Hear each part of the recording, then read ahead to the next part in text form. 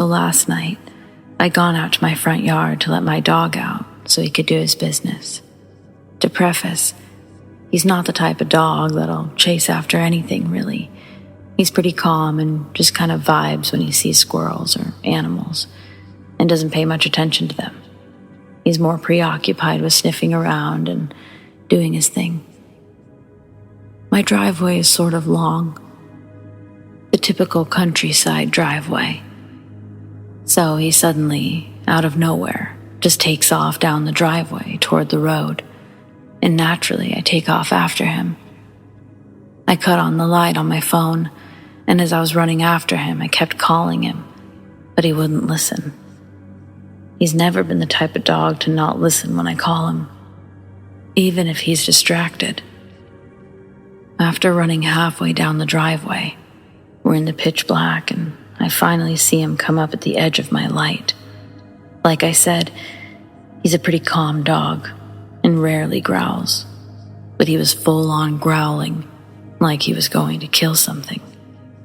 He was about 20 or 30 feet in front of me, and about 15, 20 feet ahead of him was a set of red-orange, glowing eyes, about twice as tall as he is, so about 5 feet off the ground. And as soon as I see them, this scream that sounded sort of human but unnatural as hell comes from this thing. I immediately took off toward the house with my dog, almost beat him back to the house. The entire time, I had this sickening gut feeling like I was going to die. Not long afterward, I was in the kitchen trying to calm down, and this very quick, sharp knock, around 3 or 4 successive knocks, comes from my side door that faces the driveway. After that, I didn't experience anything else. If anyone has any idea of what it might have been, I'd be glad to hear it. My roommate said it might have been an injured deer, but the gut response I had makes it hard to believe. I know deer can sometimes make freakishly human sounds, but this sounded like nothing I've ever heard before.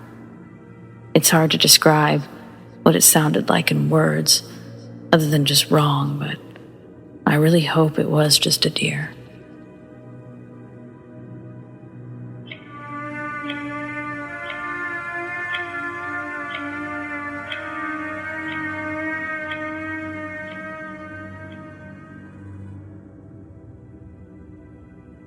Before I begin, I'd like to say that this is a very long story. It's been something that's haunted me since I was 6 years old, since my first encounter with it. I have had dreams about this, and 2 very specific encounters with the creature. I'm sharing this story so I can possibly find help on what to do or how to get rid of this creature that's been hunting me for as long as I can remember. Just for background, I'm a 21-year-old female, and I still worry about this creature finding me, but I'll get into details on why later. For now, here's my story.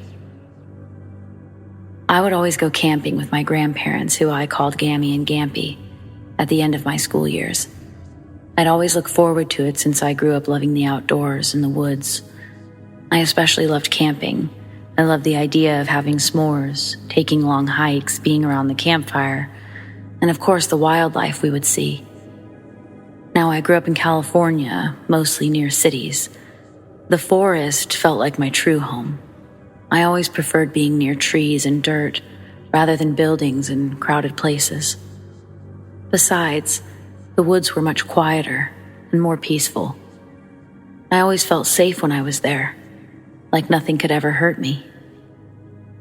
But something strange would always happen at the end of the month in May. I'd have this reoccurring dream during the last week of my school year. I would be in the woods, walking alone down a dirt trail. The woods were always strangely quiet. I would continue to walk this path until I saw this red fox poke its head from behind a tree. Its eyes were always strangely human-like, but they were yellow and somehow looked like teddy bear eyes, and it would just stare at me. It wouldn't make a sound at all. It would just watch me. Usually in my dream, I would go up and pet it, causing the fox to finally make a noise, usually a soft growl.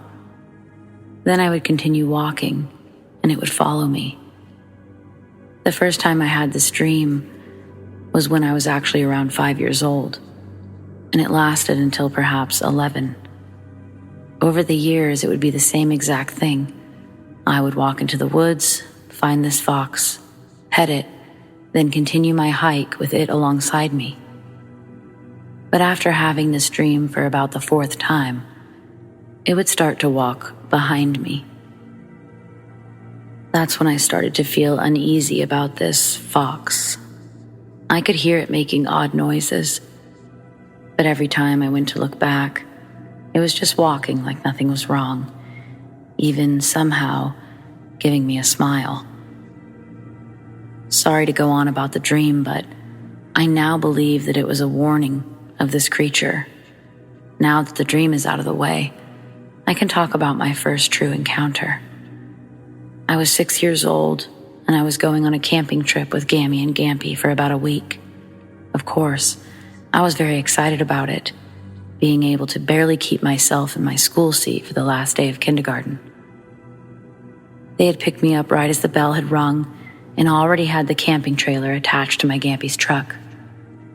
I remember he drove an old red truck that only had 3 seats, me always being in the middle.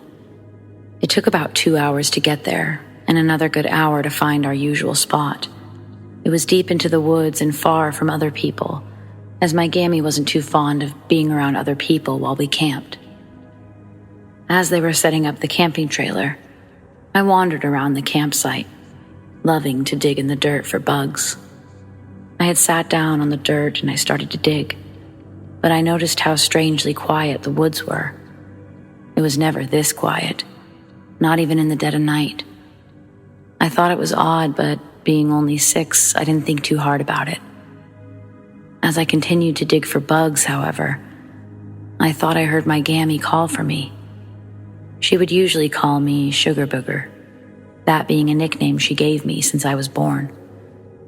That's what I had heard, but it sounded like she was very far away and somewhat sick.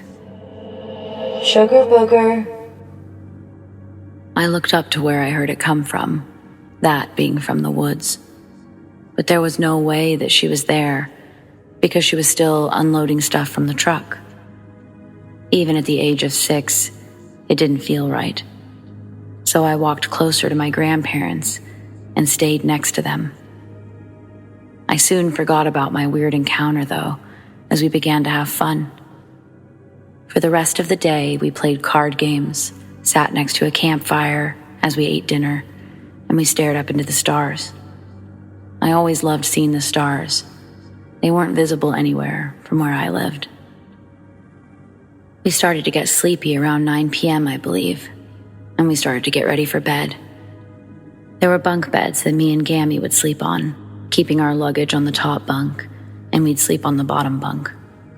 Due to my Gampy's snoring, he would sleep on the couch of the trailer. I would always sleep next to the trailer window, just in case I couldn't sleep and I wanted to look outside. I fell asleep pretty quickly, though. That being the last day of school and all, it was pretty exhausting. I remember waking up probably hours later, it still being pitch black outside.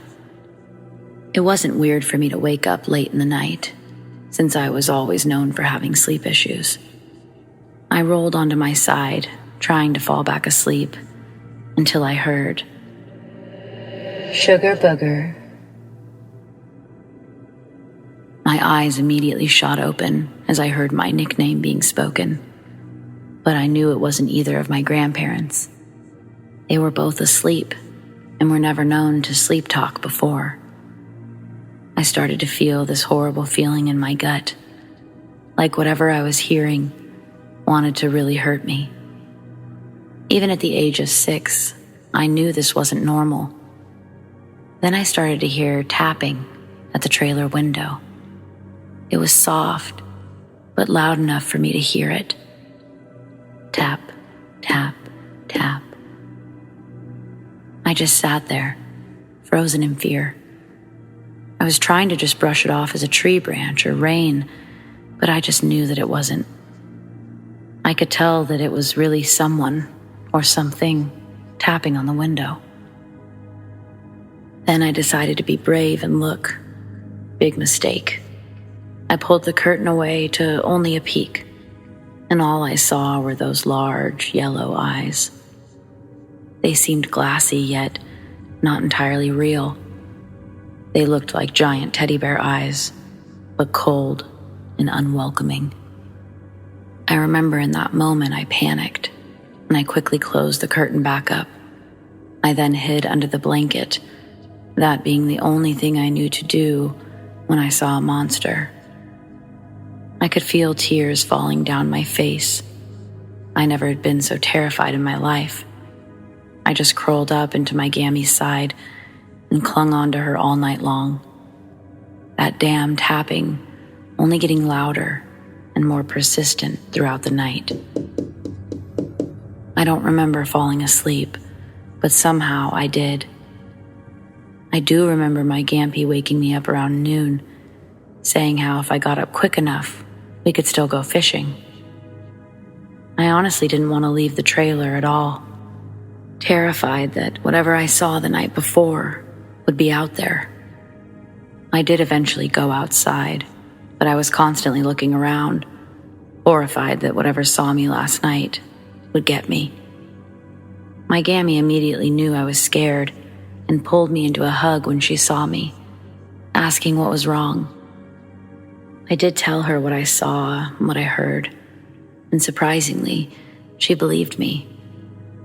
The next thing I knew, she was telling my Gampy that we were moving campsites. It took a bit to convince him, but he did eventually start to pack and hook the trailer onto his truck. I was put into the truck so I could properly sleep, but I just couldn't. I kept feeling that I was being watched, thinking that every little noise was that thing I saw, that if I closed my eyes even for a second, it would get me. My Gammy wasn't too far from me when I heard it again, but this time, it was my actual name. Aaliyah. In that moment, I had never seen my Gammy move so fast. She looked up into the bushes where we had heard it, and then to me. She then got in the truck with me and pulled me into a tight, protective hug.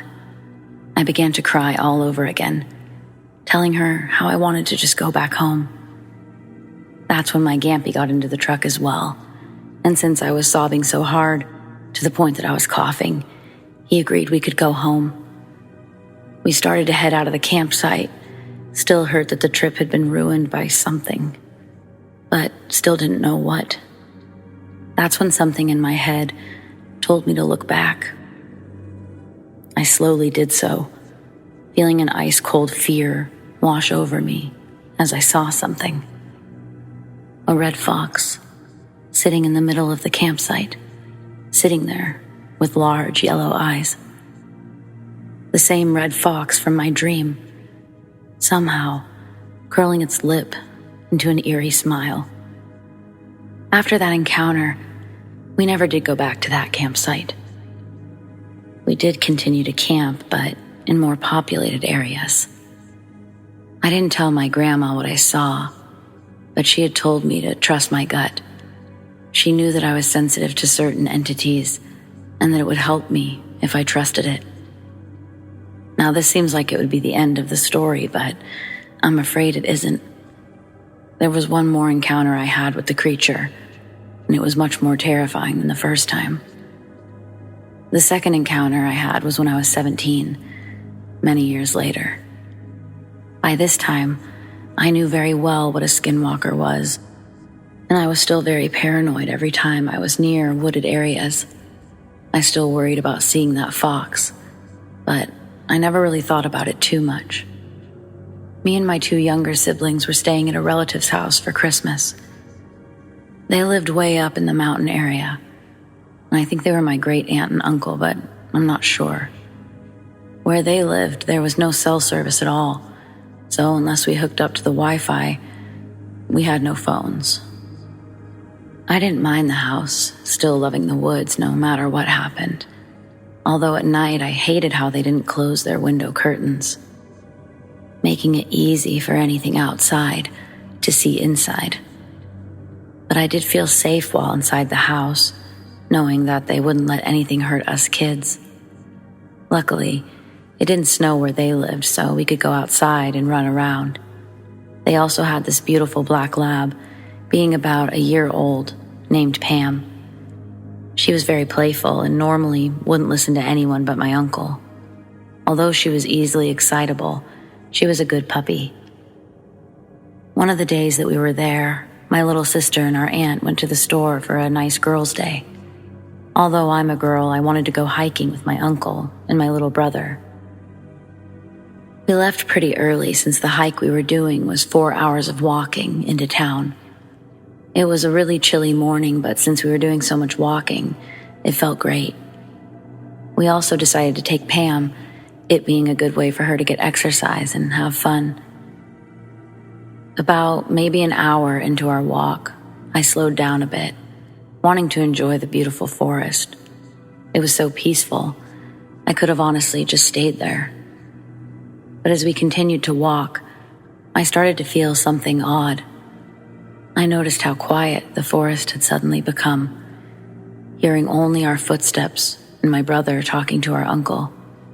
Pam noticed it too, her ears going straight up and growling softly. I started to pick up my pace to get next to my brother, worried that possibly a coyote or mountain lion was nearby. I knew, though, that they wouldn't be out at this time. Even if they were, they didn't walk near the roads. My little brother was only 9 at the time, and being the oldest sibling, my natural instincts to protect him kicked in. My uncle noticed the silence as well, telling us to stay close to him and Pam, who was now next to me, still growling. I began to feel that horrible feeling again, that ice-cold fear that I once felt when I was 6. I tried so hard not to think of the creature, but it was all I could worry about. I was scared. I felt like I was back to being that scared little 6-year-old girl again. I had to stop for a moment, though. Seeing that my shoelace had come undone, I quickly kneeled down to tie it back up, trying to hurry and just get out of there. That's when I heard it. Aaliyah. In that moment, my heart dropped into my stomach. My eyes were widened, and I could just feel myself start to shake from fear. It was right next to me. I heard it clear as day. I slowly turned my head, and there it was, that same red fox, still having those horrid yellow eyes, and that same demented smile. Only this time, I saw it much more clearly. Its fur looked so matted and disgusting. The smell it had was like rotten, decaying flesh, mixed with garbage. Its limbs were much too long for a normal fox, the back legs bending completely the wrong way. Those eyes were still the worst thing about it, but now they looked emptier than I remembered. I wanted to scream, to run, to cry, but I just couldn't. I was frozen as I was, too scared to even blink. Then I heard it speak again. This time, however, it had mimicked my little brother's voice. Found you. Before anything else could happen, Pam suddenly jumped in front of me and started to bark like mad, snapping and growling so aggressively that it scared me out of my frozen trance. When I looked back, it was gone. I used that moment to run over to my brother and uncle, who didn't see what I saw, as they were too far ahead now. But I heard my uncle start to pray and sing a song under his breath, keeping my brother and myself close to him. I was just too scared to even look back, so I kept my eyes on the ground and refused to stop walking. Pam had stopped barking, but she was still loudly growling and never left my side as we continued our hike. My little brother was a bit worried, but he just thought it was a coyote. When we finally made it into town, my uncle called our aunt and told her to come and pick us up, saying something about it wasn't safe for us to walk back. Thankfully, she did come and get us, but she was confused since we had talked about that hike for days. On the car ride back, Pam never left me alone. She was right with me the entire time. She knew that that thing was after me, and she protected me. I was very grateful that she was with us. Who knows what would have happened if she wasn't.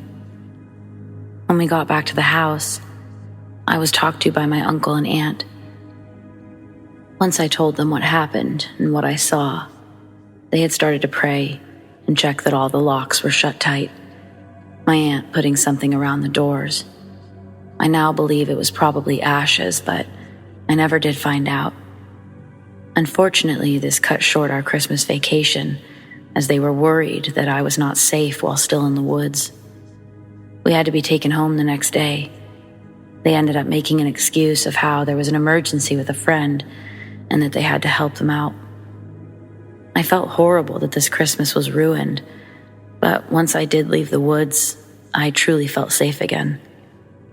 Before they had to drive back home, though, they told me that it wasn't my fault, and that luckily, it didn't hurt me or the other kids.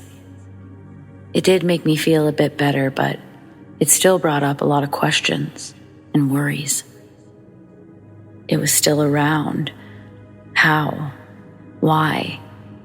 What did it want with me? Does it want my skin, my soul? Was I just going to be tormented by this thing forever? I still don't have answers to these questions, and that's what really scares me.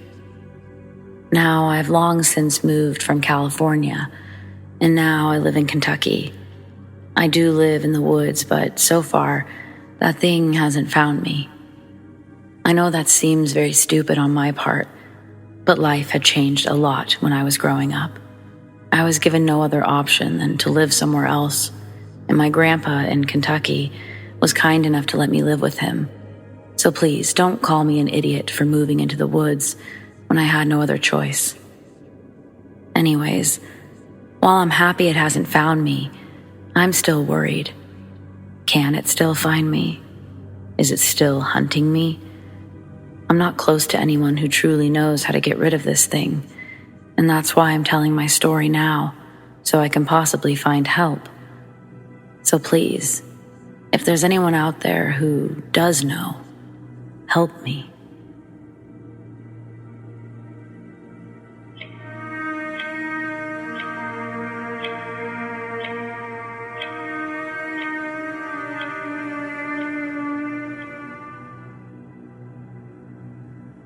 This perhaps is one of the most interesting things to ever happen to me in my 36 years in this realm. I have perhaps encountered a Sasquatch or a freaky bear, or perhaps had an experience with extraterrestrials, and I've definitely met some very strange, creepy people in Northern California. This experience, however, is just an experience I have no idea how to explain. Nor do I know what to think, nor do I ever want to think about it ever again. However, I feel as if I have to get this one off my chest because it is weird, and oftentimes I have very strange dreams that are involved around it. And it makes me believe, subconsciously I suppose, that I have never dealt with the possible trauma from what happened. I was born and raised in New Mexico, and ended up moving to California with my father throughout the rest of my life, with the exception of some stints here and there due to jobs and whatnot. Normally, I avoided New Mexico like the plague. It's a haunted, godforsaken, rattlesnake-infested hellhole. My mother and my sister, however, just refused to leave the desolate wasteland, and so oftentimes I have to go down there and visit. Especially when my mother got cancer. She's fine now, She had a tumor on her parathyroid, and it was removed, thankfully. So backstory over, onward with the actuality of what had happened. I was driving my piece of crap Honda down the highway when it just ran out of gas. I found that odd because when I initially started the car, I had a quarter of a tank. But such is, I guess. It just sort of sputtered out in the middle of the highway, around the end of the road of the reservation. I knew that there was a gas station about a mile away, once I managed to get onto the highway. So I took the empty gas canister out of my truck and walked out into the heat. I had a backpack of Gatorades and water bottles to avoid heat stroke. I was aware that I could lose quite a bit of electrolytes very quickly. On the road I walked down, it was very complicated to call my sister Kelly to let her know where I was and what the situation was, because there just didn't seem to be a signal anywhere. I walked and I walked, sticking my thumb out to no avail.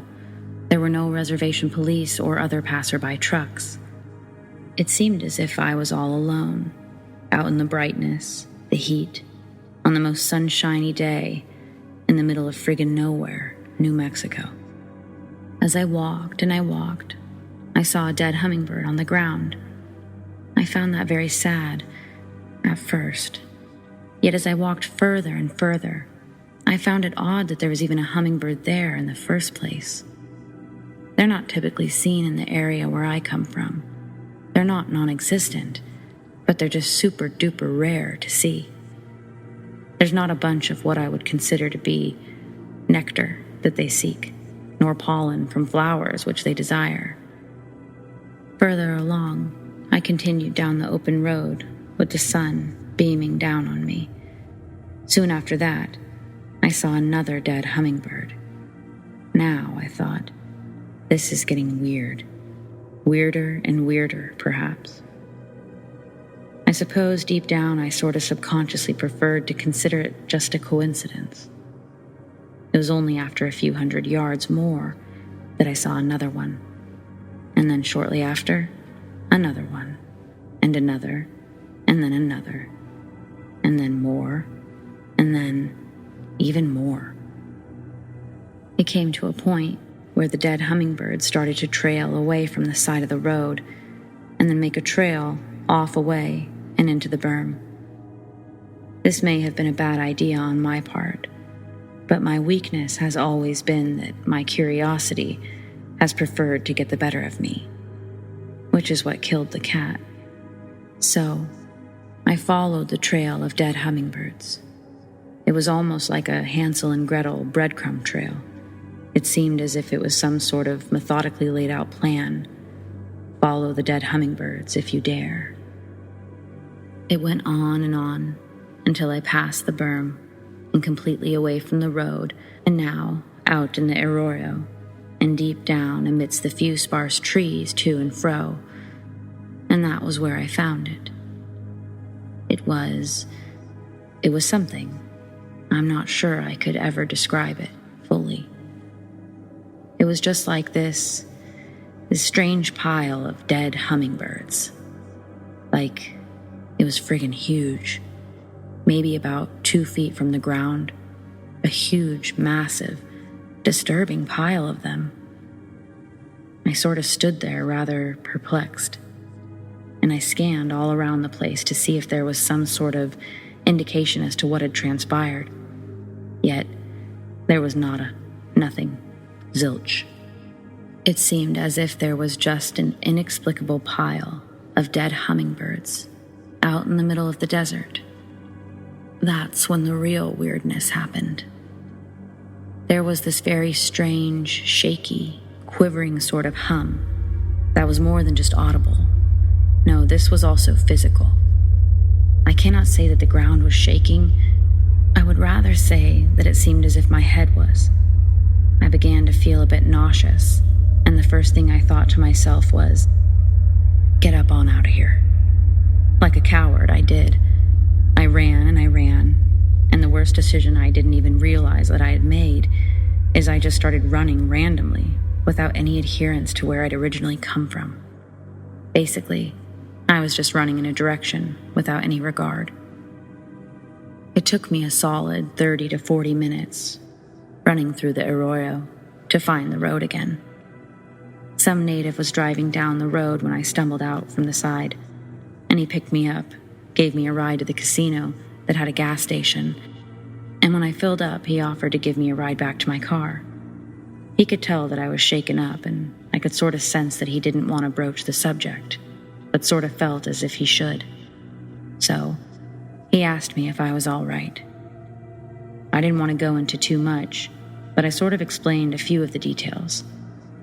But only a few, for fear of sounding like an absolute whack job. After what I told him, his silence is what unnerved me the most. He either thought I was nuts, or he straight up did not want to talk about it. Eventually, "That hum," he said. "Yeah, it makes me sick too." I filled up my tank. I went to work. I apologized for being late, and I explained what had happened. Nobody on my job site wanted to speak of it. Fast forward about a week or so. My sister woke me up asking if I could sweep the front walkway because she was too grossed out. I didn't know what to infer, but I love my little sister and I'd do anything she asked. I suppose I wish she had told me that it was just ridden with dead lizards, just laying on their backs, the bluish, gross veins exposed upon their bellies, and ants upon ants, just completely devouring them. It was, at best, disturbing. So I got the push broom, and I pushed them off the walkway, and then that's where the hum began again. And I just sort of fell to my knees. I couldn't stop feeling nauseous and began vomiting a bit. My sister and I have always kept this from my ma, because I don't know how she would react. I do not know what happens out there in that strange part of New Mexico, but I will say this. If you ever stumble across tiny dead animals, like a pile of them, just out in the middle of the desert, just leave it be. And if you hear the hum, never, ever return.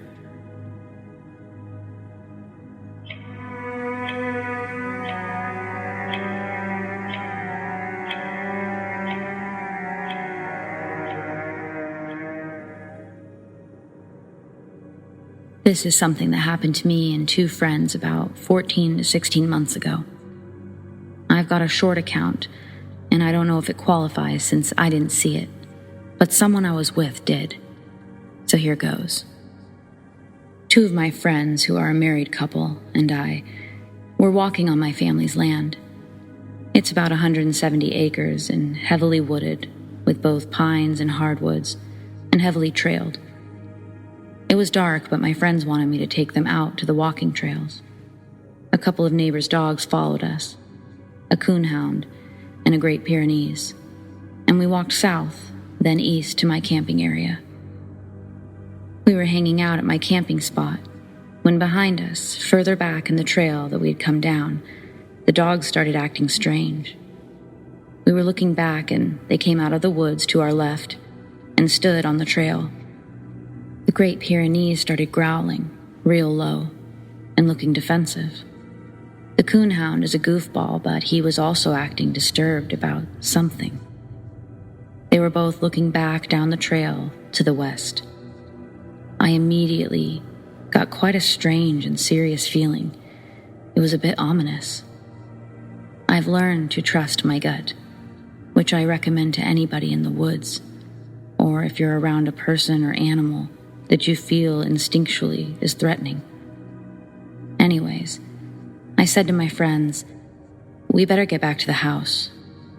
And to get my point across, I sort of grimly added, now.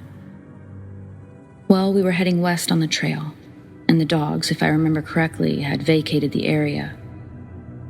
While walking, I looked back and saw my one friend, the wife, looking into the woods, off the trail, and she staggered back a few steps.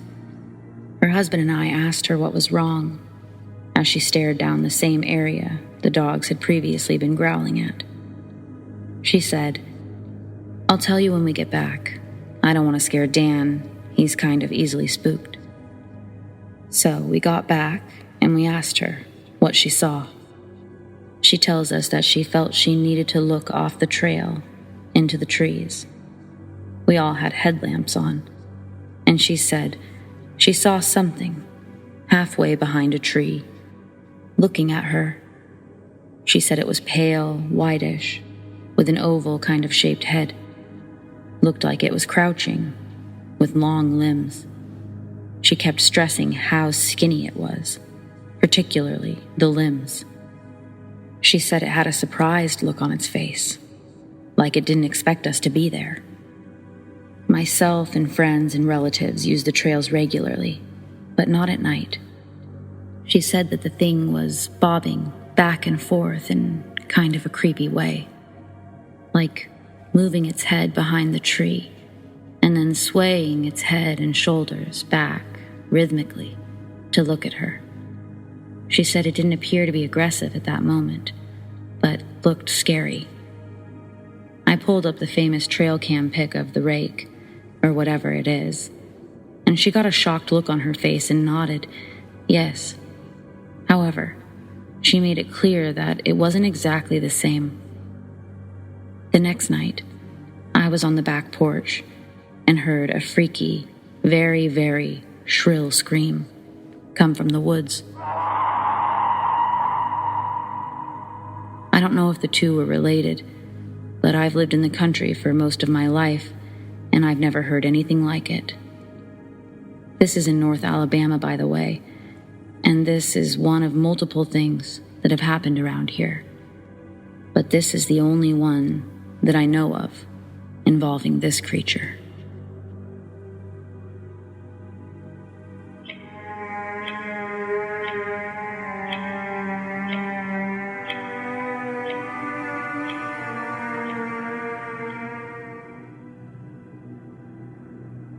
This might not really be video worthy, but I've wanted to share this since I read The Whistler yesterday, and this has kind of been freaking me out since.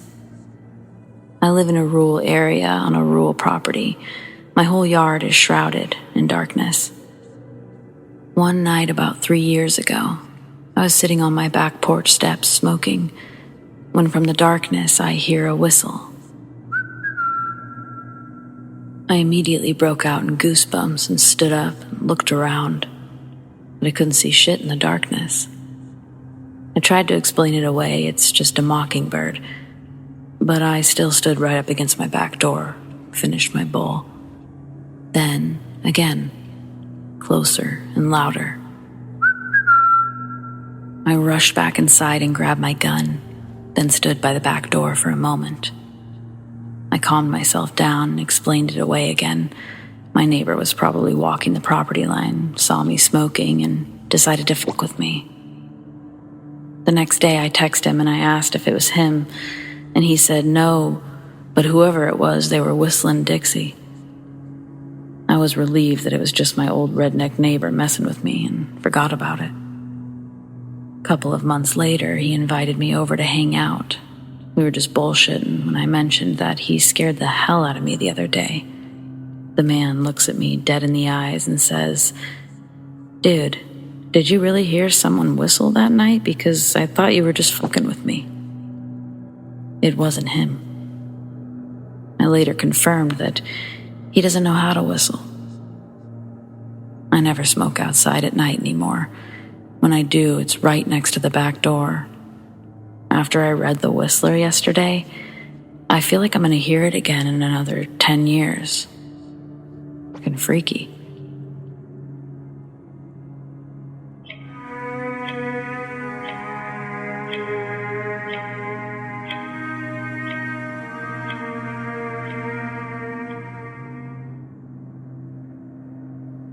I've posted this in the Windigo community that I'm in, but I also wanted to share it here to see if anyone else has any intel that they can help me with, since the other community seems to be pretty quiet.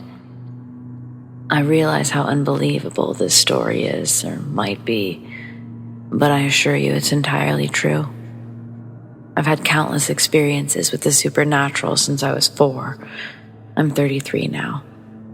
But this is one of the most terrifying ones I've had. I've looked at some of the stories in this community to see if there's anything I haven't discovered yet. I thought that if I shared my encounter here, there might be someone who has some information that could help. Please don't comment if you don't believe in the supernatural. I've seen skeptics plastering their 2 cents on some posts. I'm looking for legitimate information. My questions are at the end of this, so thanks in advance. I had an experience with a Windigo this fall, in early October in northern Minnesota, in a state forest, very close to, if not on, a reservation. I've always heard that speaking of them can draw them to you, but I hadn't thought of or listened to any Windigo stories any time close to my encounter. I was staying with some dear friends. I'll call them M and C. I had walked down to the camper from the house with my miniature dachshund, Ebony, around midnight, and I found that I needed to set some things up, primarily the heater. By the time I was done getting everything in order, it was approximately 1:30. I never thought to lock the door because really, I figured it's the middle of the woods, so there's nothing to worry about. I was wrong. I had closed the curtains, thank God, and I was having trouble falling asleep because my anxiety was going mad. M and C's dogs were barking outside, and their geese wouldn't stop honking. Ebony, who usually falls asleep under the covers, was sitting on my hip while I laid on my side. And I could feel her turning her head back and forth, like she was trying to track something outside. I tried tucking her under the blankets to calm her down, but she kept returning to her perch on my hip. I have no idea how long I laid there. I would say at least 40 minutes, when all of a sudden I heard M's voice outside the camper. "Anybody in there?" And then what sounded like claws being dragged down the side of the camper. I almost called back to her when I realized, number one, she and C would both be fast asleep by now, and number two, M knew that I was in there. She wouldn't ask if anybody was. Suddenly, I noticed everything had gone absolutely silent outside. The dogs and the birds had stopped carrying on. The gusts of wind had even stopped. It was the kind of silence you hear about in horror movies, how the woods go mute when something evil is in the area.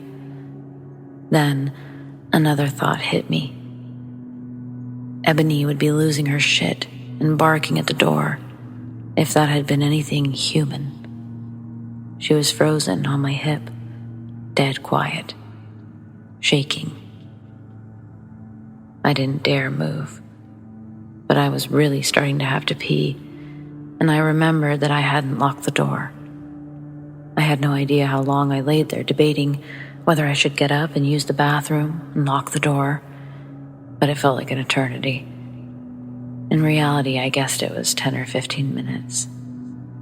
I thought it may have been a skinwalker at first, but I remembered they don't mimic the voices of your loved ones to lure you into the woods. Wendigos do.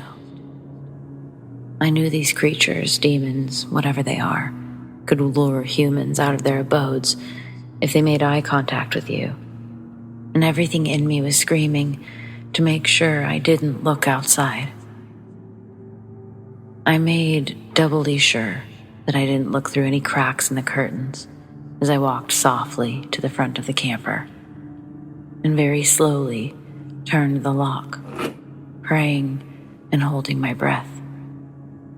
I made sure to keep my eyes away from the windows as I crawled back to bed and pulled Ebony close. She finally stayed under the blankets.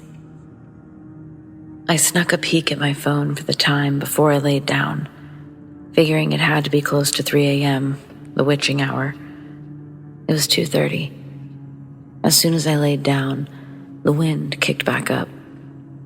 M and C's basset hounds erupted into howls as they came running down to the camper, a little ways into the trees. and the geese started their noise again. I heard the bassets come back to the camper, barking a few more times before they laid down outside the door to protect me. I didn't get out of bed again that night. I told Em and C what happened the next morning. I think I was hoping Em would say that she had come down to check on me and Ebony, but she confirmed what I already knew. They'd gone to bed as soon as I'd left the house. I said a prayer over their house, the camper, and all of us the following night, and had an uneventful night, thank God. I also spoke with another guy who's familiar with the supernatural to see if he knew any more about Windigo. I'm not sure how accurate the information he gave me was, or if it's reliable at all. But when I asked him why Ebony hadn't made a peep, I had assumed it was because she was absolutely petrified. He said a Wendigo can control animals to keep them from alerting their owners about its presence. He also told me that, 1, they can't enter houses that aren't made of wood directly from the forest they're hunting in. Tents and campers included, because they consist of man-made material. 2, a lock is useless. They can unlock and open a door so that they can try to lure you outside. And 3, they typically stay in the woods. But they will come into a smaller town, just never into a city. I had never heard any of what he told me before, so again, I can't speak to accuracy. But I also haven't researched the claims either. He also advised me never to go outside to pee at night if I ever go camping, and to bring a bucket or something to use to make sure that I always close tent flaps. He said if the flaps were open, we could see outside, and the Wendigo could make eye contact with you and draw you out. After leaving M&C's to go to my father's house for a few days, I had the distinct feeling of being watched when I took Ebony outside after dark. My father lives 3 hours away from M&C, but his house is in the country. I told myself that it was only the fear from the experience and what I know about the Wendigo triggering an overactive imagination. I never heard anything, and I watched Ebony's behavior very closely, and she didn't act like she had in the camper. I'm moving back to that area from Canada, and this experience has been weighing heavily on my mind. I've been trying to find any information about warding them off, or if they have a home hunting range like cougars do, or if they just move on from a region. My prayers did work the second night, so I figure I can pray over the property. I also have holy water that I can use, since the Wendigo is an evil spirit that possesses people or physically manifests. Frustratingly, a majority of what comes up in searches is utter garbage, like Wikipedia. Does anyone know if a Wendigo stays in one area? Are my concerns about it coming back when I move into my cabin, are they warranted? Or am I worrying excessively? Do you have any tips for warding them off? Thanks again for any information you can offer.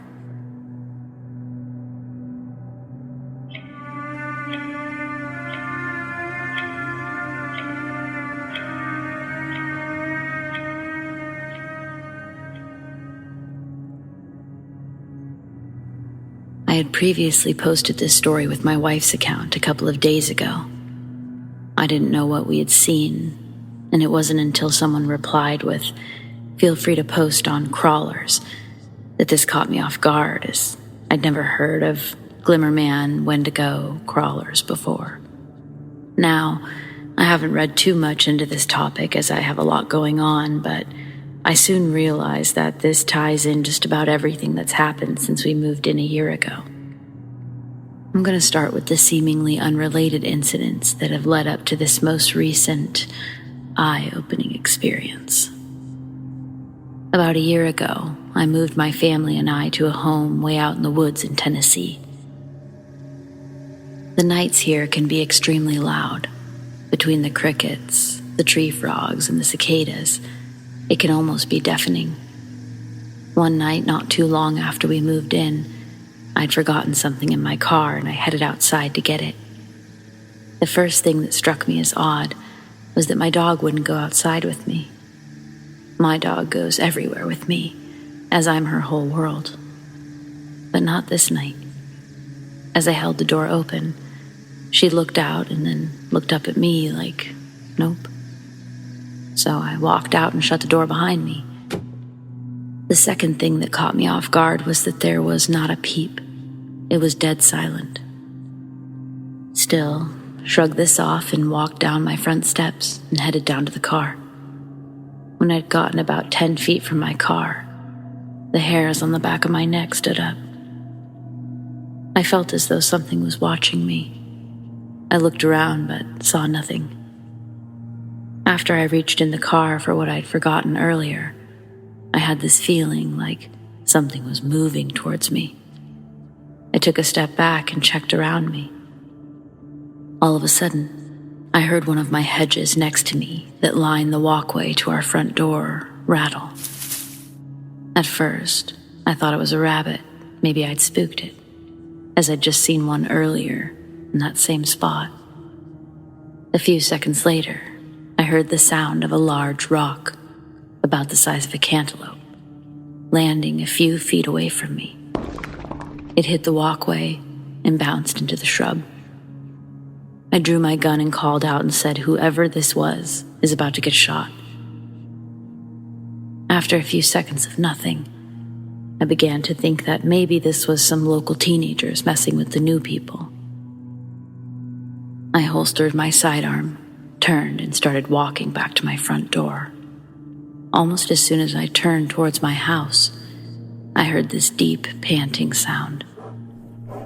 It sounded like a huge dog, but what made me nope back into my front door was that it sounded like it was right behind me. I leapt onto my porch, turned and drew my gun again, expecting something to be right there, but again, there was nothing. A couple of weeks later, I was on my porch at night, sitting on a bench with my wife. She got up and walked inside to get something, and as soon as she shut the door, I heard that panting sound again. I couldn't see anything, yet this sounded like it was right on top of me. The sound was coming from everywhere, and it was very loud. Again, I couldn't see anything, so I noped it back inside my house. Now, at this point, I was questioning moving here, but after nothing else really happening, I let it go. A month or so later, it was a really rainy, stormy night. This is around 9 p.m. My wife and I enjoy listening to the rain and talking about how relaxing it is. Me growing up in Oregon, I loved the rain. And for the past 10 years, we lived in Vegas, where it would dump the entire year of rain in a day, and then be bone dry the rest of the year. For my wife, who grew up in Nevada, rain was such a rare thing that she loved going outside and watching the rain. So for us, this is an enjoyable experience. Except this night in particular, things took a weird turn. As we were sitting there talking about the rain and relaxing, my wife stops me and said, "Did you hear that?" I said, "No, what did you hear?" To which she said, "I swear it sounded like a small child calling for help out in the woods beside our house." I said, "No, I didn't hear anything." After a few moments of us listening intently, she said, "There it is again." "I didn't hear a thing, sweetie. Are you sure you're not just hearing things?" I said. She looked at me offended that I didn't hear anything and said, "No, I'm positive. How could you not hear that at all? It was our son. I think he's out there and got lost." I said, "No, he's in the house sleeping on the couch." We then both looked through the blinds that were open right behind us, and we could see all of our children laying there. She said, "That's so weird. I swear it sounds like our son." I told her, "Well, it isn't him. He's right there. Besides, I don't hear anything. She then stands up and says, "Wow, he's really crying out for help. I need to go look for him." Now, at this point, if you knew my wife, you would know that she's absolutely creeped out by the woods. They wouldn't be caught dead walking around them during the daylight, much less at night during a storm. I grabbed her hand and said, "I've been listening intently, and there's absolutely nobody calling out for help. You need to stay here." At this point, I'm getting worried about her. She was acting completely out of character. Not to mention, at this time, she's 8 months pregnant with our baby daughter. She then says, "What if there's some child out there, lost in the woods?" And I told her, well, first off, I would be able to hear them too. Secondly, there's no one with other kids around here for miles. The odds of them being lost around our house that's lit up like a Christmas tree is nil. She then says, "I know, but what if it's a kid?" Before I could say anything else, she stands up and starts walking towards the stairs. I jumped up and grabbed her hand again, and I said, "No, you're not going. Get in the house. I don't know what's going on, but you need to go inside." She then complies, and we both go inside. I didn't know what this was, but it freaked me out. A few months after this, just as it was getting dark outside, I heard the front door to our house open, and I got up to investigate. We have autistic 6-year-old twins, and we have a door set up so they can't open it without us there. So to hear this sound, it could only be my wife. What was weird was the fact that she usually doesn't go outside without saying something to me. I walked out the front and I saw my wife walking down our private road towards the drive on the side of our house. I asked her what she was doing, and she says she was sitting on the back patio and kept hearing a baby crying in the woods. I said, "Seriously, and you just decided to walk off into the woods to investigate?" She then looks out into the woods and says, "See, there it is again." Again, I can't hear anything, but what I did notice is that it was completely silent out again. I told her, just like before, the chances of a baby being out in the woods outside our house is slim, and that she needed to go back in the house. And she said, "What if someone left a baby out there?" And I said, "Well, if that were true, I would hear it too." At this point, I was really starting to worry about my wife's mental health. I actually asked her to see a psychiatrist, and she did. Now looking back, I feel really bad about this, knowing what I know.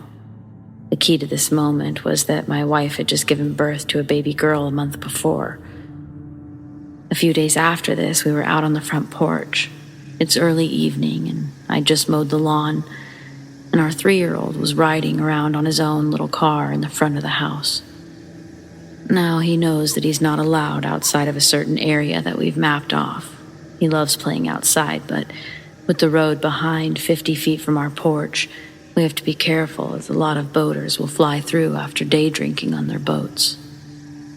As we're talking, we're both keeping an eye on him. A neighbor drives by and stops to say hi for a second.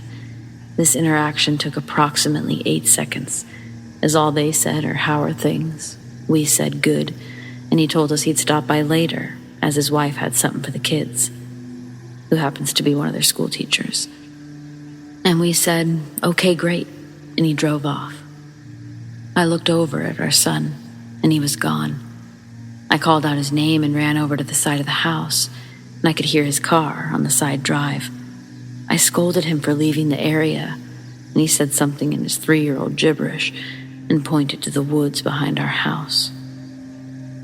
I said he had 5 seconds to get back up to the front of the house or else, and he adamantly pointed back in the direction of the woods and kept trying to tell me something. I looked off in the direction of the woods and just assumed that he saw a deer or a squirrel or something, and he wanted to see it up close. I walked him back up the front of the house, and he cried the whole way there. He got really upset that I wouldn't let him go to the woods, but I just wrote that off as him being a curious 3-year-old, as most boys are. Now, this incident isn't isolated, as our twins have done similar things, but nothing quite as extreme as this. There have been nights where we just laid down for the night and heard a loud bang on the side of the house, on the wall behind our bed. It was so loud that I jumped up and looked out the window. Our floodlight had come on, but I could see nothing. The weird part about this is that our bedroom sits about 12 feet from the ground level, as we have a full-size basement that's cinder block. I put on my slippers, and I grabbed one of my 12-gauge shotguns, walked outside to investigate. It was dead silent, again. The floodlight that's on the side of the house had clicked off at this point, so I walked over to the end of the deck and shined my light around the yard. There was nothing. I walked around the house, shined the light around intently. As I approached the back side of my house, the hairs on the back of my neck stood up. It felt like someone was watching me. I shined the light up into the trees, but again, nothing. I rounded the corner, and the first thing I noticed was that my 3 dogs were in their area, and they weren't making a peep. Now our dogs have no filter, and they'll bark at anyone and everyone. This includes me.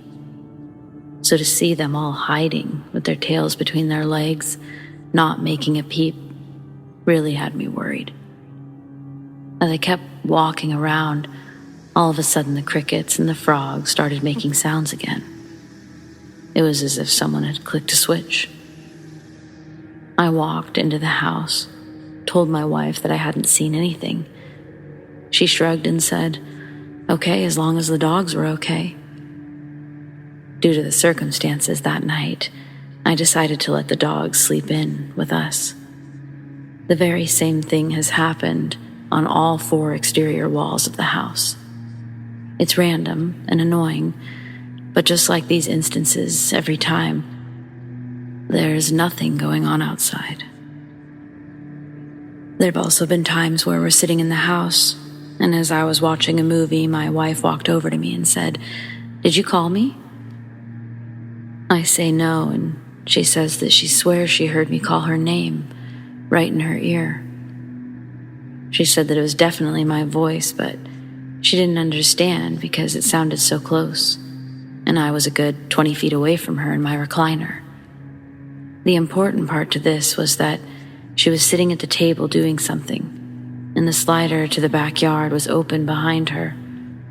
Now, our back patio sits about 20 feet off the ground, and it's like a balcony. It's got no staircase access outside.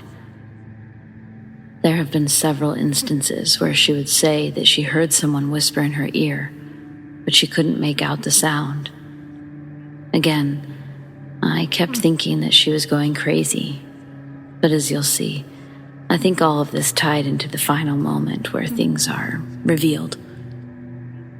The last thing I want to mention before we get into what just happened is that I have a shooting range built behind my workshop on the opposite side of our property, next to the main road. It's kind of on a downslope, but it works perfectly for what I need it for.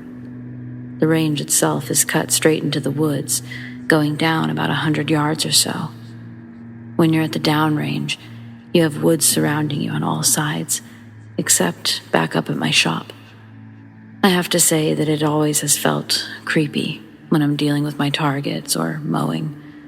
When you're down there, it feels like you're miles from anyone. One day, around 5 in the evening, I was sighting in a new rifle scope. The sun was still up, but was starting to go down. So, I knew this was going to be the final test. Up until this point, nothing really happened while I was making my multiple trips downrange, other than this feeling of uneasiness. As I got downrange, I kept getting this feeling like someone or something was watching me. I looked around, but didn't see anything. As I was placing stickers over my previous shots, I heard something big off to the side of me. It sounded like a large branch had snapped off a tree. Now, if you've been in Tennessee woods, you'll know that a lot of branches fall off of trees randomly, out of nowhere. So this is nothing new. Except this time, it was very loud, and it sounded like fresh, strong wood, if that makes any sense. I turned and looked, but again, I couldn't see anything. I started walking back up to my rifle, and I swear I heard someone right behind me. I turned around, but again, nothing. As I started to walk again, I heard this deep growl. It was really deep and loud, and what's worse is that it was all around me. I turned around facing the range and started walking backwards. The thought of some rabid dog charging out of the bushes had me freaked out, so running wasn't a good idea. I slowly walked backwards up the hill to my rifle, but nothing happened. I grabbed my rifle and sprayed the target with rapid fire, hoping to scare off whatever was stalking me. I left 10 rounds in the mag and grabbed my rifle bag. I quickly walked up to the house. I didn't tell my wife about this because I didn't want her to freak out. Fast forward, about a year later when we moved in, my niece was staying with us as a live-in nanny to earn money over summer break from college. We were on our way back from the store and a mile from our house, and I saw 2 eyes reflecting in the headlights, coming from a wide tree on the side of the road just ahead. It had caught my attention because they were higher than a deer, but a different color and size too. Just as I had said, "What is that?" and squinted, they vanished. I had made a comment that it was almost as if it had known I could see it, and it moved. The color was kind of a golden green. They resembled the mannerisms of a large cat, as they felt ominous. It's hard to explain, but I shrugged it off as we were passing the tree, and I saw nothing. A few moments later, we arrived at the house. We were getting bags out of the car. My 3-year-old son came bolting out of the house, excited to see me. As I was waiting to help her carry in the bags, I heard my dog growl. I looked in the direction that she was looking up at, my neighbor's property across the street. Now what I saw kept me up all night. Up until this point, I've always been skeptical, as I'd never seen anything with my own 2 eyes, even with what had happened to me the year prior. I still had my doubts that this was just my mind playing tricks on me. Now my street is kind of spread out. Each house sits on several acres, and at the end of the road is Kentucky Lake. My neighbor's house sits adjacent to my house on about an acre lot. Directly in front of my house is a wall of woods, and behind my house is several thousand acres of untouched forest. As I was looking across the street to my neighbor's property, I saw a large, dark figure between the trees. At first, the movement caught me off guard, as it looked like something big moving quickly on all 4s. Then, when it came out into clear view, it stood up and walked like a man. At first, I didn't know what to make of it. It was very tall, but what was so strange about it was the distance that it was covering, and the fact that it was in front of his shed. I swear I could see through it. It was clearly walking quickly, but moving faster than any person could at a sprint. More importantly, there was no sound. It was like it was phasing in and out of reality as it moved. I said, "What the hell is that?" and realized that it was looking directly at us. It had moved at an angle away from us to minimize its time out in the open, and moving quickly as it could while still being silent. The hairs on the back of my neck stood up as I realized that whatever it was stalking us. I told my niece to get in the house now, and I grabbed my son and booked it inside.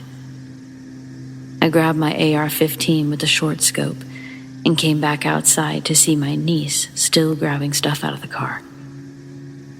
Knowing I told her firmly and clearly to get in the house, her disregard for my command annoyed me, but still I watched over her without saying a word. As she was slowly walking, she turned towards the woods across the street from my house and suddenly bolted for the house. She ran up the steps in a panic state. I asked her what she saw, and her face was pale as a ghost. She said, "I heard something big in the woods, walking loudly on the leaves.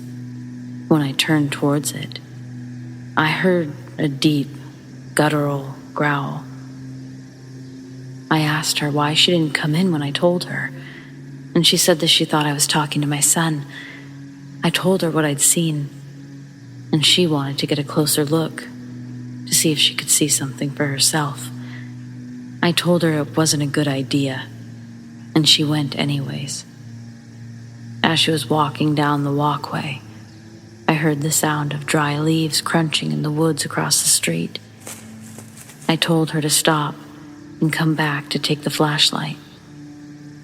Now at this point, she's about 6 feet away from my wife's SUV. As she turned and started walking back towards me, I caught a glimpse of something gray and hairy. It bolted from behind the SUV back across the street into the woods. My porch is a raised porch. Our SUV is about 6.5 feet tall, and whatever this was, it cleared about 45 feet in what looked like a single jump. It moved like lightning. Whatever it was, it wanted my niece. It jumped behind the car, out of my line of sight, and was waiting for her. She still doubted my warnings and grabbed the flashlight, walked back towards the car. As she entered my driveway, she stopped dead in her tracks, leaned forward as if she could see something. I asked her what she saw. She turned and ran back up to the porch with a terrified look on her face, saying, "Nope, nope, nope, nope," over and over again. She said it was a figure hiding inside the tree, and she saw its eyes. I asked her what they looked like. All she could say was that they looked a dull red at first, but as she got closer, they looked dead. I said, "What do you mean dead?" And she said, "The pupils, they looked grayed out, like eyes when they go blind." She said that it was really dark gray, and she swears that she could see through it, almost like a dark cloud. She wanted to go out again, and she took a step down the stairs. As she did, it revealed itself from the tree. I said, "Get inside," and I went in and locked the door. It looked like a tall human being shape. It was really tall, and it looked ominous as hell. The next morning, we did a height comparison to the tree limb that she saw it stand over, and I put its height at around 9 feet tall, and its eyes were about 6 inches apart. At this point, I don't know what this thing was. After doing some research, I think that this was a glimmerman or crawler. I looked to see if there have been any other sightings in Benton County, but nothing. More importantly, I swear it would phase in and out, almost like a shadow person, but bigger and more obvious. I originally posted this on a Bigfoot sub, but after doing a bunch of research, I believe that it belongs here. One of the things that makes it fit is that it can communicate telepathically. This explains why everyone was hearing something that nobody else could hear. Secondly, it has a playback-like communication, So when I heard a dog panting, it was probably one of my dogs that it had heard. My wife was actually hearing our son crying for help, as he'd recently fallen and cried for help. The baby crying would be our newborn baby, who she'd given birth to recently. And it must have heard me call my wife's name and kept telepathically calling my wife's name with my voice. Another thing that my niece had said that night was that she felt compelled to go back outside to it. She said she felt like this thing was communicating with her somehow, and it wanted her to go back outside.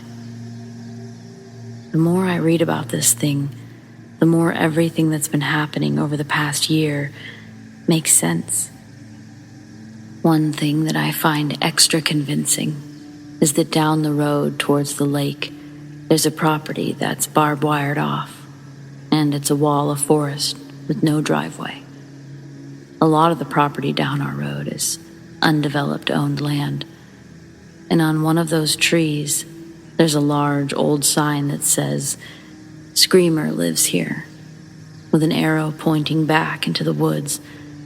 Now, I have to admit, when I first saw this sign, I laughed, thinking maybe the owner screamed at trespassers who entered his property, and teenagers put up the sign to mess with him.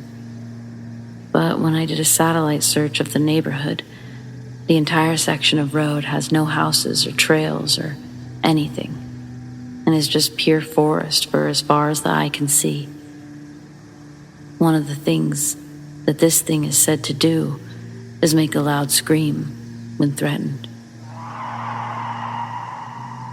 Now that you understand my story, I doubt that this is ending. The next question is, what can we do? I don't want my wife or kids to disappear one day. And if there is more than one of these things out there, this really makes the missing 411 make a whole lot of sense. I feel perplexed and scared, as what can I do? Any advice? I'll try and keep this post alive with as many new experiences as I can.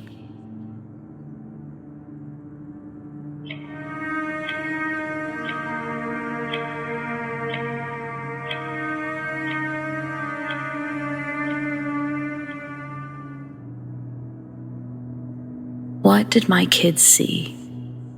Any input is appreciated.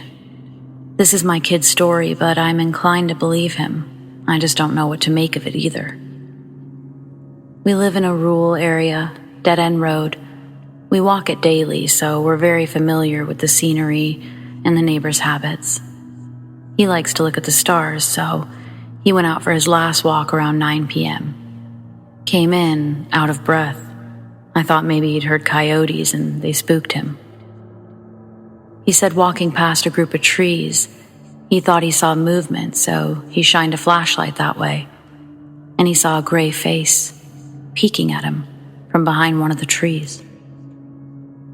After Googling, he showed me a picture of a rake and said that it looked very similar, but smaller eyes that reflected green. He thought at first it was a deer, but he couldn't see the rest of the body as he walked, and it didn't move, just kept watching. He said he walked as calmly as he could and watched it from the corner of his eye for as long as he could, discreetly. And as soon as he got to our immediate neighbor's house, he ran. I wanted to call it a deer, but those trees have no tall brush around them, and 3 or 4 feet or so between each tree, so you could easily tell if a deer was standing there. And the group of trees are roughly 10 yards from the road, so near enough to see clearly given the heavy-duty flashlight he takes.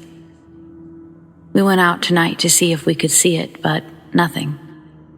Not that I wanted to, but he insisted. He needed to stumble upon it again with a witness for validation. I'm more live and let live. You stay out there and I'll stay in here. But it's really bothering him. And things have been strange around here lately. So, any ideas?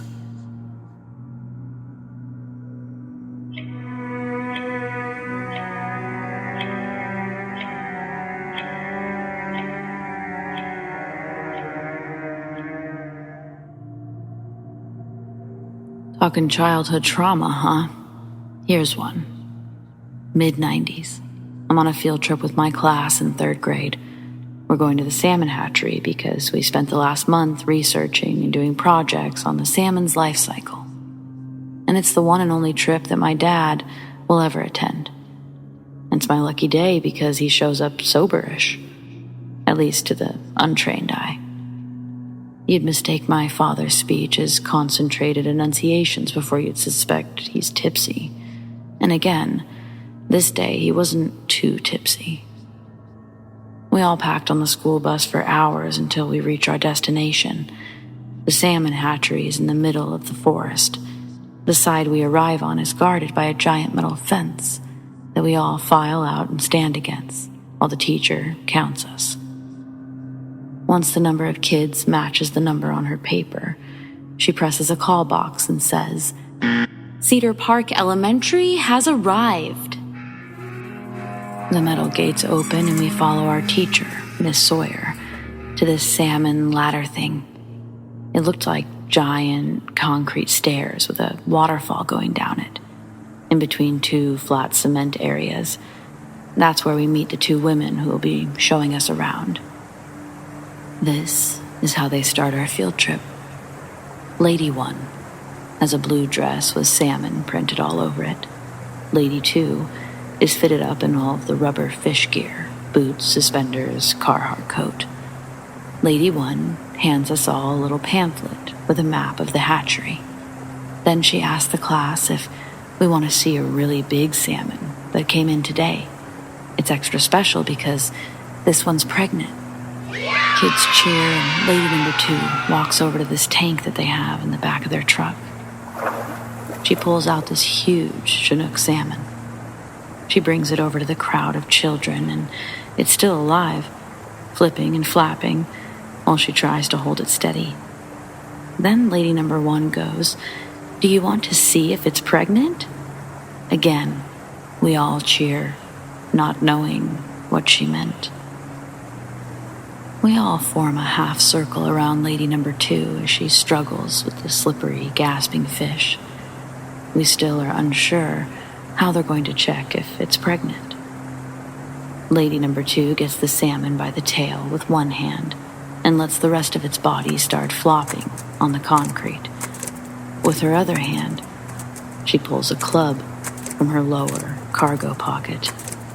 And with no warning at all, in front of 24 small children, she proceeds to bludgeon the salmon to death with everything she's got. We watch in horrified silence as blow after blow is laid down on this fish until it stops moving. No more flipping, no more flapping. My friend Sammy grabs my arm and I see tears in his eyes. Then it goes from bad to worse. Lady number 1 walks over to lady number 2, who's now pulling a big knife out of her cargo pocket. Lady number 1 says, "Okay, let's find out if she's hiding any eggs." Lady number 2 lifts the salmon up and fillets it right down the middle. Hundreds of little pink eggs splash onto the ground and continue to drip down. When the flood of fish eggs is done, lady number 2 does a discus spin and launches the salmon carcass into the trees, saying we're also helping feed the bears by doing this. Lady number 1 then directs us all to follow her into the main building to continue the tour. The horrified silence is held amongst the children. We all huddle inside this cold, smelly brick building. Each room we're shown resembles the last, with giant loud machines all doing their respective jobs to make the hatchery run. Midway through, my dad tells everyone he's going back outside to smoke a cigarette. Lady number 2 joins him. They both walk out as we continue strolling through the rooms. Finally, eventually, it's lunchtime. All the kids gather outside near a cluster of park benches and picnic tables. Earlier, I was excited because I knew my mom packed me my favorite lunch. Now, I'm still trying to find my appetite. My dad still hasn't returned, but I see lady number 2 getting back from whatever she was doing before her smoke break. I sit at a table with my friends, mainly Sammy, 2 other quiet kids. We eat our sandwiches while staring out at the forest, recounting the sickening start to our field trip. Then, Sammy stops and points out towards something in the distance, in the tree line, and he says, "What's that?" Following his gaze, my stomach sinks down as my eyes become fixed on a huge creature staring back at us about 50 yards into the forest. One of the quiet kids gets up and runs to another table, saying nothing. I continue looking, staring intently. At first, I thought it was a really big bear standing on its hind legs, trying to get a better look at us. But as my eyes rapidly examined the creature, I could see that it had a large, bloody carcass of sorts, grasped in its hands. The carcass seemed larger than a fish, and the creature, well, it was like no bear I'd ever seen. It had defined arms, shoulders. Most importantly, it was holding something with hands. Really large hands, but hands nonetheless. It was huge, and it looked comfortable on 2 legs. I realized Sammy isn't saying anything. The other kid, either. We're all just staring. My stomach sinks deeper as I remember I still haven't seen my dad return. It's been a while now. Panicking, I think the worst. What if that thing killed my dad? What if that bloody thing it's holding is my dad? As horrible thoughts race through my mind, I never take my eyes off the thing. I just stare, examining it. Sammy says, "Maybe we should tell a teacher or your dad." I can't bring myself to move, but a few moments later, I break myself out of this trance. I stop looking for just a moment to turn my gaze to Sammy. He's still looking, and I say, "Sammy, I don't know where my dad is. What if that thing has my dad? What if my dad's dead?" I almost start crying, but I suck it up. The other quiet kid is now crying, though, drawing attention to us, but the creature doesn't move. Sammy looks at me. We look back at the thing, and then we both jump up off the picnic table to turn around and find our teacher. Right away, we're met with one of the other parents, and then Miss Sawyer. She's asking us what's going on. Why is everyone upset? First, Sammy and I talk at the same time, but she makes us stop talking, assuming that we're arguing or something. She turns her attention to the crying kid, and I'm feeling like I'm going to burst if I can't just get this lady to let me talk.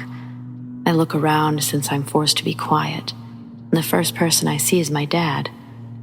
He's sitting on a bench near the bathrooms, reading something. I'm relieved beyond belief, and when we make eye contact, I wave like crazy. But when he sees me, he heads into the bathroom. Seriously, Dad? By the time our teacher settles down the not-so-quiet kid, she actually lets us talk. It's no use. The creature is already gone.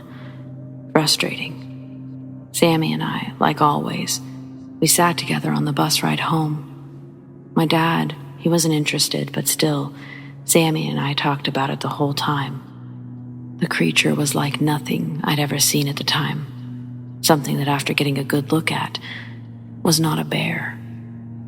As an adult, I'm confident I saw a Bigfoot. It's amazing how foreign a concept it is to some, how resistant they are to the idea, whereas others just lean all in, like Bigfoot followers, lovers, hunters.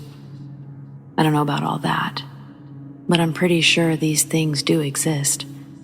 I'm pretty sure Sammy and I both saw one that day. I wonder whatever happened to Sammy, too. We lost touch after 6th grade, but he was a cool dude. It'd be cool to bounce this story off of him all these years later. I guess I'd just say, keep an open mind. And maybe don't let your kids go on a field trip if you see that it's for a salmon hatchery. That absolutely scarred me, probably more than the Bigfoot. That is, after I realized he wasn't holding my dad's corpse.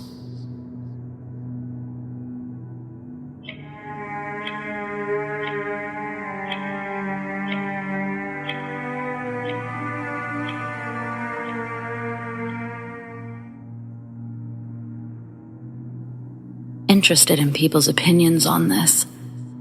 I work nights, and on my days off, I generally keep the same pattern of sleep. I was awake at roughly 4 a.m. and decided to pop outside for a smoke before I got some sleep. I wasn't overly tired, so what I saw shouldn't have been affected by that. I was rolling my smoke in my living room when I hear talking in the direction of my back door. Knowing my back door is securely locked, I head into my kitchen to check through the windows when I see a large deer very close to the window, looking in. It was at eye level with me, and I'm 5'4". After about a minute of eye contact, it rounded the corner of my patio. I returned to my living room to check out the window where it should have been visible, and it was totally gone. It had no escape routes. It's a dead end with no gaps in the fence. It also didn't set off our outdoor lighting, which is normally very sensitive to movement. Even cats normally trigger it. Large deer are not native to my area of the UK. We only get small roe deer. Even if it was just a very big deer, that doesn't explain the talking that I heard the moment before.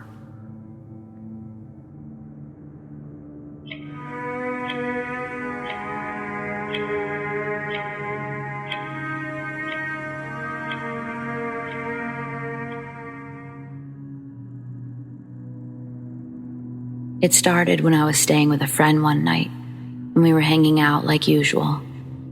Her father had come inside because he thought he saw coyotes, and he was excited because they don't normally get close to the house.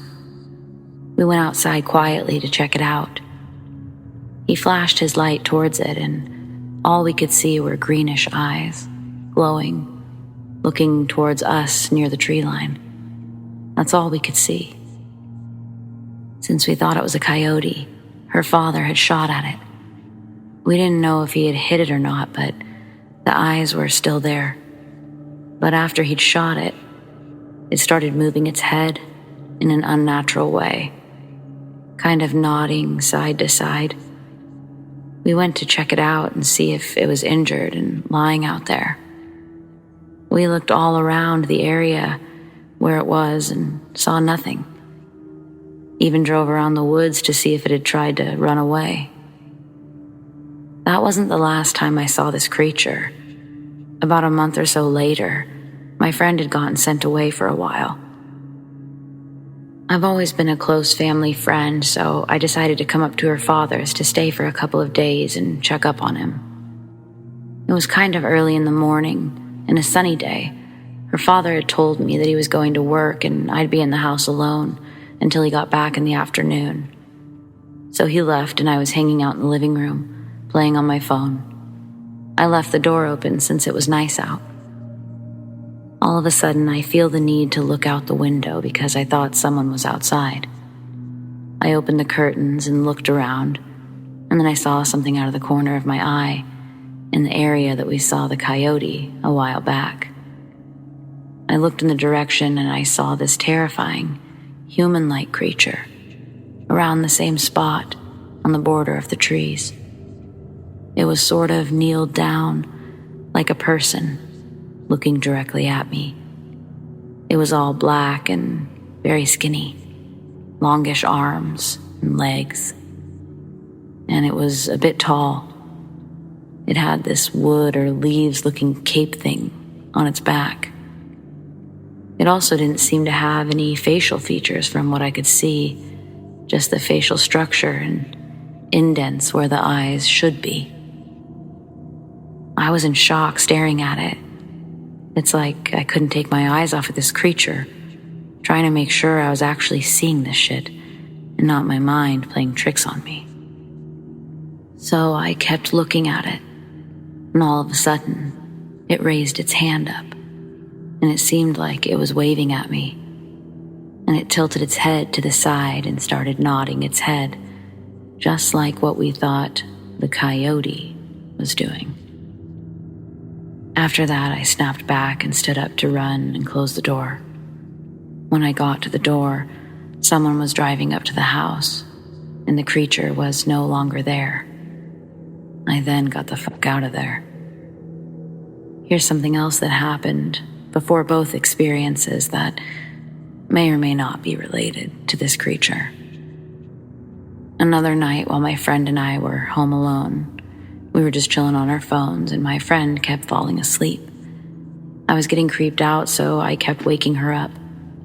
Then she started talking nonsense, that her father was here and talking to her. And I could snap her out of it. When I did, she would ask where he was, which she knew he had left, but was convinced he came back home. I sort of laughed about it and explained to her that he hasn't come home yet. She seemed really tired, but kept talking about him being there, which I was disagreeing with. Then all of a sudden, we heard her father's voice from the hallway or another room. It said her name, just like he would if he was trying to get her attention or have her come to that room. We both heard it loud and clear, but no one was home except for us, not even anyone outside. After that, we didn't hear anything else for a while, and after a little bit, we still had our guards up because of what happened, and we started hearing noises from outside, which sounded like multiple people talking and laughing. Kind of sounded like her father and his friends. We were very scared by then and called her father to see when he would be home and to hurry up. He said he was on his way home. Slowly, the voices calmed down, and eventually, her father got home.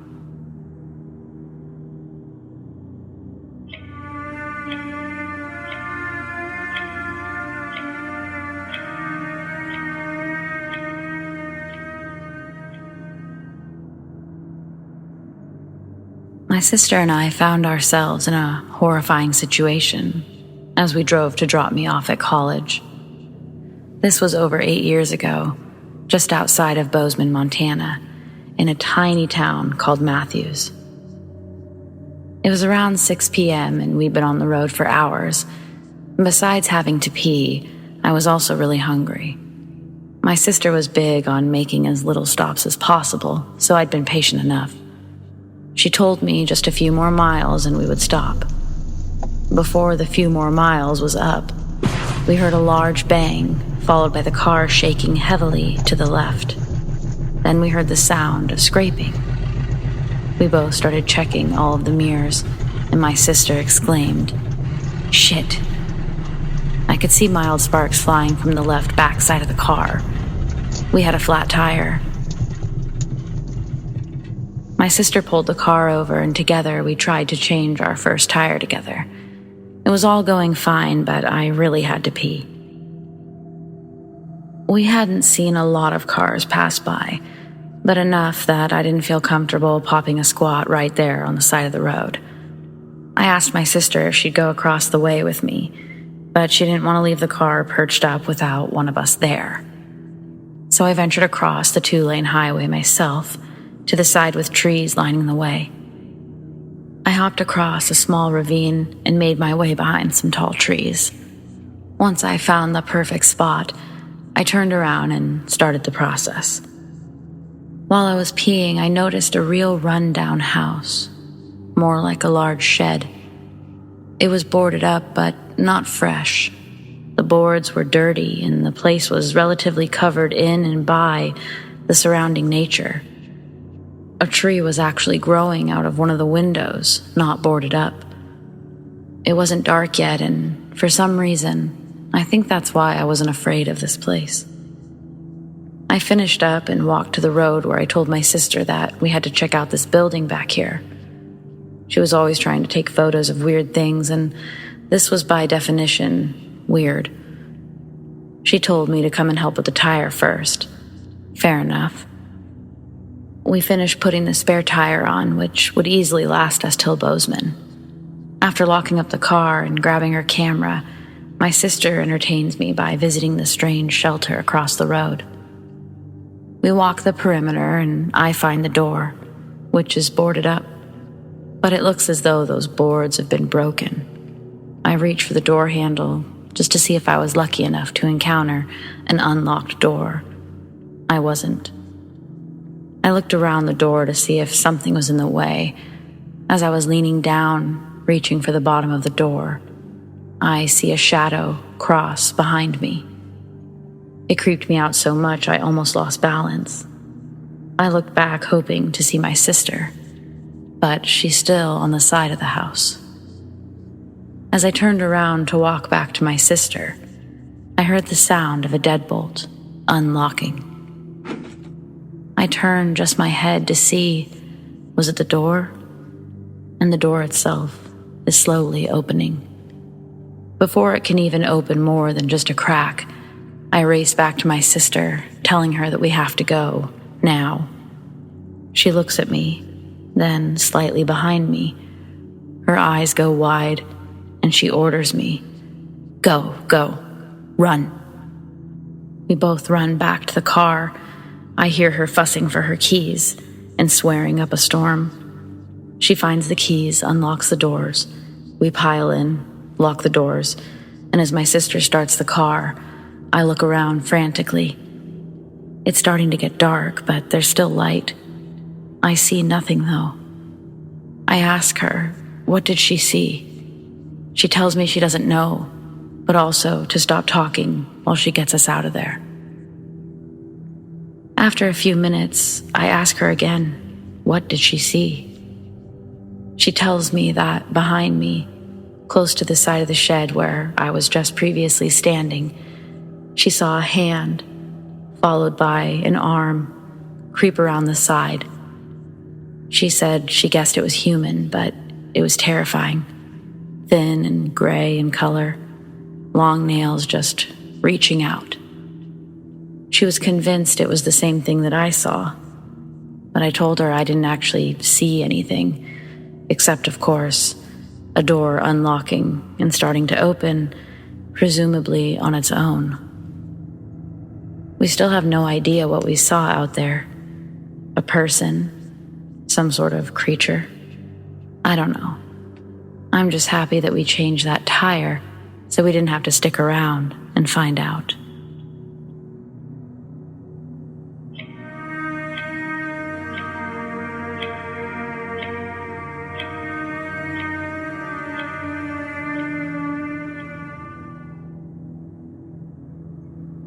I was 8 years old when we first moved into the house on the edge of the forest.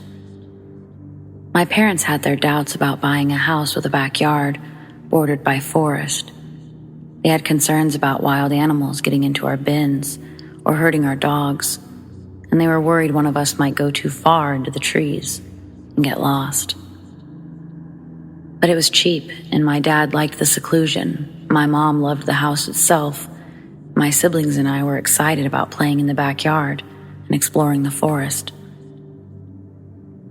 Our first sign that something wasn't right was that our dogs were absolutely terrified of the forest. They never went into the forest for any reason. If a toy they'd been playing with found its way past the tree line, they would refuse to retrieve it. And when one of us went in, they would pace anxiously until we returned.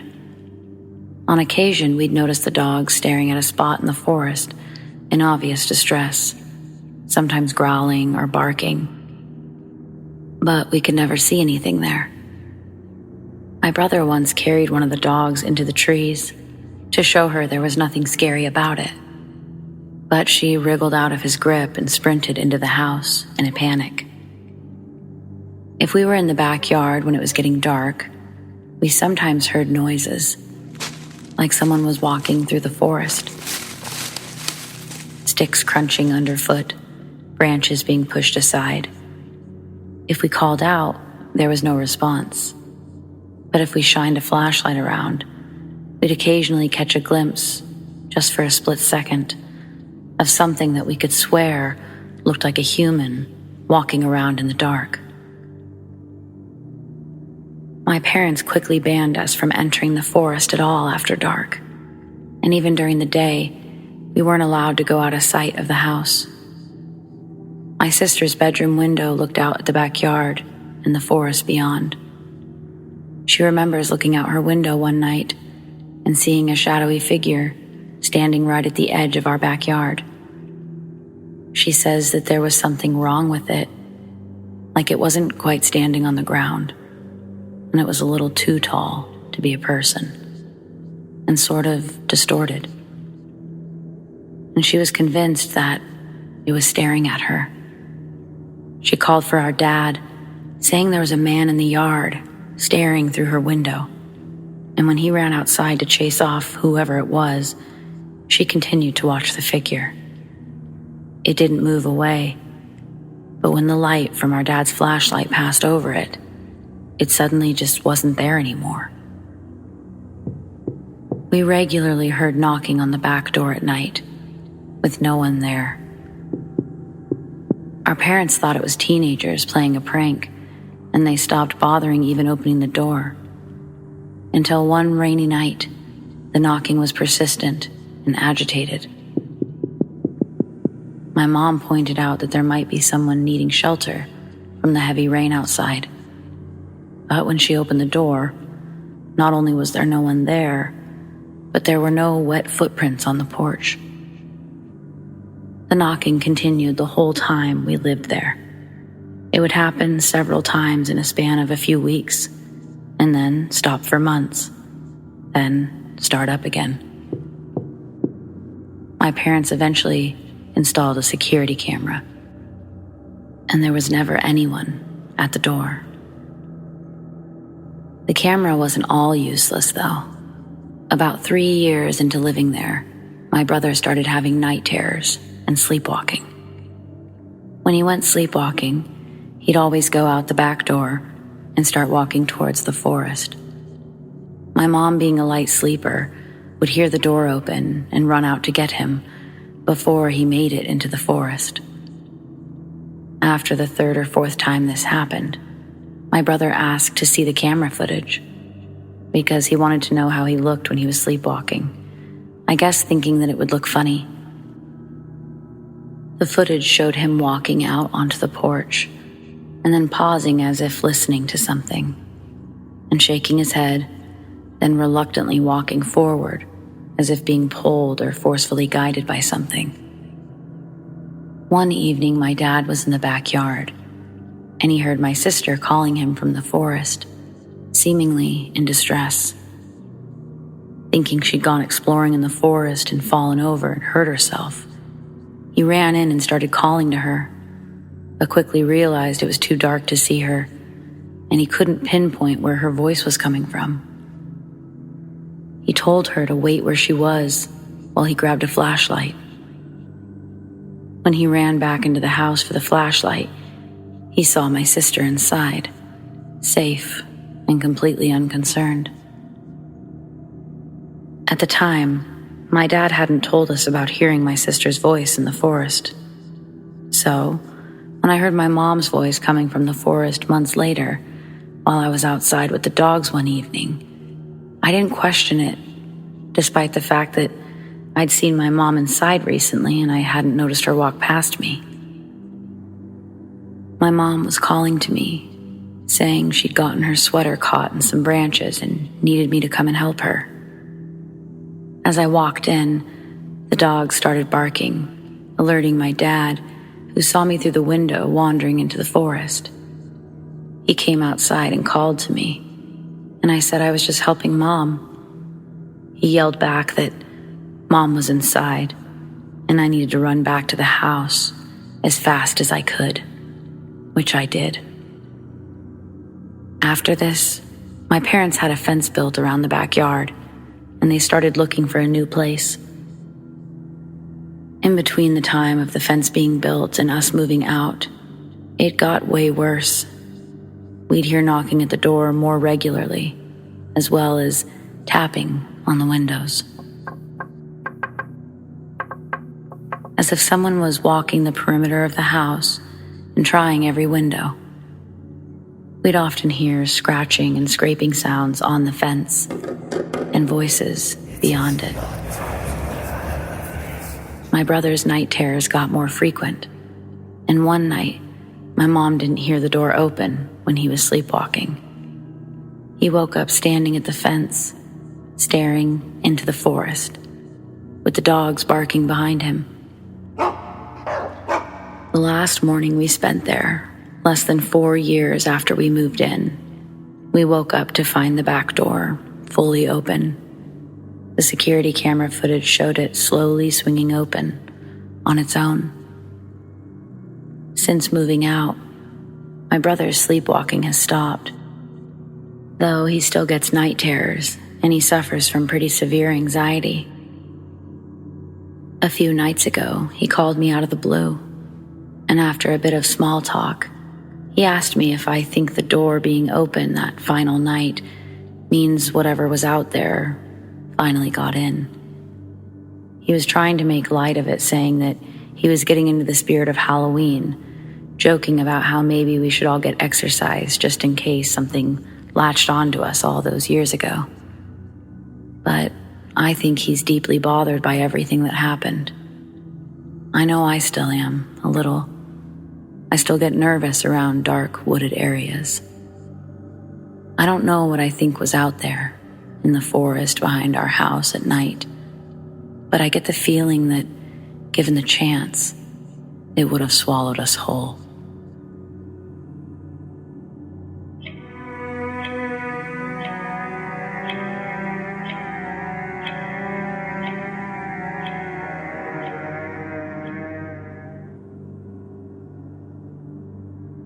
A couple years back, when I was a teen, I was driving up a canyon out in Desheen, a small town in Utah. It was the middle of the day, the sun was out, and there were only spotty clouds. The road I was using was pretty isolated, but not totally out of the way. Every once in a while, I would pass an oil rig off to the side of the road, and occasionally a small house or a couple of cows, which would be further back from where I was driving. There weren't any trees blocking my line of sight, and any shrubbery was either just scraggly juniper bushes or grass that would barely reach past our ankles. Again, Utah. I was enjoying the drive a lot, because for me, driving time is me time. I was looking around, taking in the scenery, when I saw something to my right. About 75 feet back, standing near an oil rig, was a person. At first, I didn't think anything of it. There have to be people to occasionally maintain an oil rig. But then I looked closer, and what I saw was anything but human. It had 2 legs, 2 arms. But that's where the similarities stopped. It looked like it was made out of black scribbles, like if you took a pen and randomly scribbled across a sheet of paper. In between the black scribbles were stark white. I could not see anything through the creature. Its arms were long enough to reach mid-calf, and it didn't quite have normal hands. Instead, it looked like branches twisting off the main trunk of its arms. It didn't really have a head or a neck. Instead, it just had a slight hump rising from the top of its torso. At the front of the hump, it had eyes of a sort, but it was more like 2 blank spots where the scribbles didn't cross, leaving 2 blank white circles. It was hunched over, but even then, I could tell it was big. It reached about 1/3 of the way up the oil rig. I saw this thing in pure daylight. I wasn't sleepy, and I'd only been on the road for about an hour and a half before I saw that thing. I made complete eye contact with it, but it didn't necessarily make me feel scared, just uneasy. Has anyone else seen anything like this? Or did teen me just have a split-second flash of insanity? Also, the black scribbles that made up the creature were constantly writhing.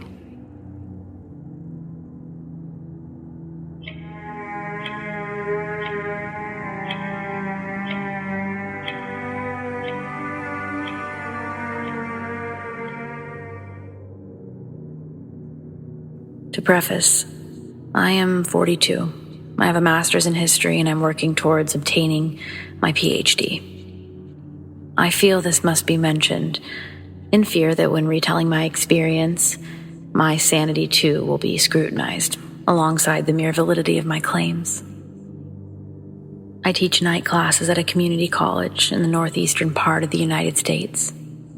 Outside the corridors that hold my classroom and office, if you'd walk out the front doors, there's a concrete walking path leading down a small hill.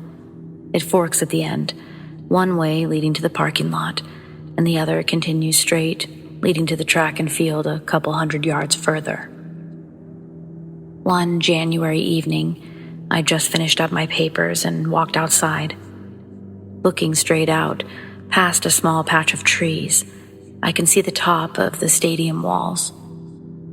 A common sight in my night-to-night routine. But that night, I immediately noticed a big set of speakers connected to an old, thick wooden pole, only assuming that it was wood from the large chips and chunks that decorated its distant figure. These speakers didn't look like the other new stadium speakers visible to the left and right of them. They almost looked like those air raid sirens that they have on the coast, but bigger. I questioned to myself, who approved this new addition? It looks like an eyesore compared to the sound system we installed 2 years prior. I took out my phone to put my grievance on Snapchat, and the app kept closing out. So I went to the main camera on my phone, and again, it kept closing out. A minor frustration in the moment, ignored by my idea to take a picture when I arrived the next evening. My "what the fuck is this trash" Snapchat post would still be funny a day later. I began to walk down the path towards my car when a noise that I thought was a slight ringing isolated just to my ears was in fact coming from outside. It was a low hum. Its unsettling vibrations crescendoed up and down, each wave shaking through me. It became headache-inducing. I quickened my pace towards my car and chalked up these sickening sounds to coming from the new speakers. Did someone turn a mic hot and just let it collect echo until it's vibrated itself into this nauseating mess of frequency? Am I the only one out here that can hear this? Why hasn't anyone down there stopped it yet? Arriving at my car, I fumbled for the keys and quickly set off the alarm, but get it turned off almost as quickly, with the button on the keys now firmly in my grasp. Once more, I look back out to the speakers, and I realize, within the time of my alarm chirping and me turning it off, the low hum has ceased to be. This is when, without blinking, I watch as the wooden pole slowly turns its speaker bells in my direction. This observation makes my stomach turn more than the previous noise it sang. It was an odd sense of fear, one I don't recall ever feeling before or after seeing that. A gentle confirmation of my growing paranoia, like, is something wrong with the situation I'm in right now? Yes, there is. My right hand grabs the back door of the car as my left hand tries to rip off my backpack from my shoulders. Then I lean into the car to set my backpack down. I lean out and hustle opening the driver's seat, glancing at the speakers on my way in, but I stop, frozen, halfway in my car and halfway standing out, looking in disbelief as the new speakers are gone. I fully stand up out of my car to inspect the landscape, and truly, mentally, I don't know how to process everything I've witnessed and felt. It brings me to tears, and I drive home. The whole way, terrified to peek in my rearview mirror in fear that I don't know what would be there. This story is as it was.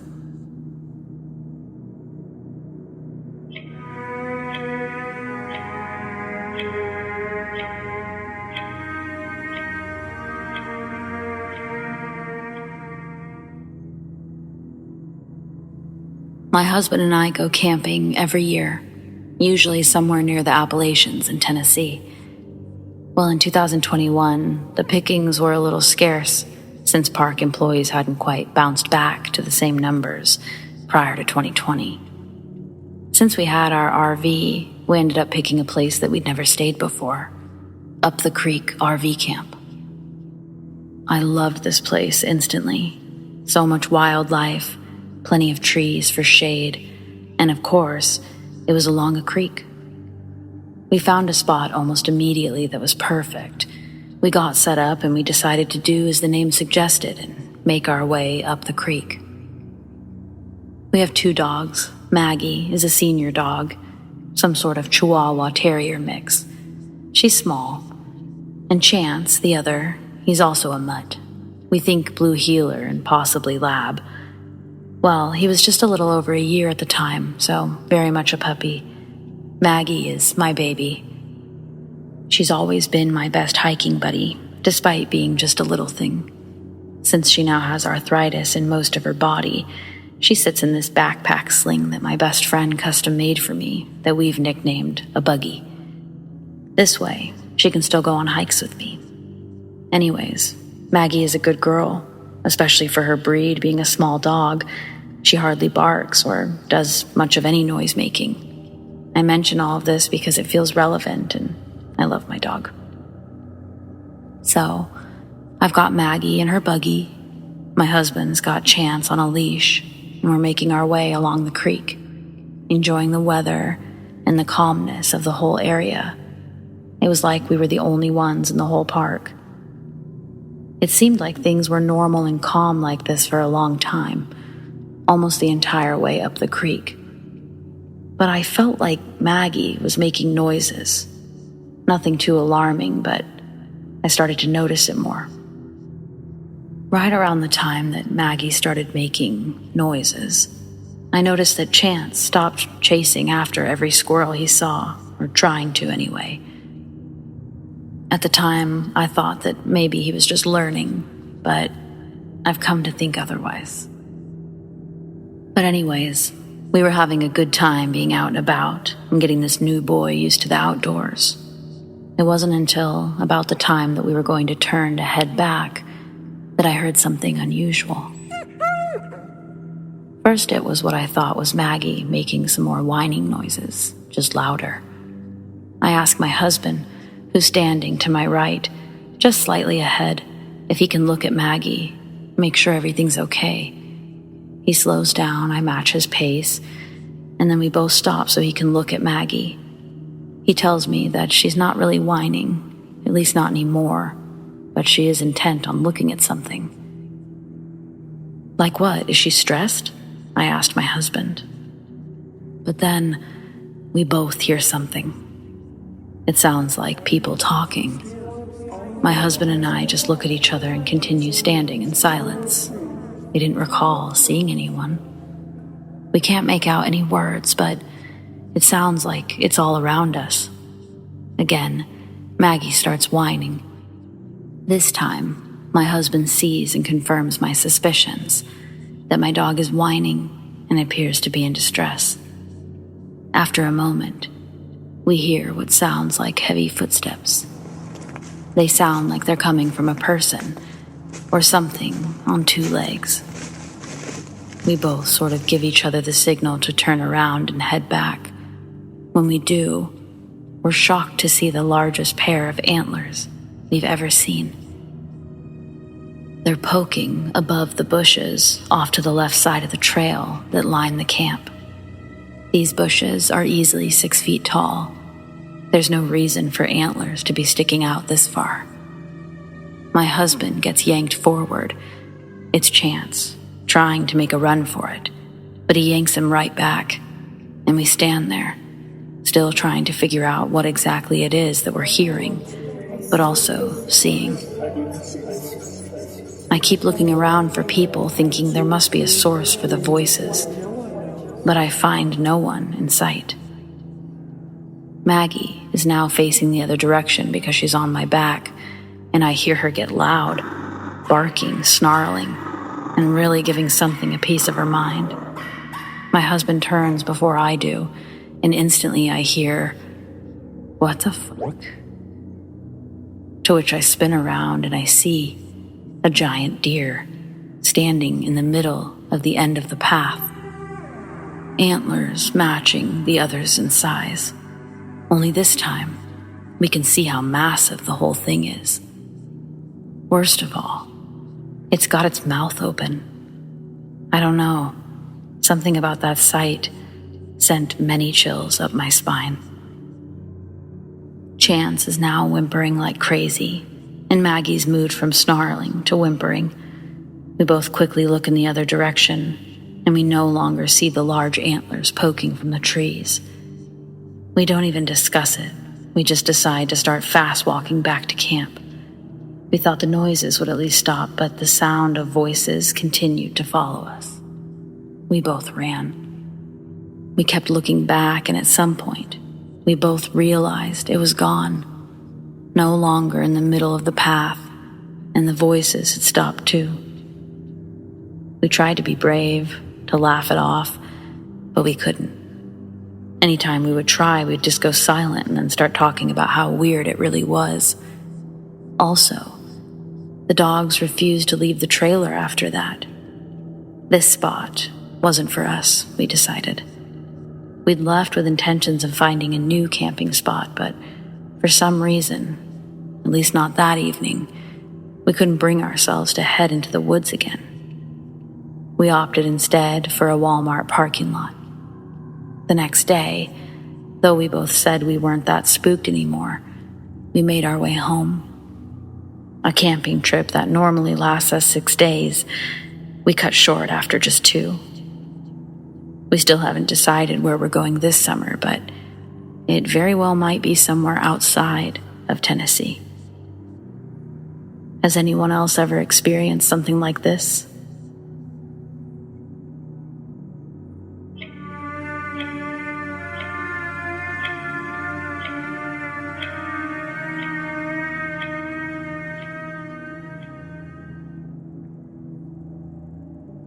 I don't really know much about skinwalkers, but I figured here would be the best place to ask about what I saw tonight.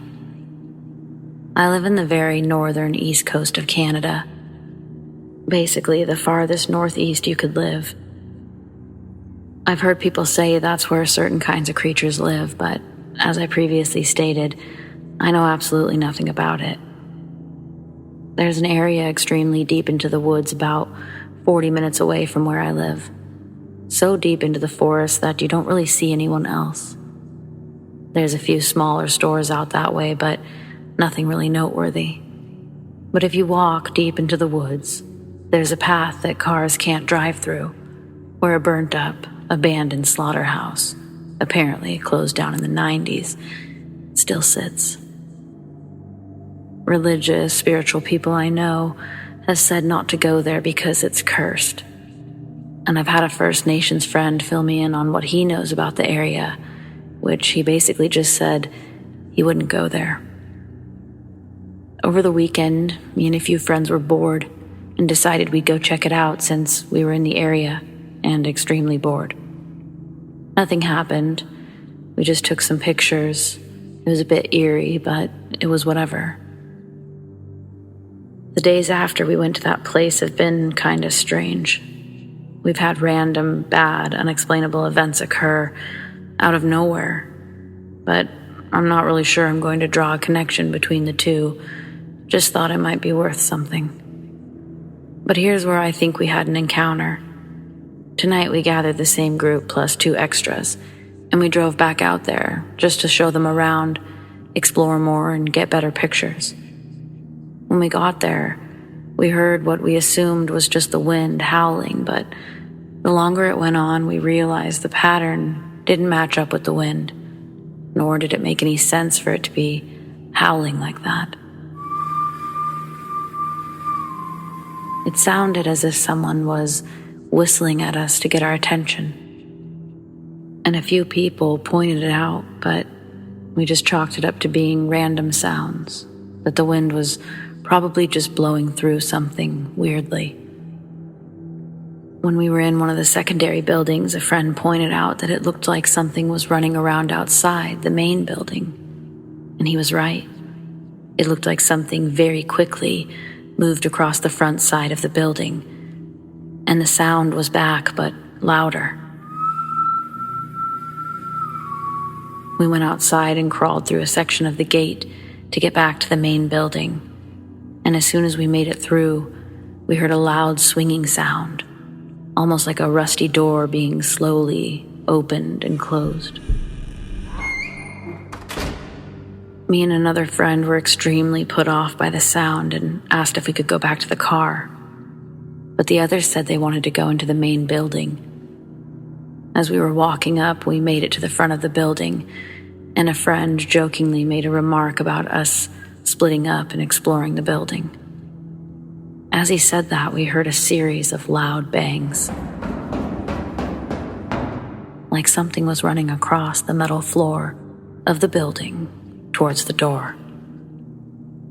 We quickly made it out of there, and we ran back toward the trail. As we were running back toward the car, which isn't exactly a short walk, it was 10 minutes on foot walking, we shine our lights back towards the building, and only about 3 of us looked back, but all 3 of us definitely saw what appeared to be something completely solid white running down the trail. We got in the car and drove back to town as quickly as possible. I don't think we'll ever be going back. But what do you guys think? Does this sound like a skinwalker?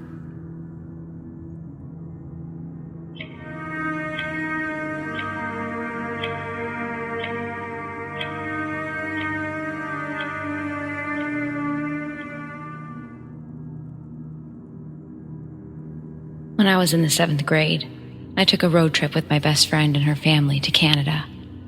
We made the drive from southern Idaho, so it wasn't a super long trip, but it did take us through the night to get to our destination. And I stayed awake the whole time. As we passed through what I can only guess was Washington State, some of the roads became more twisty and turny than I was used to.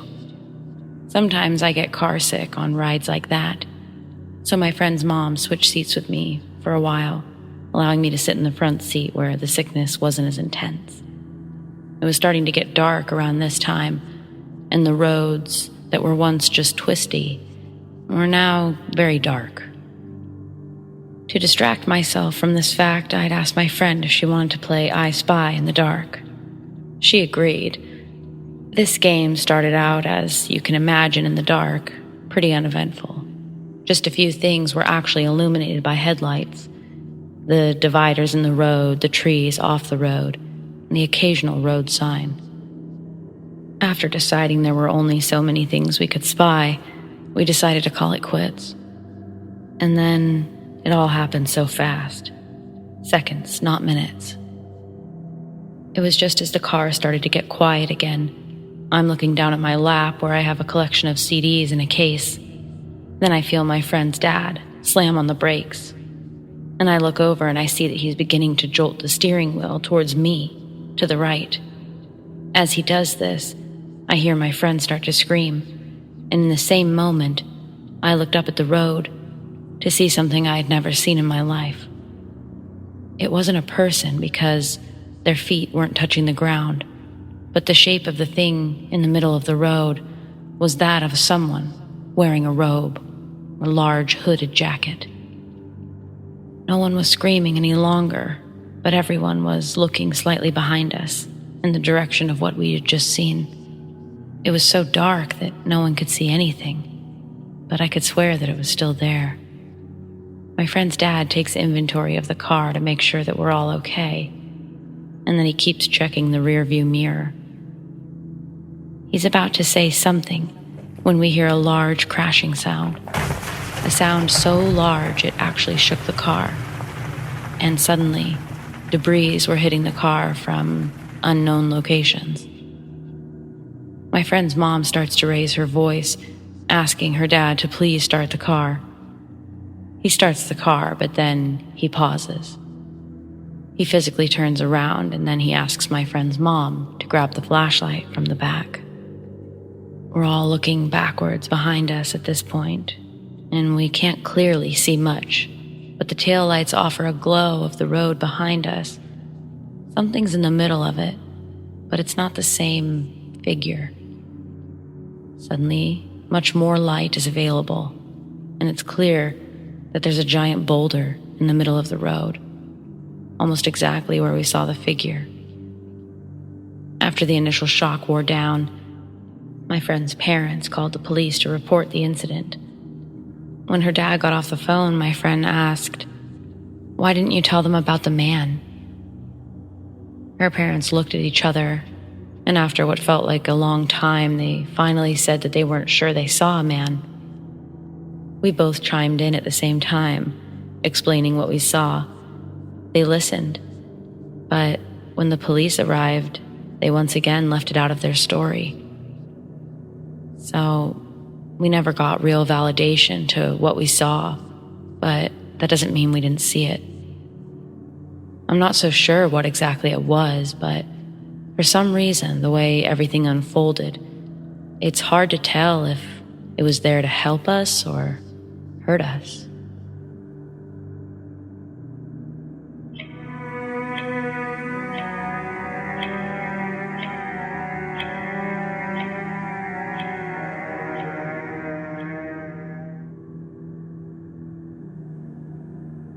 Okay, so me and my boyfriend live together with one roommate. There's 5 animals in the house, 2 dogs and 3 cats. Small, unexplainable stuff has happened in the house, such as doors opening by themselves or stuff being out of place. But nothing big before this. There's been 3 incidents so far. My boyfriend saw it twice, and myself once. We have the kitchen and lounge room right next to each other. The sofa was against the kitchen counter on the other side. My boyfriend was standing in the kitchen and through the window saw one of our dogs outside, standing up behind a small fire pit thing. But a second later, he looked at the couch and saw the same dog asleep, laying on the couch. A few days later, he saw the same thing, but this time with one of our cats, again looking through the kitchen window. The time that I saw something similar goes like this. 2 dogs started barking outside at something, really angrily barking, which is unusual. My boyfriend went outside to go check on them. In our room, we have a long, skinny window on top of the wall, which faces the front gate where the dogs were barking. I see another one of our cats, cat number 2, walking away towards the garden in our front yard, on the other side of the gate. I just assumed the cat jumped the gate, and the dogs were barking at that. My boyfriend got back inside, and I told him it was all good. They were just barking at cat number 2. He looked confused and told me that that cat was asleep on the couch inside. I went and looked, and yes, she was asleep on the couch. I felt really uneasy after that. Now, before you think it, I know the cat outside was my cat. It had the exact same collar and the exact same coloring and patterns. I know I didn't mistake a stray cat or anything like that. I'm just not sure what it could be at all. We did some small research and thought maybe skinwalkers, but I honestly have no idea. If anyone has any advice or knows what it could be, please let me know.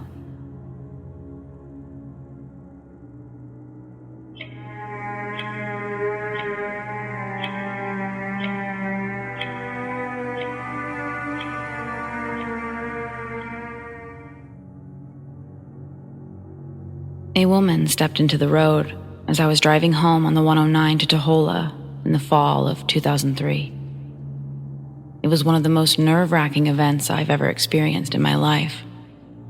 I've had deer jump into my windshield before and woken up in the hospital in Aberdeen, wondering what the fuck happened. But not this. Trying to avoid her, I almost took my car off the embankment. Like close, one tire hanging off the edge close. When the car stopped, I ripped it in reverse to get all the tires back on the ground, and then I threw it in park and jumped out.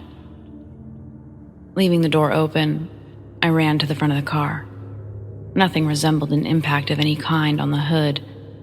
I got on my hands and knees and looked under the car, even getting out my phone to use as a flashlight. I was relieved to see that I didn't hit anyone. I don't know how I didn't, but replaying it in my head, I didn't remember feeling anything hit my car, nor an underbump. I got up off the ground, and again, replaying it in my head, the joy that I felt for my luck became rage. Rage that someone would roll the dice with not only their lives, but someone else's in the process, by walking up this 2-lane highway at night. I shouted, "Hello? Are you fucking serious?" into the darkness. I could smell the rubber from my tires on the road from me slamming on my brakes. The chemicals and the ozone made me even more aware and angry of what had just happened. I may be 5'4", but I'm from the res, and I've knocked out bitches way bigger than this chick who just tried to step out in front of my car. I should also mention my emotions were already pretty high that night. I'd gotten into a fight with my boyfriend that night, actually. That's where I was coming from. So I was on a short fuse and not afraid to deliver the smoke to anyone who wanted it that night. In retrospect, I hope to control my anger better, but in that moment, I didn't care. Again, I shouted, "Hello?" with no reply. So, to show insistence upon not being disrespected, I retrieved a baseball bat from the backseat of my car, and then I walked to the edge of my headlight's visibility, telling her that she's going to wish the car got her instead of me. I stood there for a good minute listening. After a moment, I realized that the quiet night had gotten even quieter. The nighttime score had settled down. No crickets, no sound in the distance from the beach or other homes, no cars. I told myself this was normal, and that I just didn't step out of my car every night, and that's why this all seemed so strange.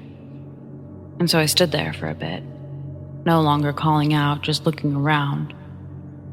The cold road, blackened under twilight, was eerie to be in. Feeling the weight of my irrationality, I quickly turned around and started walking back to my car. And that's when I hear footsteps on the pavement, sprinting towards me from behind. My terrified reaction? To scream while turning around, swinging the baseball bat with every ounce of strength I have.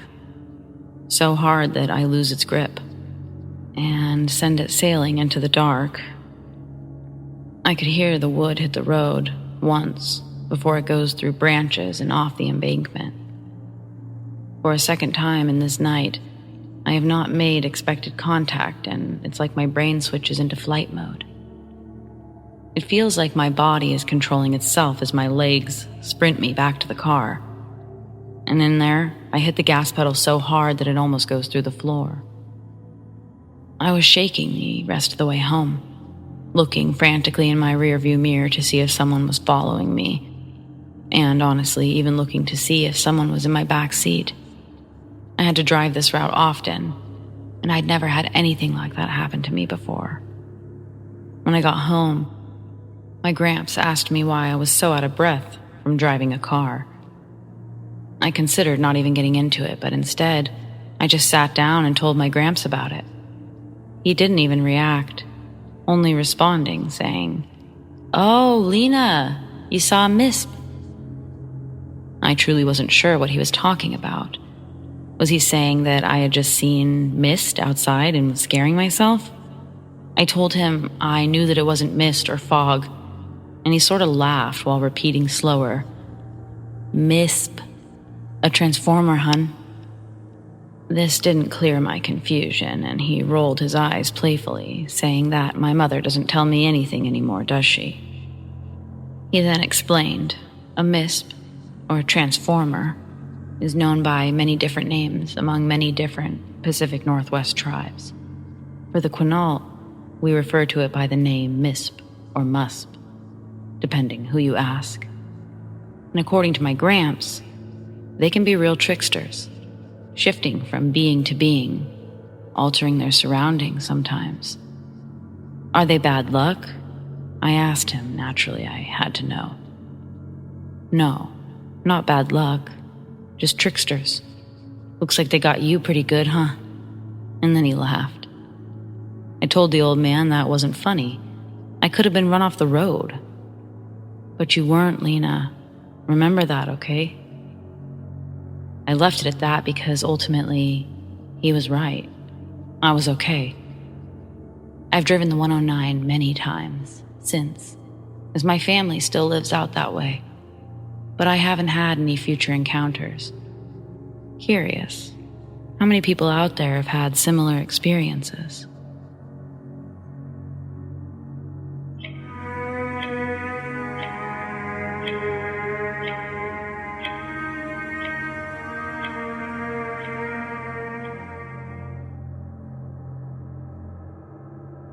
I'm a hunter, and I like to hunt wild boar specifically.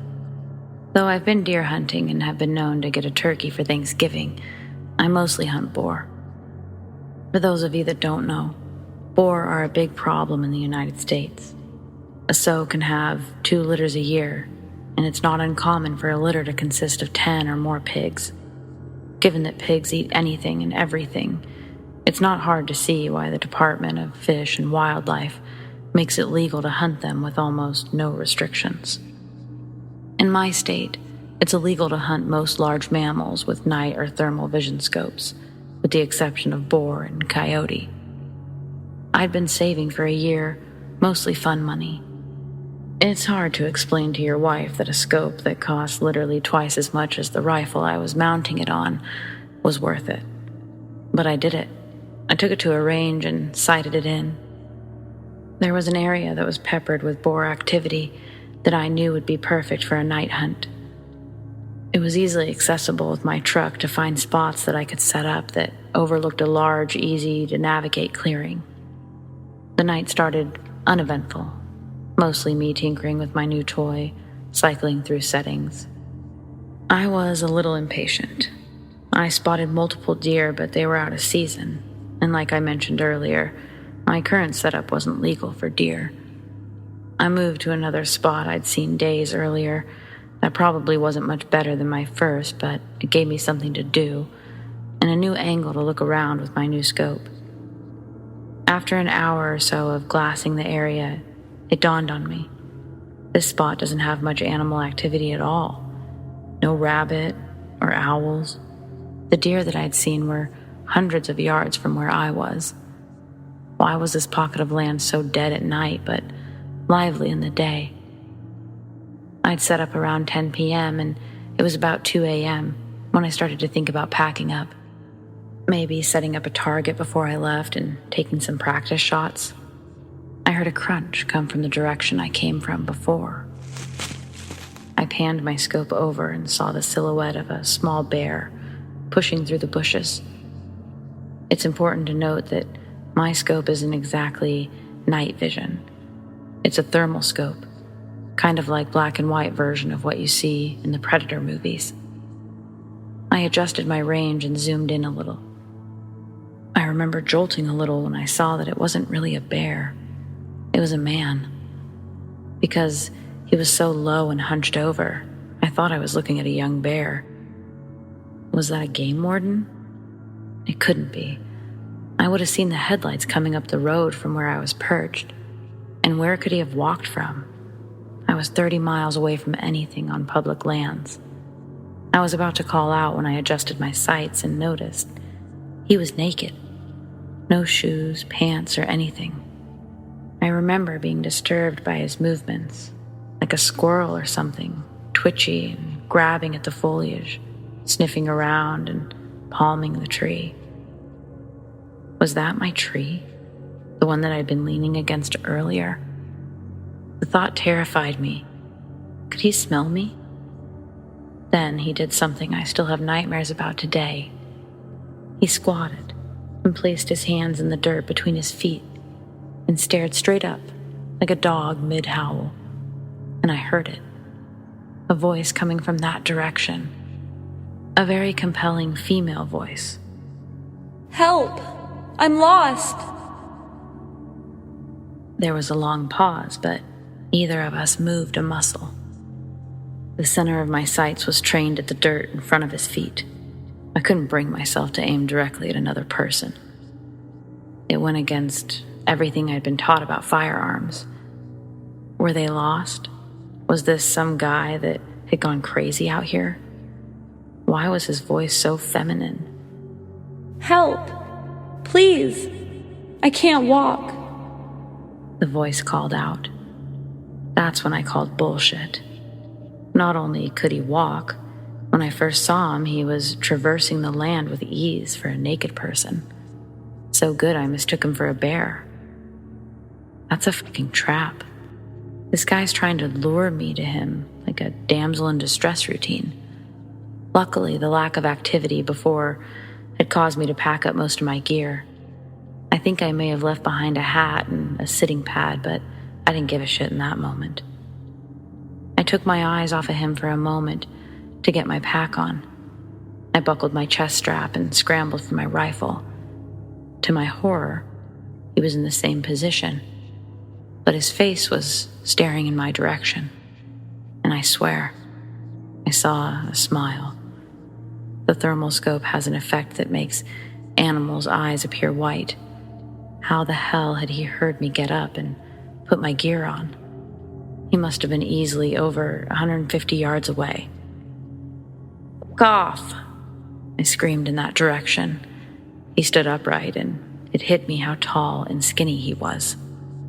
Easily 6 feet and very lean. He took a couple of long strides in my direction, and I instinctively sent a round sailing above his head into the tree line. He was freaky as hell, but he hadn't threatened me. What would I tell the cops? I was unwilling and unready to shoot someone. He stopped dead in his tracks and hunched down on all fours. "The next one will fuck you up. Go away." He stayed on all fours, and this time, I had my sights trained on the center of him. His eyes were just above the grass, like a large cat or something. I was trying to stop my trembling and knew that my voice had cracked a little on that last warning. I was terrified. That standoff probably lasted a minute or two, maybe less, but it felt like forever.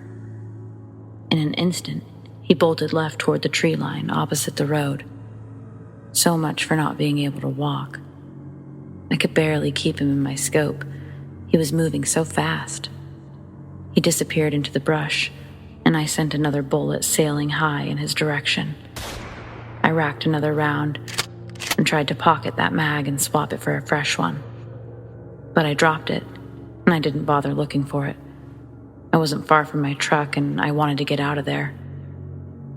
I could hear him in the distance, yelling in this weird sound that could have been a laugh or a cry. I scrambled up the trail and arrived at my truck, breathless. I tossed my gear into the cab, but kept the rifle in the passenger seat and sped off. For the longest time, I told that story from the perspective of having spotted some deranged crackhead living off the land, like some kind of caveman. I reported it to Fish and Game, but all they did was scold me for hunting at night alone. Never received an update.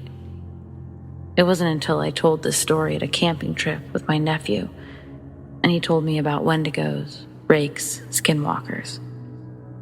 My story scared the piss out of him because the spot we were camping was technically the same forest I'd seen the bastard, just 50 miles east of it. He was so spooked his mom, my cousin, had to take him home. She was really pissed. I've gone down the rabbit hole on these scary stories. I'm not saying what I saw definitely was a Windigo or a skinwalker. I'm saying that if such a thing exists, I may have dodged quite the bullet that night. Or maybe it was just a tweaker, being Donnie Thornberry in the middle of the night. Either way, thought I'd share.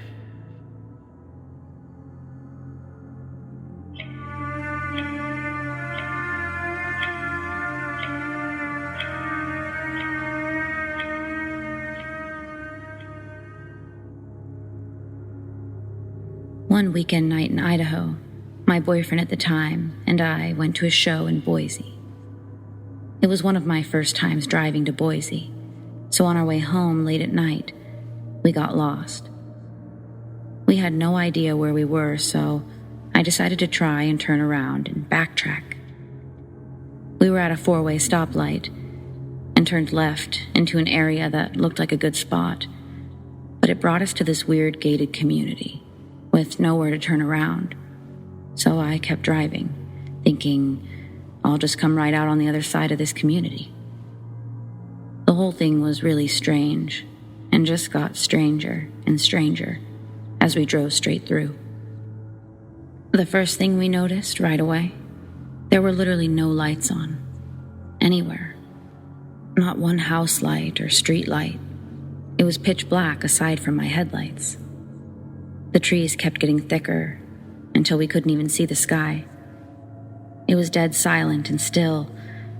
It wasn't even late yet, like 12 or 1 a.m. As we kept going, I noticed something up ahead. It was a large body on the left side, almost in the middle of the small road. As we got closer and closer to this body, I realized what it was. It's some type of animal, standing over another body on the ground. We start kind of freaking out because we have to drive right by this scene to get through.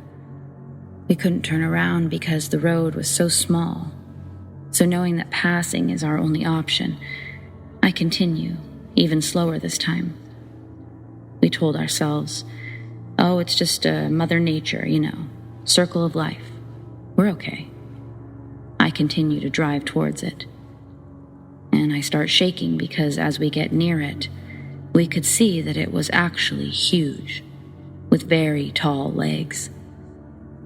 We are freaking out, but I'm trying to be brave as the driver. I have our lives in our hands, I think to myself.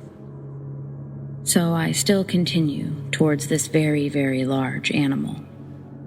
As we get closer, I roll my window up. That's how close we are to this animal. I could almost reach out and pet it. I can still picture what happened next. That image will never leave my mind. The animal was even bigger than we thought, way bigger than a man and taller than a car. And I was staring. I couldn't look away, and my eyes wide as hell, because they can't even believe what they saw next. Right as I'm next to it, it lifts its head up from this other body, and I swear to you, with so much thick liquid dripping off of its face and mouth. Pretty sure it was blood, but it was so dark, it just looked like dark, thick liquid. And it smiles at me, with all of its bloody, sharp teeth, grinning, and his eyes were glowing bright white. And like I said, there were no lights anywhere. My headlights were not even the reason for his eyes to be reflecting like that. I don't even remember how we got home. I don't remember much after that. But I know it was one of the wildest things I've ever seen. And though we got home safely, I still have nightmares of that thing.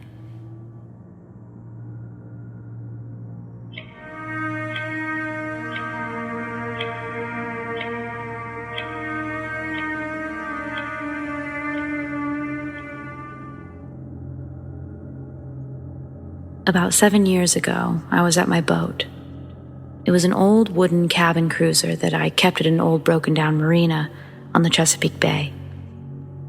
I slept on the boat in the main salon on a pull-out couch, I was lying on my back when in the middle of the night, I awoke to find myself with a giant black Labrador retriever straddling me, with legs on either side of me on the bed.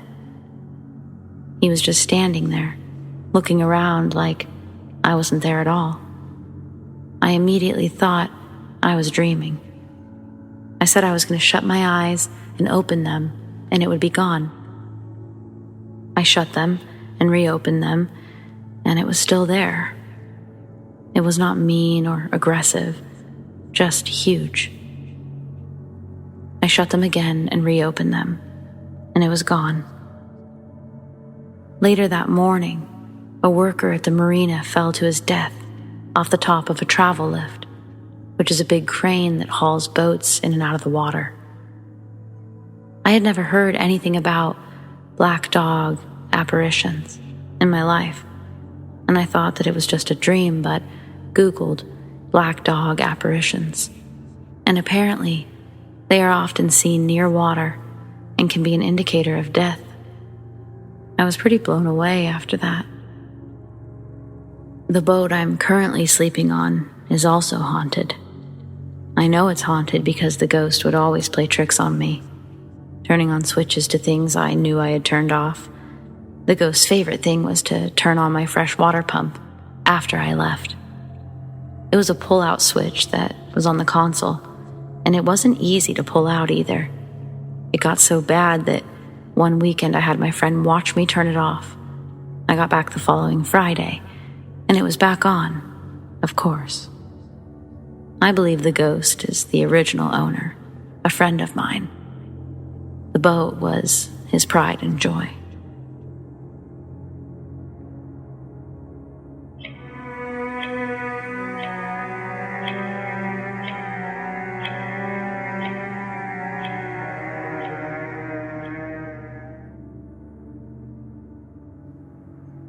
I don't know if I should tag this as crawler or little person or what, but I'll never forget what I saw.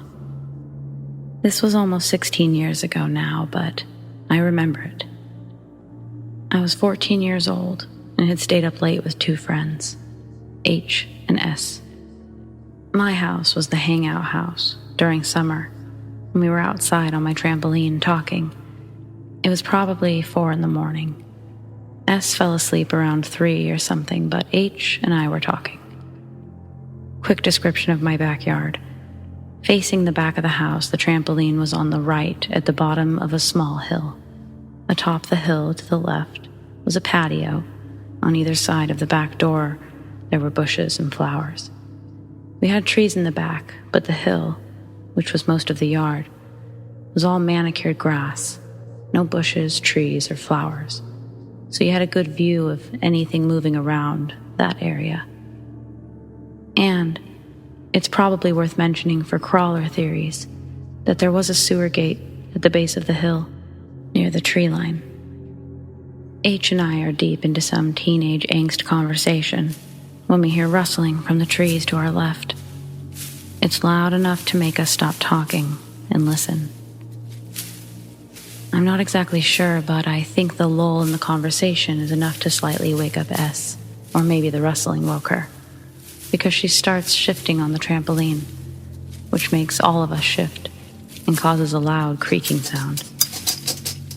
Suddenly, the rustling stops, and a thin, pale figure, about 2 feet tall, dashes across the grassy hill to the bushes near the back door. It was so pale. It was almost glowing. Its head looked too big for its body, but not like in a creature way. More like if a human baby had the ability to run at 6 months, and also it was starving because, oh my God, it was so thin. I don't know what it really was, but my brain immediately processed it as pale, thin baby runs across yard. I turned to H, who is staring at the bushes in horror. I'm speechless. I want to ask if she saw it, but I know she did from her face already. We are terrified. We just stare at each other, trying to figure out what to even say, when S sits up, yawns, and asks, "Did a baby run across the yard?" and laughs. The fact that S offered that description before anyone could speak and before she knew that H and I were terrified is what gets me. Because when we said, "Yeah," she became wide awake like, "Wait, what? Y'all saw that? I thought I was dreaming." We stayed on the trampoline until the sun came up because the baby disappeared close to the door. I have no idea what it was, but I know it wasn't a freaking baby.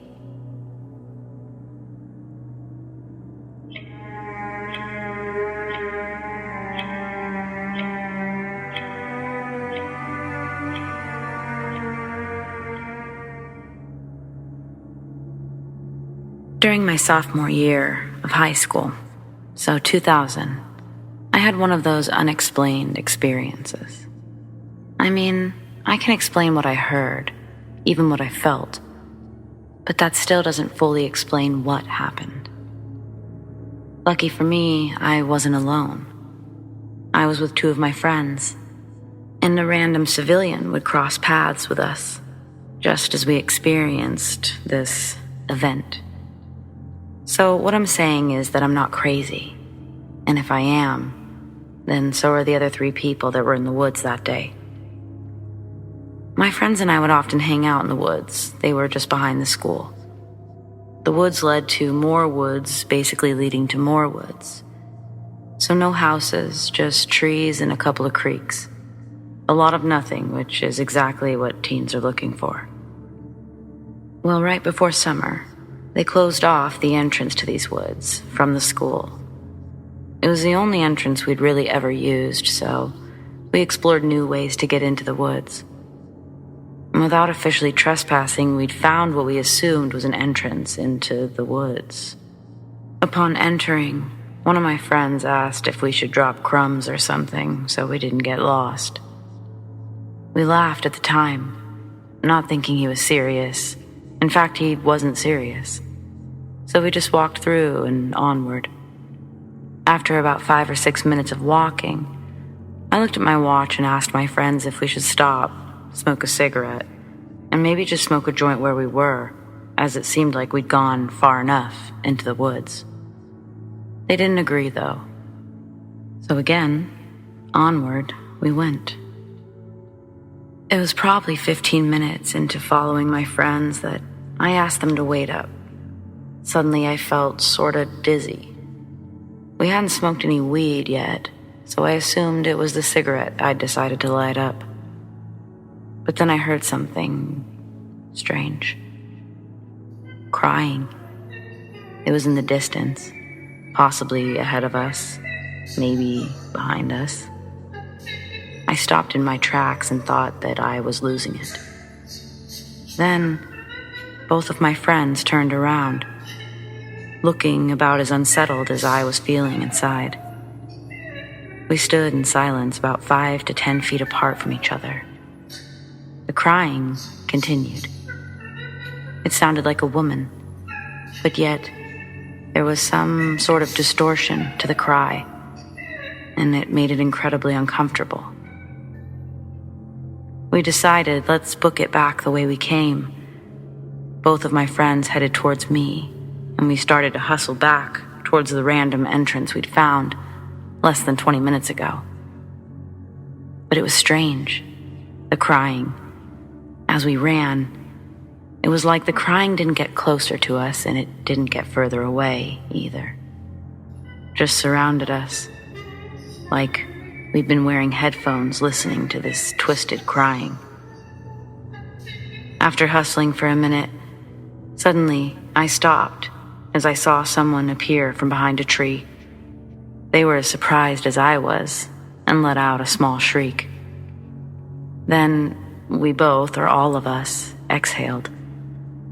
The woman said that she'd heard crying, that it sounded like a small child in distress.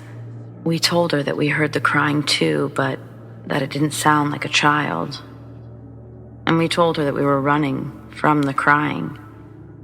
Then we all just stood there and listened. There was no more crying. Instead, we each heard one long, loud scream, followed by the largest gust of wind I've ever felt in my life. So much force behind this gust that it almost took all four of us off our feet. Immediately after that, we all took off, back towards the entrance, and eventually we made our way out to the sidewalk. I remember leaving there feeling very uneasy. While walking home, we hardly said a word to one another. We were so spooked by the whole event that we didn't even end up getting high. In retrospect, I'm sort of glad about that part because I probably wouldn't have been able to definitively say what I heard and what I felt. Not 100% anyway. But I can assure you, 100%, something not so pleasant was in the woods that day. For those of you wondering, I personally never went back into the woods, so it's possible people continue to hear stuff, and it's possible that they don't. I don't recommend it, though. It leaves you with a feeling. It's not a great one, and that may be putting it a little lightly.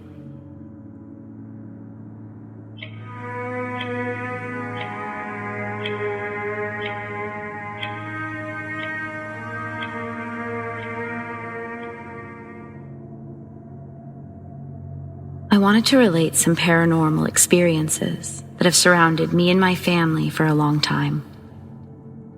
For some context, me and my family are from a northern Mexican town named Parral.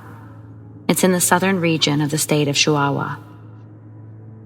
The paranormal experiences in my family began with the first marriage of my grandpa, in particular with one of his daughters named Rosa Maria. She graduated as a nurse and worked in a hospital near the house, named Hospital de Jesus. Sadly, she died of hepatic cirrhosis in 1968. So here is where everything begins. Since then, many people in the hospital have reported a nurse attending to them at really late hours of the night. This might sound usual for nurses, but the weird thing is that the nurse that attended to them has never been identified, not among the personnel in the hospital. So this myth about that mysterious nurse began to expand really fast.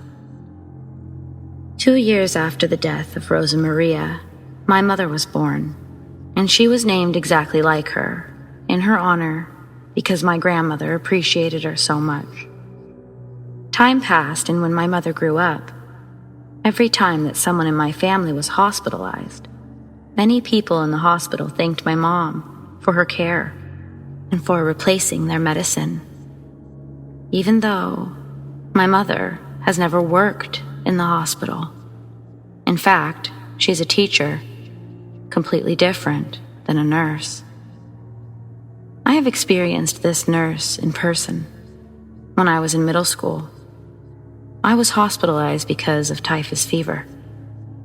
My mom took me to the hospital, but received an urgent call later that night about my grandma, who was not feeling well. So for obvious reasons, she ended up leaving me at the hospital. Later that night, I noticed that my medicine was finished, and I called a nurse to replace it. Nobody came until 30 minutes later, when a nurse came to the room.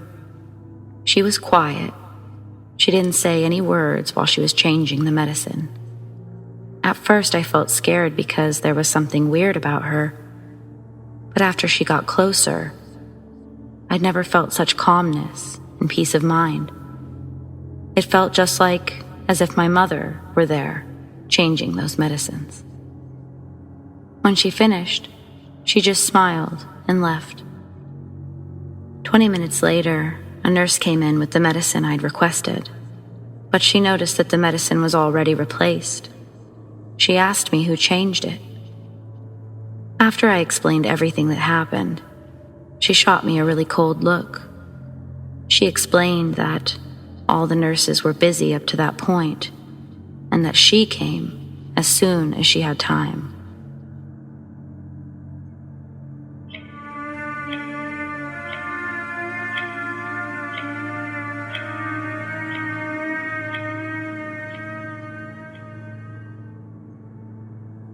Several years ago, I used to tour as part of a band for a relatively well-known country artist here in the South. This was the summer of 2008, and our group was going to be hitting Tennessee for the second time. The first time around, we were basically in Nashville, which is a pretty happening place, day or night. This time, though, we'd be somewhere a bit more rural, closer to the Kentucky border. One of our band members, Sam, was pretty into the show Ghost Hunters at the time, and so part of what Sam wanted to do was visit some haunted places while we were on tour. I think he fancied himself a bit of a ghost hunter, even though he didn't really have any professional experience. So the day before our show, we were having some drinks and getting some food at one of the local bars in Clarksview, which is where our show would be the following night. Some of the locals start chatting with us, and Sam mentions his fascination with the whole ghost town thing. When he does, a few of the locals tell us about a small town called Adams, Tennessee, 30 minutes east of where we were. They explained it was definitely haunted and more interesting than the bar that we were sitting in. They told stories about the Bell Witch and Bell Witch Cave. Truly scary stuff, and I encourage people to look up the story behind it. Either way, a lot of the guys didn't believe in this sort of thing, and though I was a skeptical person, I certainly thought that it could be interesting. We all agreed to go and check it out, thanking the locals and hitting the road. Once we hit the town, well, let's just say we knew we'd made it. It was almost sunset, so everything looked especially dimly lit, a bit creepy. But that was what we came for in retrospect.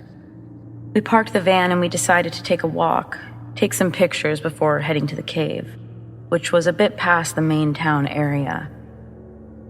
As we were getting out of the van, we noticed that there were a lot of people standing outside the shops, and they were looking at us from across the street.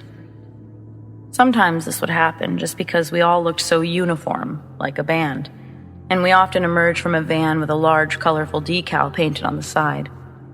But this time was a little bit different. People were staring, but not coming up to us. Not smiling either. Without paying too much attention to all of that, we started to walk along the side of the street that we were on, deciding that we'd walk into the first shop that looked open, grab some snacks and waters, talk up some locals. If they were feeling friendly, of course. We didn't get far, though. Hadn't even made it to the first shop before a woman sitting on the ground reached out to get Sam's attention. No one had even seen her at first, so startled, Sam moved away until he realized that it was this rather old woman, pretty dirty, sitting on the ground, reaching out for his attention. He stopped, apologized, and asked how he could be of assistance. That's when it got freaky.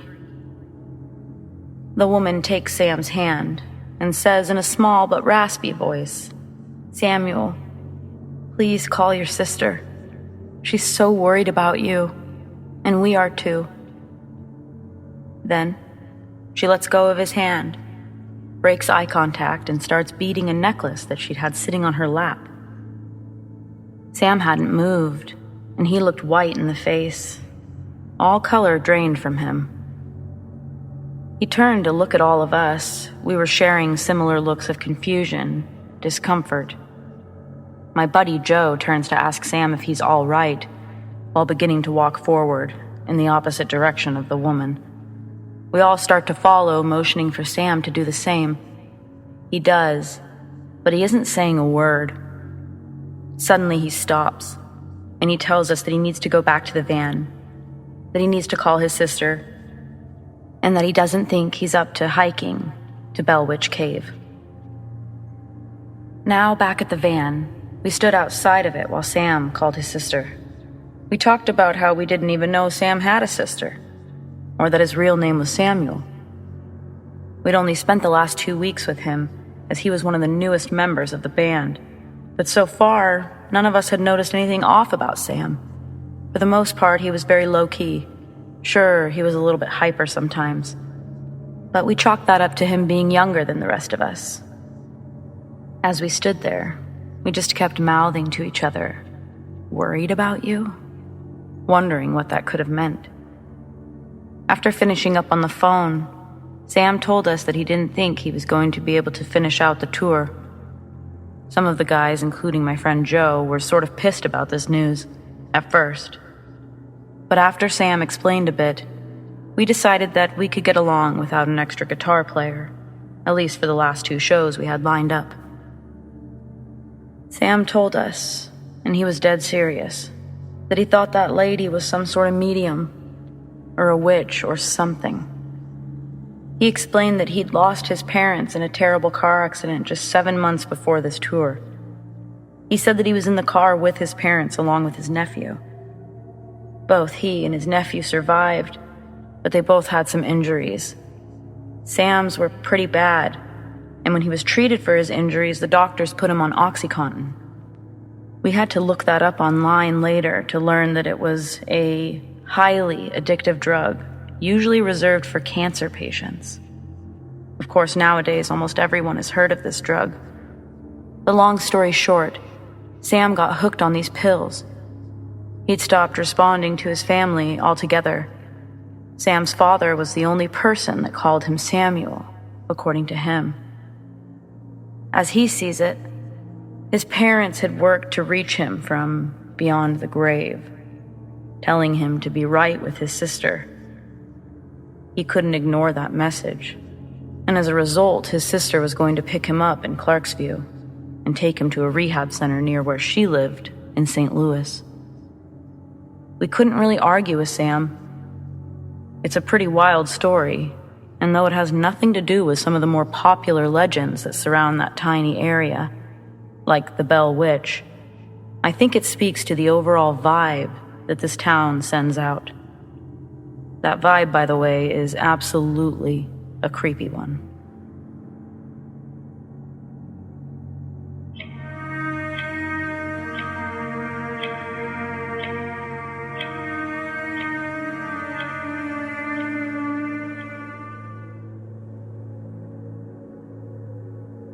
So my friend and I went exploring in his backyard because he has a crap ton of land and it's all deep in thick woods. We've been back there before, so we knew this place like the back of our hands. We wanted to find this creek that we'd only managed to find one other time, and so we went out looking for it.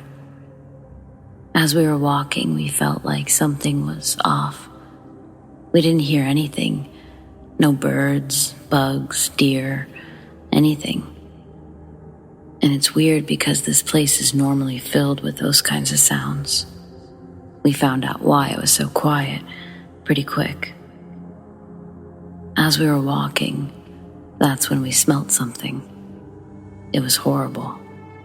I don't know how to explain it, but it smelt like rotting something.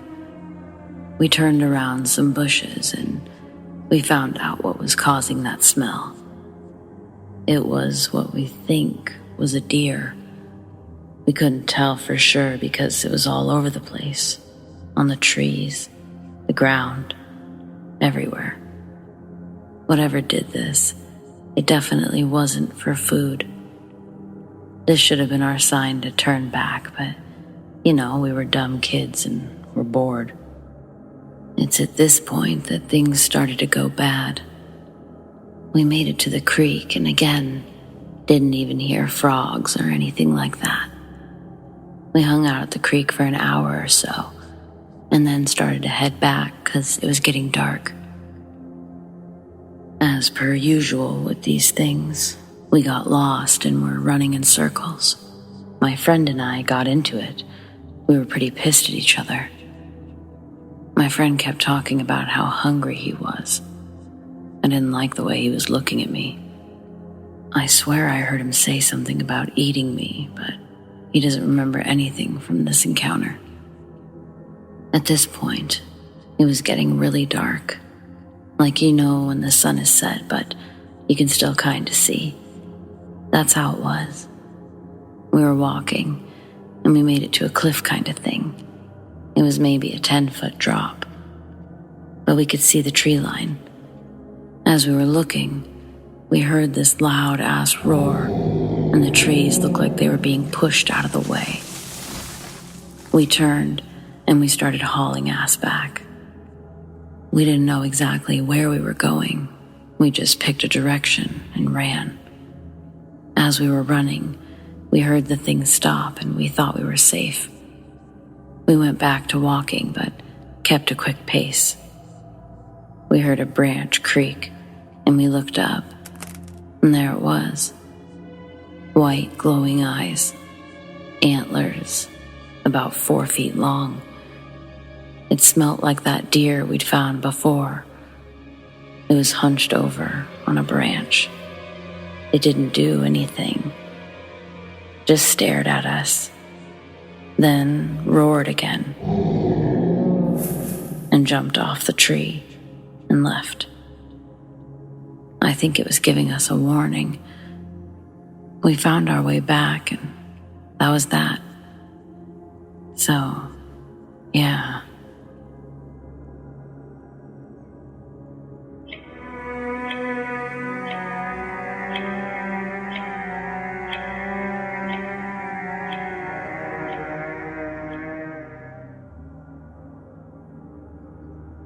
Not exactly a ghost story, maybe a little. Either way, scariest thing I've seen, personally. It was back in the 1980s, late 1980s, in this real small town in San Joaquin Valley where I grew up. There used to be this old mill. It was run down, I think a paper mill. It was huge, hazardous, and rampant with shit it shouldn't be. I was relatively young and I only got to go inside twice. The second time, that's the one we're going to talk about.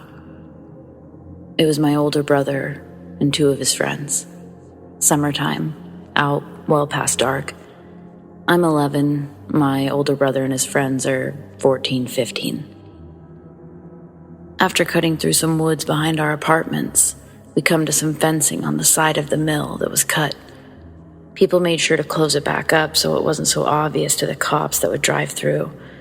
They were rare, but you can never be too careful.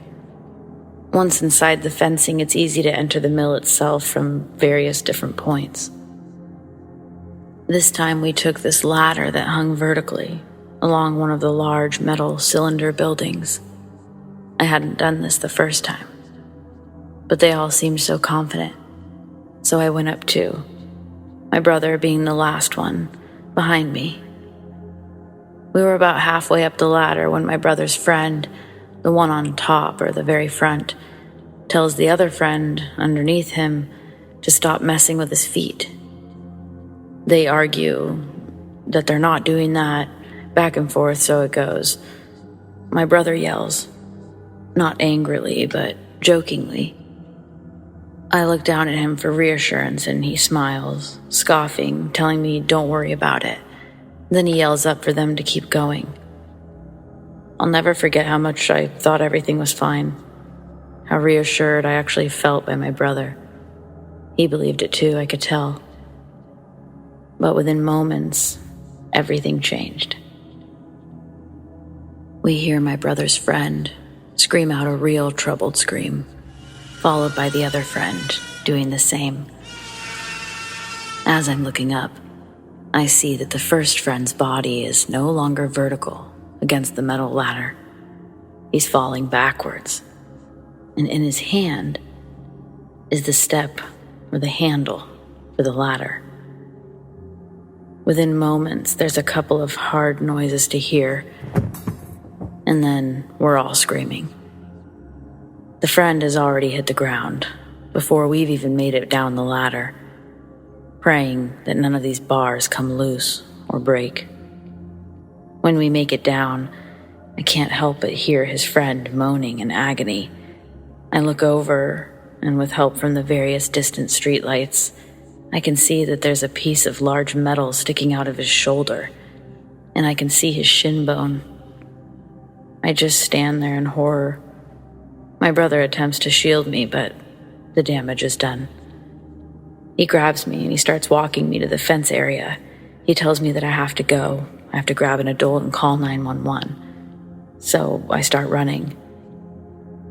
When I get to the tree line, I look back and I see the both of them standing over the friend. I look up at the ladder, and I swear I see someone up there. I see someone on the ladder. I look back down at the group. Nobody's missing. I yell to my brother, to both of them, pointing at the ladder violently, jumping, screaming that there's someone up there, someone on the ladder. My brother looks. They both do. But then my brother just yells at me, deep, loud yell, ordering me to call the police, to get the fuck out of there. I do it. I run to the front office and I tell the lady that we need an ambulance. When she asks me all the questions that somebody would ask, like what happened, all I can manage is that there's a kid with metal in his body and his bones are sticking out at the old mill. It was a little scattered, but it got the attention of everybody involved. No adults would actually let me leave the office after that, so I didn't get any first-hand experience of what happened after. My brother's friend did survive. He broke the hell out of his leg and a few other things, but he got lucky with no head injuries. We all got lucky. As for the person or whatever it was on the ladder, the thing I know I saw, I have no idea what that was about, but there was something there, and it terrified me in that moment. And it was right around the area where something terrible had just happened. I don't know. The older I get, the more I wonder.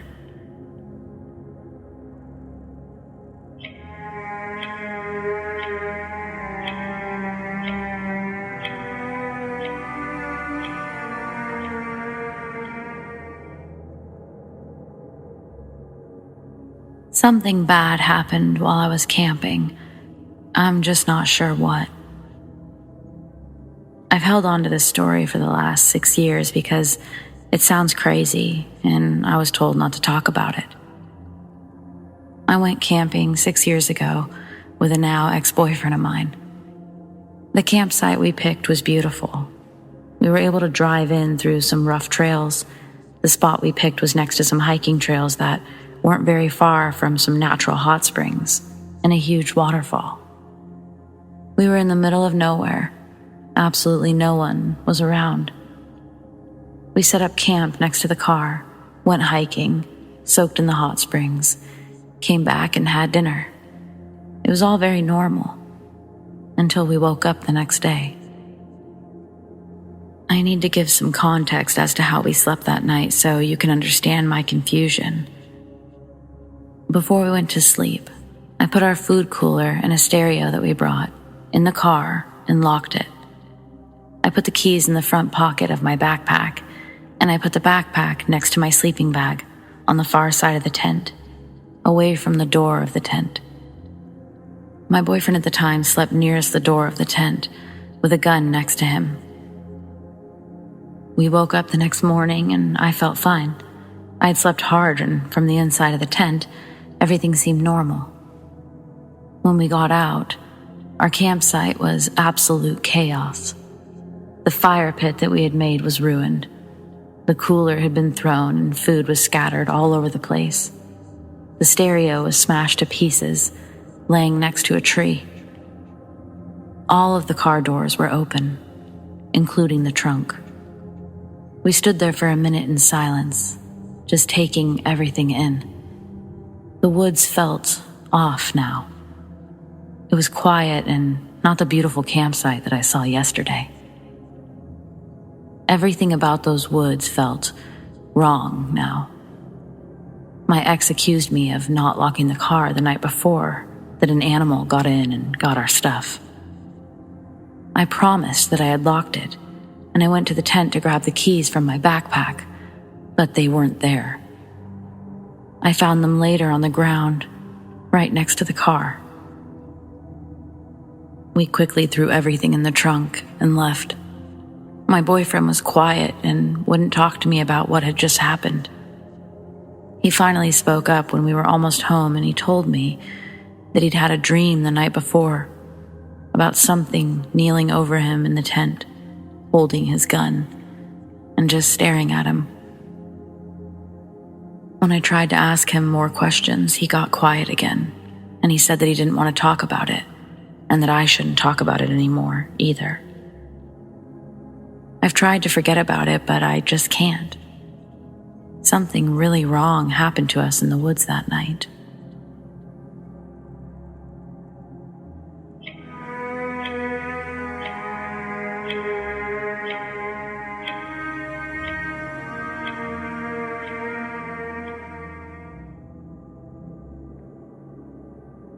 I was 27 and working at a Boy Scout camp far up in the woods of very northerly Northern California. Where I worked had a large population of black bears, which, for the most part, were rather harmless and easy enough to scare away with a shot from a rifle. However, we had a large number of Boy Scouts at this camp weekly, sometimes as many as 500 heads.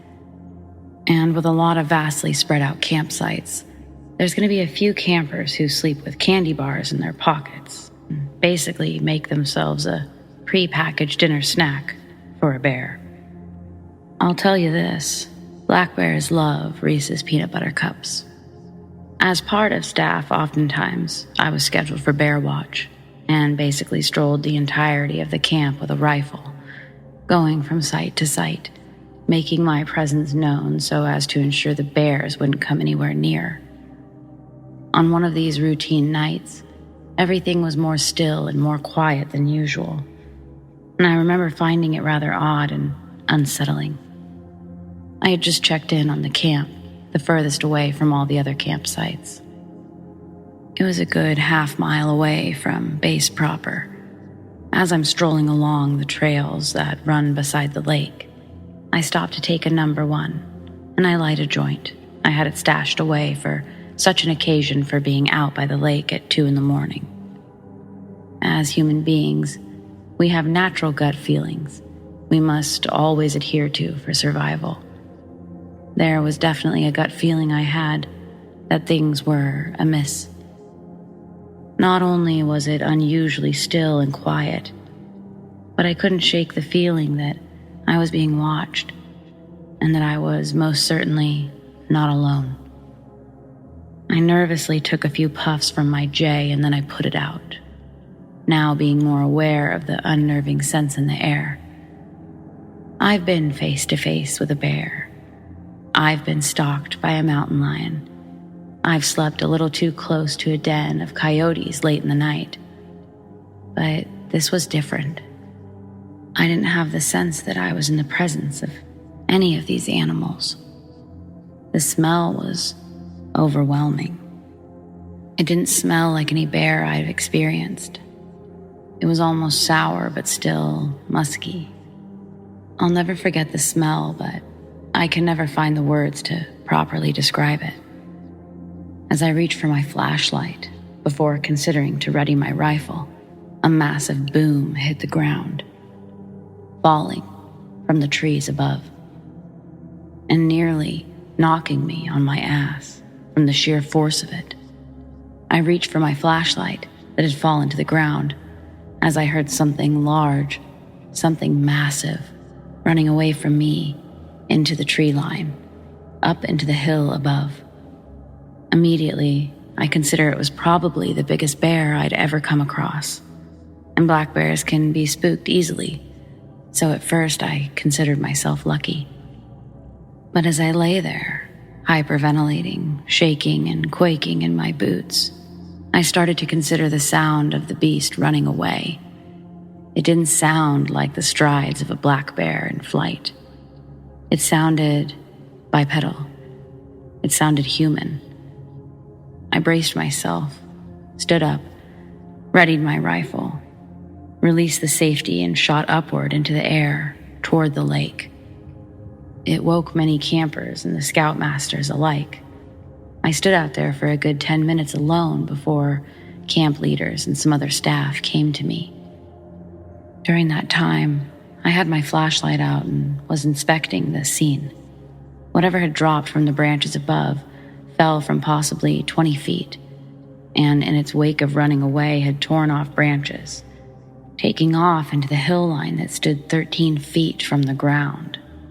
And some smaller trees were bent almost all the way down into the ground.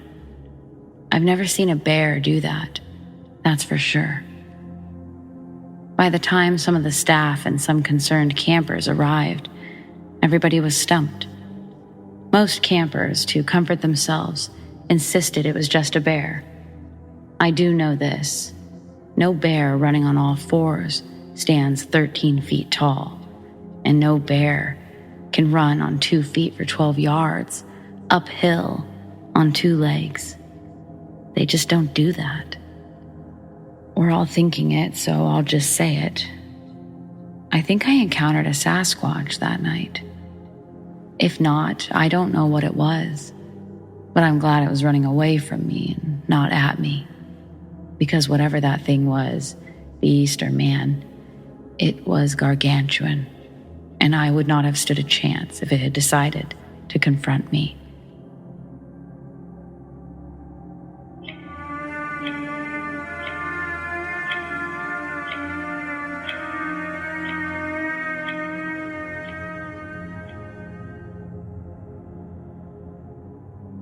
This story is about my father and my uncle, who had this experience when they were kids.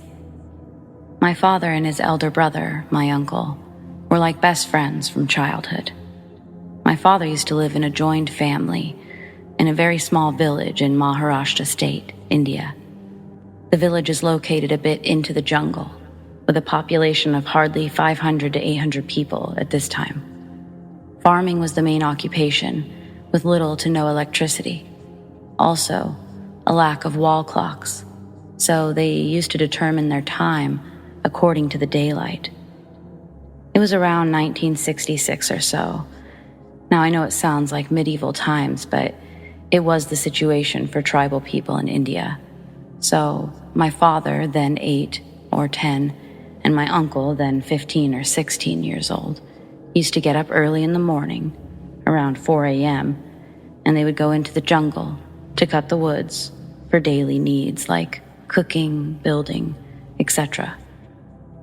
But before that, my aunt, their elder sister, used to make some breakfast for them like bakri, kind of an Indian bread, and sabji, curry for relevance.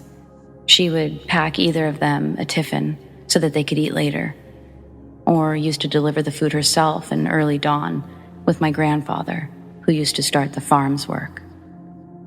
The jungle was near the farms, and my father and uncle used to go to the familiar area of the jungle, the one that my aunt knew very well. She could track them down easily, have their breakfast together, and then come back together with the wood logs. One day, my uncle and father got up early in the morning as usual. It was still dark, and it was winter. Sunrise was a bit later during this season, and their sister was still sleeping, so they decided not to disturb her. They picked up their axes and went for the jungle. That day in the jungle, they decided to go a bit further than usual, but in reality, they went way too far. They were not even able to see the lantern lights of the village. They started cutting a tree and gathering little sticks from around. They got very busy and were concentrating for the time being. After about an hour and a half or so, my uncle got suspicious over why the sun was not rising yet. By this time, there were supposed to be birds singing, and they heard no rooster making that typical morning noise, no cattle mooing, and no dogs barking, which came along with the shepherds. All that they heard was an eerie, deep silence. It was so silent, in fact, that my uncle got worried that they were earlier than their usual time. So he started to hurry up in his work. Now, before going any further, let me be very clear about my uncle. He's a very tough guy. Nothing scares this dude easily, and he's respected by the whole village. Same goes for my father. But this time was different. He didn't know why, but he was feeling like there was something wrong and that something was watching them from the deep jungle. And he knew better than to think that it was some tiger, cheetah, jaguar, or wild boar. He felt something was wrong that day. And then, all of a sudden, my father and uncle hear the voice of their sister from a long distance away. They couldn't see her. It was just a voice. My uncle got very suspicious, as the voice was coming from deep within the jungle and not from the direction of the village. My uncle told my father to tell her to come to them. So, my father responded to her voice, telling her to come to them. The voice stopped for a moment, and then she replied, "No, you come to me. Hurry.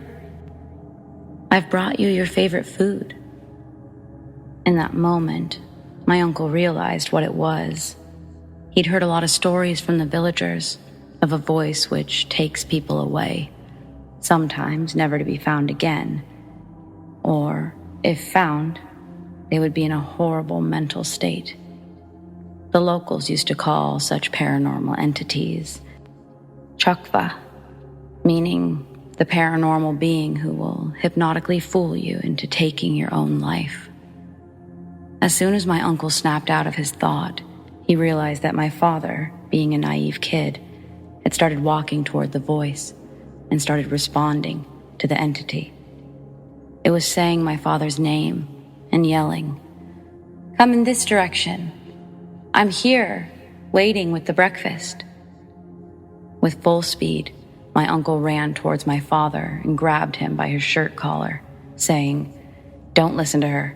Come on, we must go home." My father responded, "But it's our elder sister. She's calling us. I am hungry." By that time, my uncle had already grabbed my father's hand and told him, "She's bluffing us. She has no food. Now come on." Now, my father was about to start arguing with my uncle, but he looked into my uncle's eyes. He certainly looked scared, and his hand was shaking. Father, too, sensed that something was wrong and started walking fast toward the village without another word. "Why are you going toward that side? Come here. Follow my voice," the entity said. My uncle, still holding my father's hand, "Ignore her. She's not coming to us anyways." Needless to say, he was trying to divert my father's attention from the entity and play it cool so that he wouldn't panic. As they were walking toward the village, it felt like an eternity. Now, being Hindu by religion, my uncle started mumbling mantras of Lord Rama, Hindu god. The voice slowly started to fade away as they were getting closer to the village.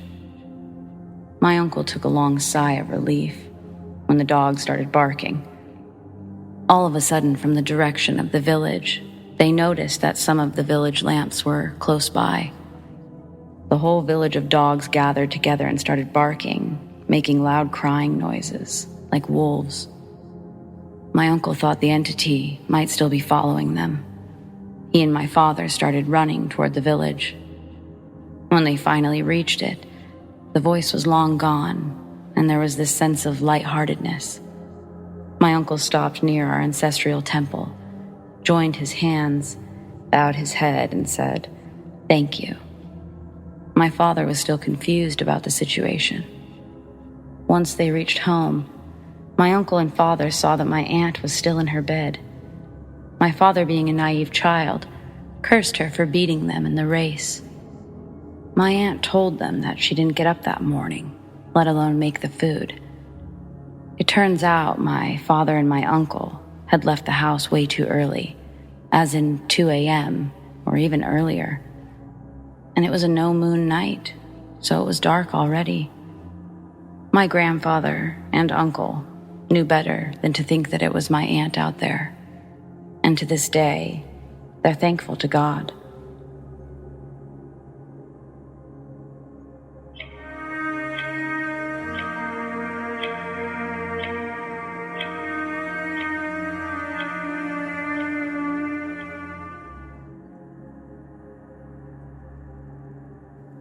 had an encounter that I've never been able to explain.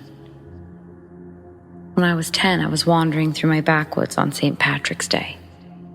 By that point, I was well aware that leprechauns were not real, so I wasn't looking for anything so much as just killing some time. No neighbors behind our house know anything, just woods. I knew the woods very well and was extremely comfortable spending days wandering around. At one point, I stopped walking for a bit and was just looking around when I hear some sticks break. I looked over, thinking I was about to see a deer, when all of a sudden, out walks a 7-foot-tall leprechaun with orange hair. No mask on or anything like that. Just a huge dude dressed as a leprechaun in the middle of the fucking woods with orange hair and a beard. He didn't see me, and I totally froze up. I watched him walk for maybe 10, 15 seconds. The only thing I can remember thinking is, I can't do nothing. I was frozen, but somehow managed to yell out, "Hey, you." Dude stopped in his tracks and turned his head and looked at me and sort of grinned. Lost all courage at that point, turned around and ran faster than I ever have in my life.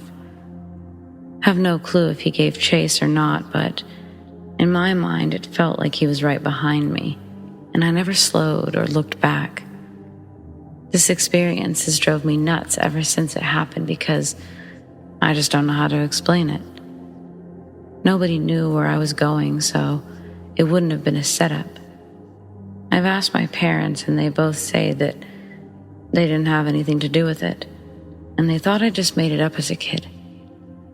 Thinking about it as an adult, my best guess is that I saw something that day, and my brain just wasn't able to process it, and my mind turned it into something that I could understand. And since it was St. Patrick's Day, I ended up seeing a leprechaun. I honestly have no idea, though, and it stuck with me for years. I've never seen anything paranormal, or whatever you want to call it, since. Also, I've always hated the fact that in a world where people see ghosts, UFOs, and Bigfoot, I had to see the most ridiculous thing possible. Figured I'd throw it out and see if anybody else had any explanations or similar experiences.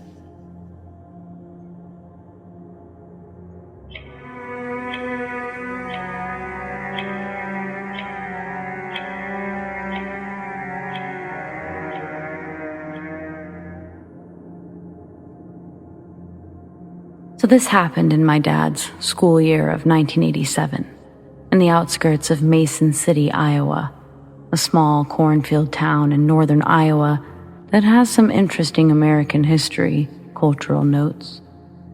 It's the official crash site for the day rock and roll died in 1959, the Music Man, various American outlaws, but it is ultimately overlooked. Basically, my dad was a member of the high school football team, the Mohawks. And the rules stated that in order to participate in school events, athletes were not allowed to participate in alcohol or drugs.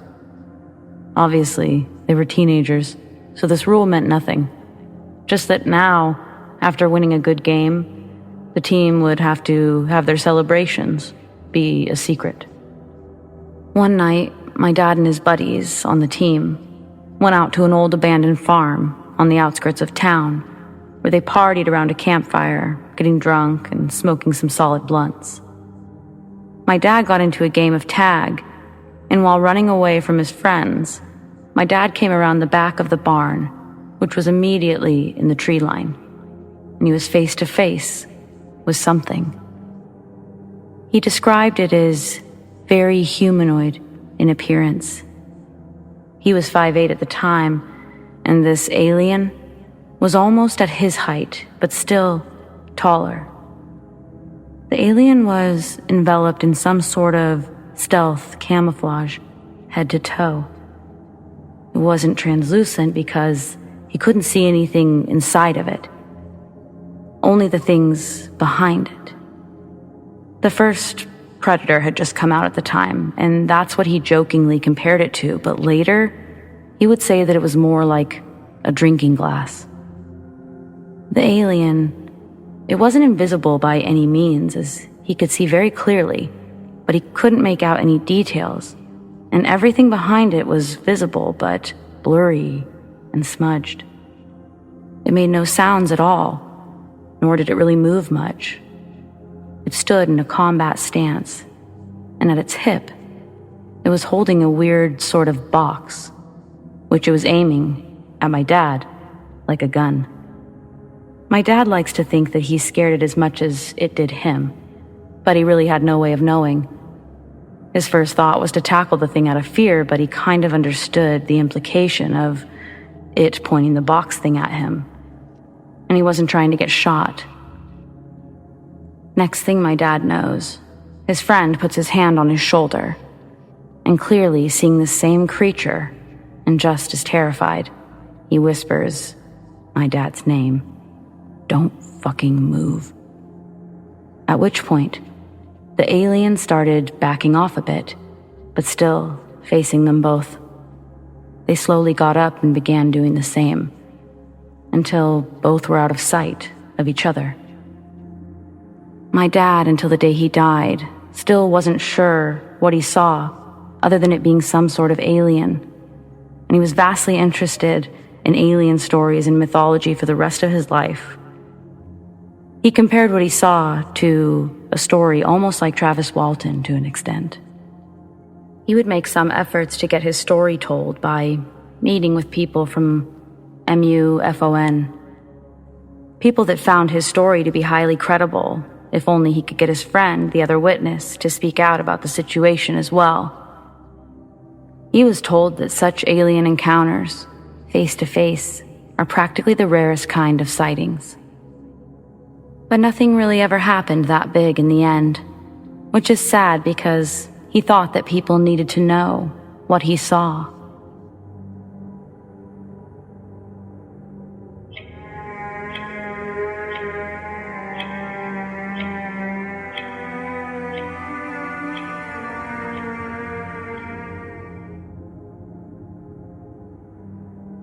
I've been seeing something around that I don't really know what it is. I'm going to preface this by saying it isn't exactly humanoid. It just talks like one. I first saw it when I had a girl over, and she wanted to look out my window at the stars around 4 a.m. So I turned off my LEDs and I opened the curtains, and a deer was out in the road. It looked like a normal deer, until it stood up on its hind legs. It had blood on its underbelly, and it stood like that for several minutes, until we looked away and it was gone. I'm not in skinwalker territory. I've done a lot of research on them to try to figure this out. Of course, that's not my only encounter, though. The next one takes place at a park around 9 p.m. with two of my friends. We had just called my friend's mom to pick us up, and 30 seconds later, we heard her little sister say, "Jess." But when we looked up, nobody was there. We all heard it, and we stood up to look at her mom's car, but it wasn't there. It had only been seconds since we called. 5 minutes later, her mom showed up, and her little sister was in the car. We hopped in. The little sister wanted to go down the slide.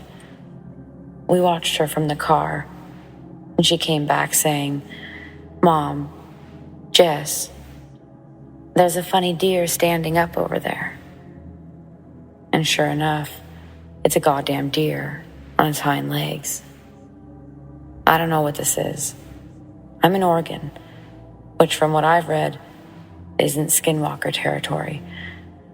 I read a comment on a post in another sub about voice takers, but I can't find anything on them. My most recent encounter was 3 a.m.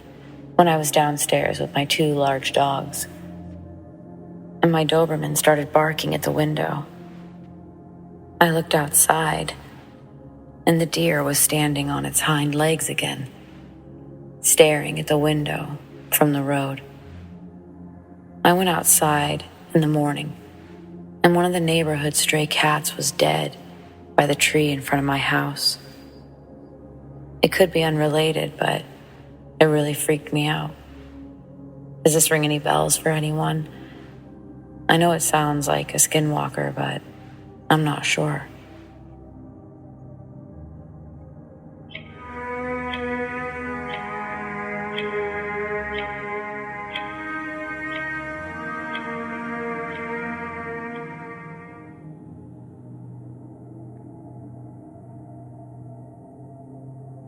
I had just turned 21 and frequented the bars regularly. In hindsight, I probably spent too much time drinking with my friends. I didn't have a car or a cell phone, and I lived on the outskirts of town. It was a 45-minute walk downtown. The town I live in is generally a very safe place. It's a wealthy, well-to-do, white-bread community.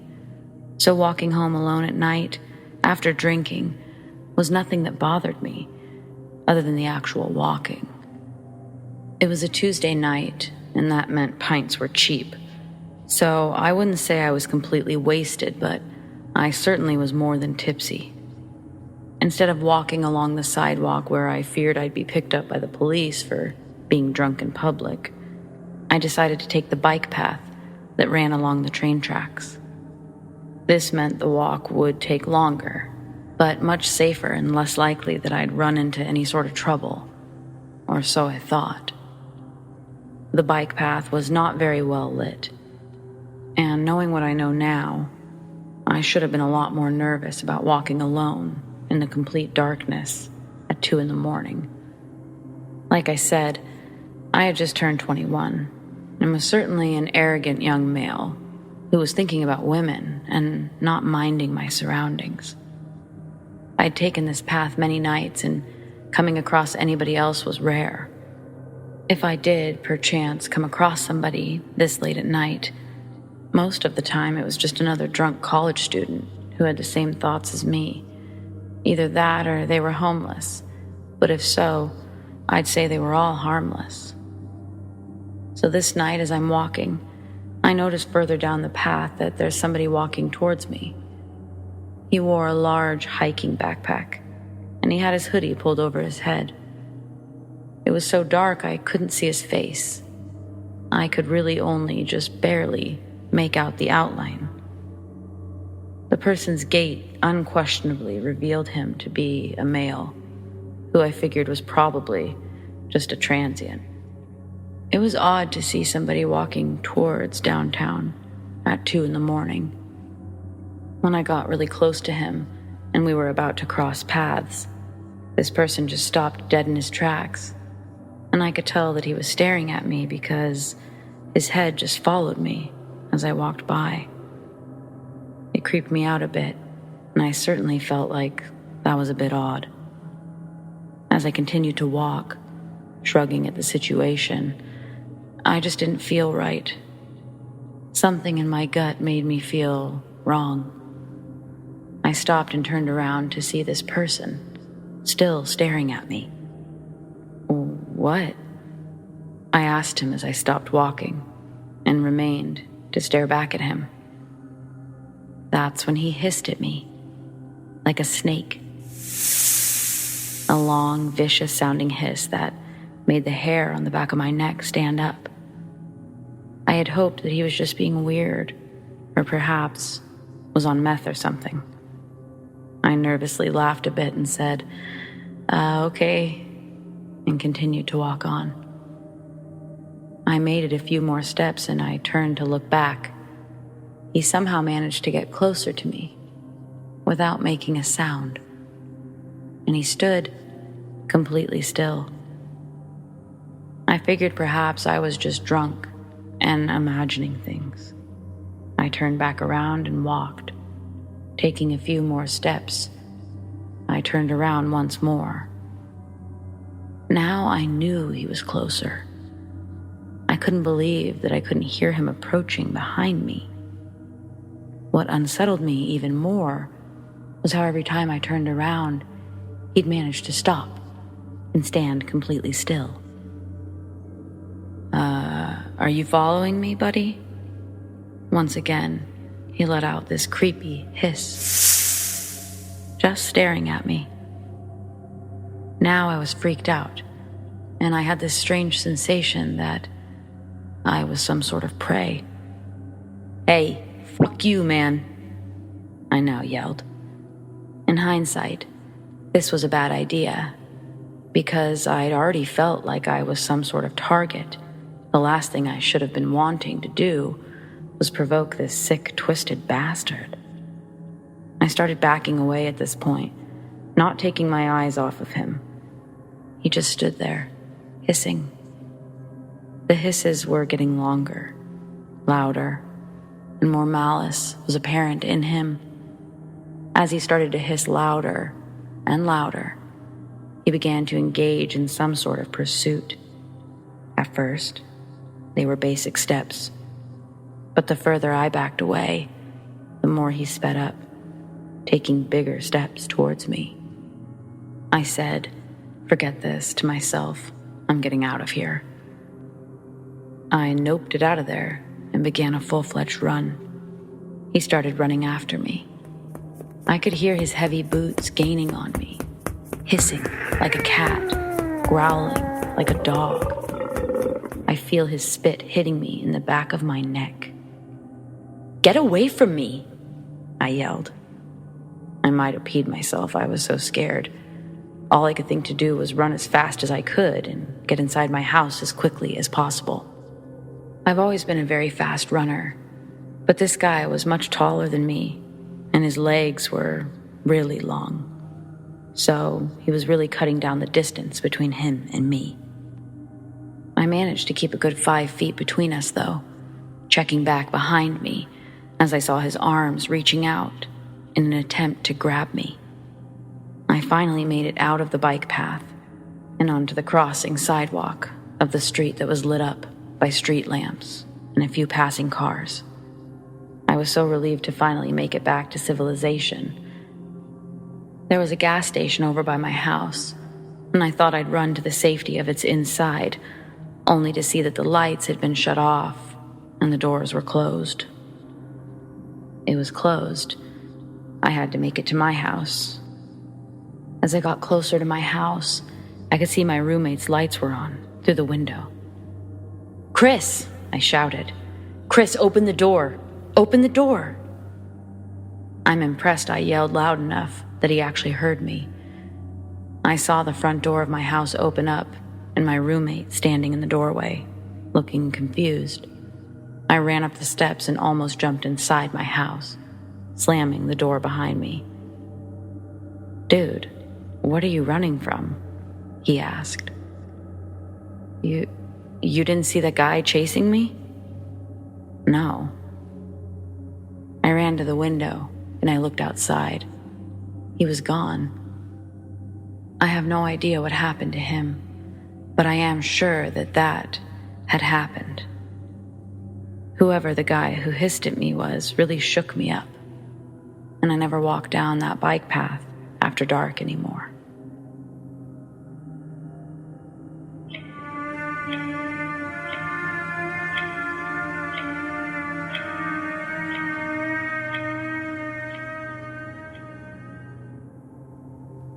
There's something in Arizona.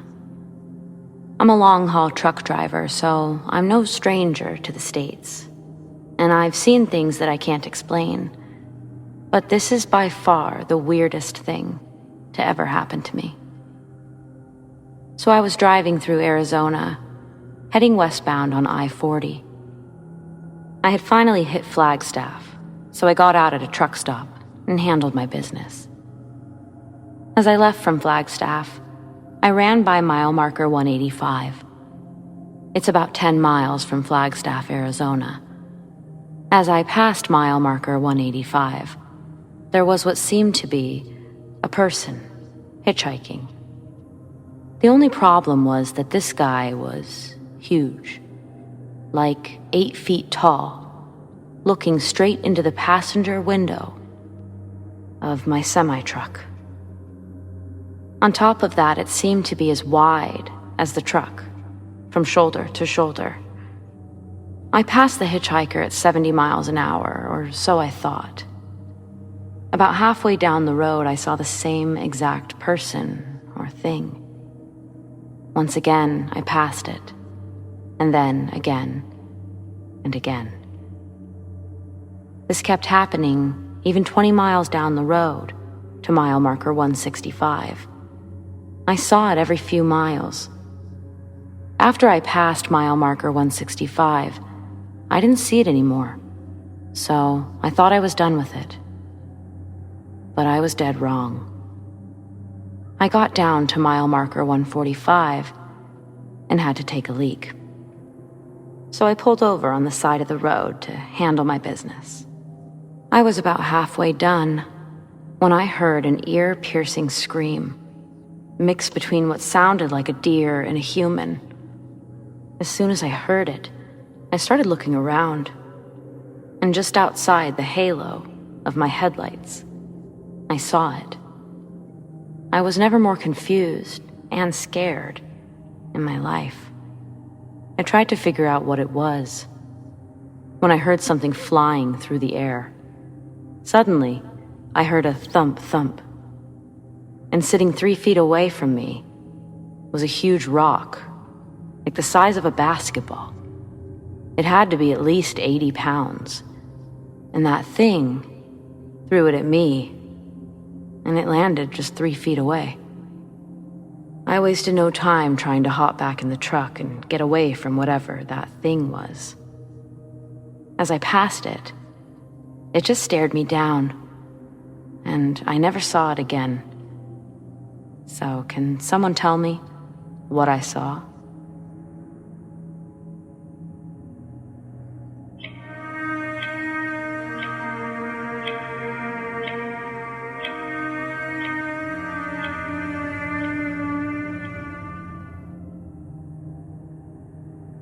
I'm going to do my best in retelling the story that my grandfather's told me a few times. In the 1970s, he lived near Green Bay, Wisconsin, and he did a lot of nighttime fishing on Lake Michigan in his wooden canoe that he owned at the time, given to him by his grandfather. It was going to be mine, but during this story, my grandfather gave a pretty straightforward reason why he doesn't have it to pass on to me. Not that I honestly needed a wooden canoe that I'd never use taking up space in my apartment. I'd be forced to choose between having a bed and a canoe in my apartment, so thanks, Grandpa. But I've digressed from the actual story and how it happened, so it's 1970. My grandfather is doing his thing on his wooden canoe, fishing at night with a net, some live bait he handpicked out of my great-grandma's garden, and his rusty homemade pole. Apparently, this part of the lake was one of the most peaceful places to be during his youth. His secret nook, he called it. It's a crystal clear night, quiet, with the moon's reflection illuminating the lake. He's been on the lake for roughly an hour or two, and he's already caught 3 fish, 4 if you count the one he tossed back. As my grandfather patiently waits for another bite, he sees what he describes as an upside-down cereal bowl-looking object, bobbing in the water a couple yards away from the canoe. He says he sat there and stared at it for a good 2 minutes, wondering if it was an animal by the way that it was remaining in place, rather than drifting with the small waves of the canoe. Then, he said this thing bobbed up a little bit more, and it looked like the crown of a head emerging. I asked if it was a dead body, and he said wait, because he thought that too, and rowing closer, it did look more and more like a woman's head. Each wave gave more certainty to this as it tousled the hair, revealing visible facial features down to the bridge of the nose. It's pale, and the skin is leathery from being in the water. This turns his stomach into knots, but almost in shock and denial at what he's seeing, my grandfather takes his oar and gently taps it, and its fucking eyes opened. Not only do the eyes open, it shoots back down into the lake under his canoe. Terrified beyond belief, he almost falls out of the canoe while jolting back and loses the oar. But you better believe he used the other remaining oar, like he was part of a one-man crew team. Crossing the lake so fast, he crushes the canoe on the rock edge and abandons it to climb out, completely negating the grass slope that he used to get in, which was too far in the other direction on the lake. Lost his pole and the 3 fish he caught as well. After he climbed to the rock ledge, he turned back and looked out. It was once again still and quiet. This scared him more because he didn't know if what he saw also exited the lake when he did. Was it amphibious? What was it? It was scary, and none of these questions or answers were things that my grandfather really wanted to discover alone in the dark. So he ran, and he left the family heirloom that was going to be passed down to me to sink into the depths of Lake Michigan. My great-grandma also accused him of doing drugs and kicked him out of the house when he had to explain the canoe. He ended up being homeless for about 3 years. And that's when he said he experienced something worse. This was after being homeless for 2 years, he says. He set up camp in some woods just outside my great-grandparents' house. He was laying in his tent, not sleeping, just laying. Suddenly he hears some rustling outside of his tent. So he hops up, he grabs his hatchet, and just as he's about to unzip the tent, he hears movement inside the tent. He whips himself around, and there's a face. Not a person, just a face. He says it's essentially coming through the back of his tent, but not just the imprint of a face, the actual face. He's initially so shocked that he doesn't even swing the hatchet. Instead, he observes what he's seeing the best he can, and he tries to reason with himself. The wet hair covering the face, the pale leathered skin. It was the face from the lake. Before he can recall the hatchet, the face makes an immediate dash for my grandfather. He finds himself thrown back slightly, not feeling pain but coldness and fear. He sees no face around him any longer, but he closes his eyes and swings the hatchet wildly now. By the end of all that, he had nothing more to show for it than a few giant holes in his tent. I asked him, "Were you dreaming?" And I'm told again, "Wait." He tells me that it wasn't a dream, that after that he couldn't even sleep. But after a while, he got restless and went outside the tent to check around. Toward the back of the tent, the dirt was no longer dirt. It was mud, as if water or something wet had just been there. Shortly afterwards, he heard the sound of something large plopping in the water. But when he looked at the lake, it looked like glass. No ripples, no movement. This kick-started my grandfather's plan to not live in the woods anymore. And he told me quite frankly, it made him pretty sure he didn't want to live anywhere near Lake Michigan.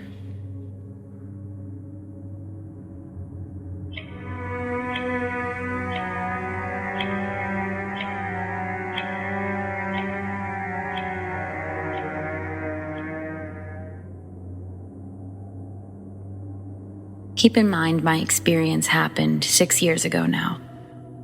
I spent the night at my ex's place in a very rural small town outside of New Glasgow, Nova Scotia, called Westville.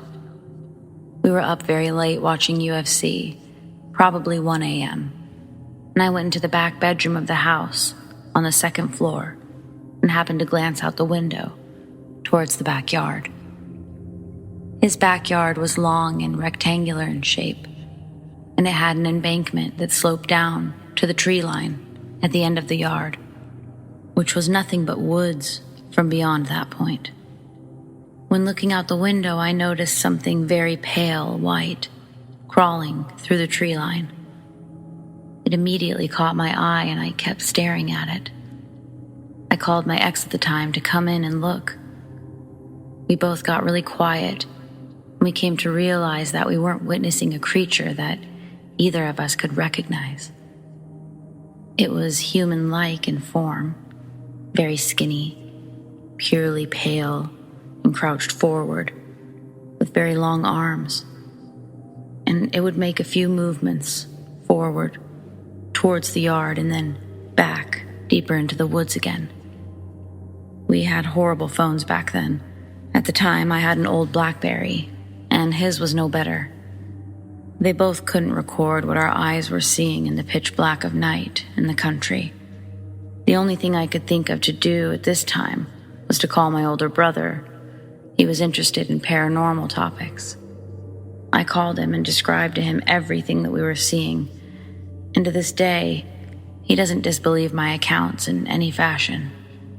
Something I said over and over to him on the phone was, "It's not moving like a human. Its movements are really, really strange." They were almost spastic in nature. Nothing natural or orderly that I could make sense of or compare to how other mammals move. It made no noise that I could hear through the window. I was terrified, but watched this thing crawl around for a solid 2 hours. Years later, my brother found the more popular YouTube video of a crawler in the backyard of some guy's house, and he calls his preacher.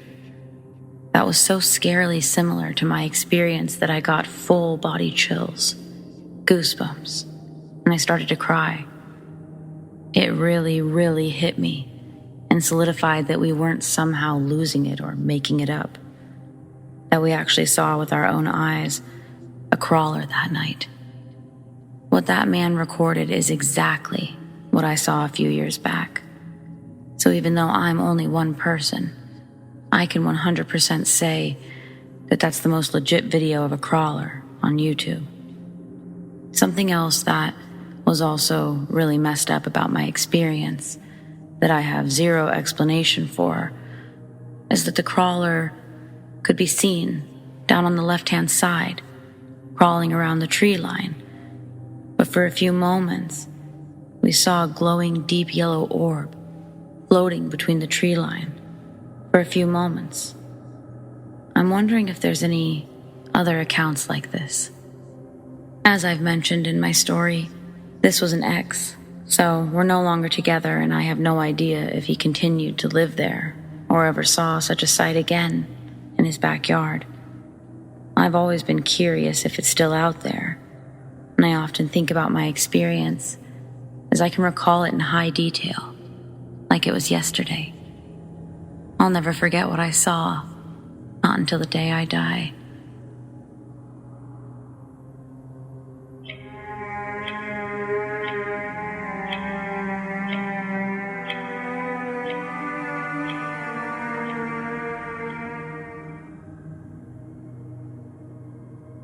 I grew up in the 1980s and 1990s, born in 83. One day as a young kid, 5 years old, I was at my friend Josh's house. He lived 2 doors up, which for me was as far as I could go on either side of my house at 5 years old. Luckily, all of my closest friends as a kid lived within that quadrant. Josh and I were in his basement, which was a finished basement. It had heather brown carpet, a nice large fireplace, and a big TV in the main room of the basement. We'd often be down there in the morning just before or after breakfast, as his mom would be watching me in the morning. We grew up around older kids, and I had 2 older brothers myself, so we often heard of freaky ghost stories, even at a young age. But nothing really similar to what we saw that day, what our childhood minds ultimately dubbed the blonde thing. We were playing with action figures and watching TV, I remember us laughing and playing, and we both noticed movement about 10 feet away from us, on the other side of the room. We were the only ones in the basement. His mom was right near the top of the stairs, in the kitchen, with his baby brother, Nathan. We both just looked toward the motion to see a very short, about 3.5 feet tall, humanoid figure going around the corner, down the short hallway, to the back basement bedroom.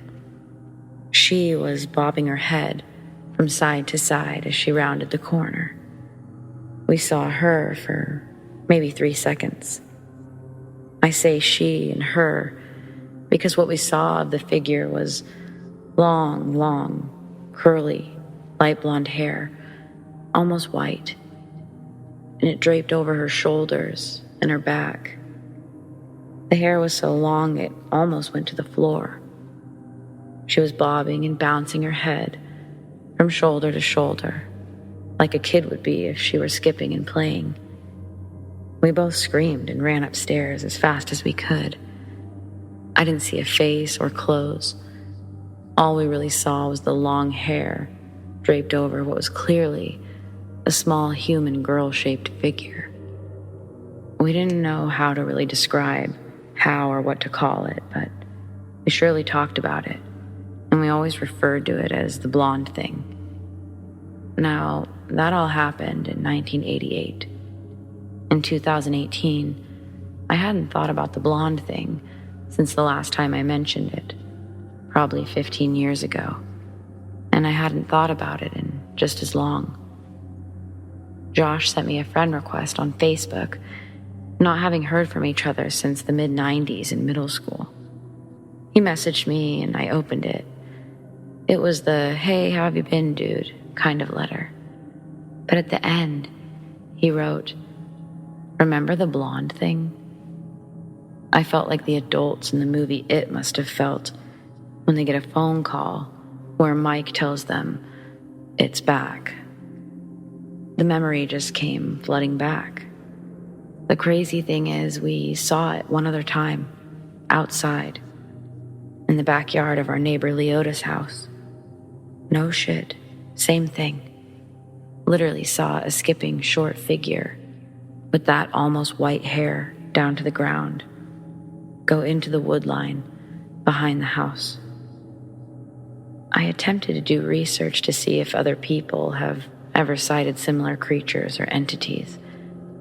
The closest thing I could find is some old Germanic folklore about a long blonde-haired entity that looks like girls trying to steal babies from homes. Curious as to if anybody has seen something similar.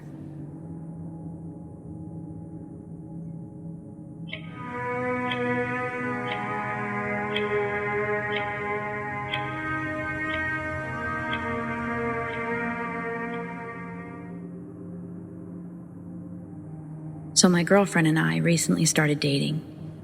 Being young and dumb, we decided to sneak out as much as possible to stargaze. First night was amazing. We found a spot not too far from her house and we hung out and looked at the stars. Second night was different. We went to the exact same spot and everything, just the area felt off and uncomfortable. Then we heard a tapping noise on the back of my car. This would remain a constant event, by the way. We decided to go to another spot and see if it was better. After about 5 minutes of driving, we parked where the cornfield and the forest met. We felt better for about 15 minutes, then decided to chill in the car. After about a minute, the tapping started. We immediately left the area. While looking for our third spot, we noticed a bridge on Google Maps, so we went there. Right as we got there, it felt so heavy and so off. I don't know how to explain it. We sat there for about 5 minutes before I felt this pressure on my head, and all of my senses felt dull. That's the best way to describe it. My girlfriend asks if I was okay. I tried saying no, but I couldn't. I said yes, without any control. After another couple minutes, there was a loud scratch on the back of my car. I knew it wasn't a branch or anything. There were no trees close enough to hit my car. We shot up and left. I dropped her off at her house and started on my way home. Not even a minute after I dropped her off, she said something grabbed her. She had scratches. I stopped to make sure I didn't need to go help her, and I felt like something was behind my car. I look in my mirrors, and I see this figure. Everything about it looked off, and it was pure white. I looked out my passenger window, and there's another one, looking at me, almost studying me. I sped home that night. The next night, we wanted some answers, so we made a visit to every location. First off was the stargazing spot, then the cornfield, and last, the bridge. The stargazing spot in the cornfield didn't feel as bad as the previous night. Then when we reached the bridge, it was unbearable being there. But I was dead set on getting answers and getting peace with the situation. So being 17 and stupid, I got out of my car. I walked a good few feet in front of the car, and standing in the tree line was my girlfriend. She looked at me dead in the eyes and said, "Help me." I stepped forward out of natural instinct. Then I realized a few things. 1, my girlfriend was in the car. And 2, the thing trying to act like my girlfriend had an unhinged jaw, and the eyes had this cloudy, dead look to them. And 3, this one is the worst. There was this big, bony hand on the right shoulder. I ran to my car door and drove off. It's pretty hard to shake me or make me scared, but that turned me into a 5-year-old girl. I dropped her off and I went home. She went on vacation, and the temptation to go back there by myself was hard to resist. I ended up not going, and I waited for her to get back. So when she got back, we wanted to see each other because, fuck it, why not? Most of the time that we were there was pretty okay. Until about 2:30 a.m., when the cows on a nearby farm started to get a little too noisy. We decided to sit in the car for a bit. So, 3:15 a.m. came around, and it was time to take her home. I dropped her off and continued on my way. I get to the first stop sign, and standing in the middle of the road is my girlfriend. But everything was just off about her. She just looked wrong. And then she said, "Help me." I know it's not actually her, so I drive off. As I do, there's this blood-curdling and heart-stopping screech that can be heard. I looked at my phone to see a text from my girlfriend saying she saw me in her backyard and I was asking for help. As she's about to run inside, this large, bony hand grabs her head and she just books it inside her house. So, small update. I was dumb and I decided to go back to the bridge by myself. When I got there, it felt normal for a few minutes, when out of nowhere, there was this heavy feeling in my chest and my head. I kind of shoved it off and I didn't think too much about it. The only way I can describe it is that it felt like the muscles in my face started to be pulled off. I realized I had to piss, so I stepped out and walked to the tree line. Right as I finished, I noticed something staring at me. I realized that it looked like my girlfriend. So I called out, "Hey, why are you out here? Are you okay?" It was at this point I realized that my girlfriend's at her house, sleeping, which is a good 15 minutes away. The thing said, "Help me. I need your help." Her voice was flawless and perfect. I stepped forward out of instinct. When I got within arm's reach, it lunged at me. I blacked out. When I came to, roughly an hour had passed. I didn't know where I was. I checked my phone and the time read 3:45 a.m. I looked at my Life 360 app and I saw where the bridge was and my car. I was about a little over a mile away. I'm not in the best shape, but I needed my car. So I ran as hard as I could to get to my car, and I made it there in about 15 minutes. When I got in, I locked the doors and started crying my eyes out for half an hour. I needed to get home, so I pulled out and started my way back. As I reached the stop sign, there was this scream and someone shouting, "Help," in my girlfriend's voice. I knew it wasn't her. I pulled onto the road and sped home. The entire time, they followed me home and screamed the entire time. I go back there tonight.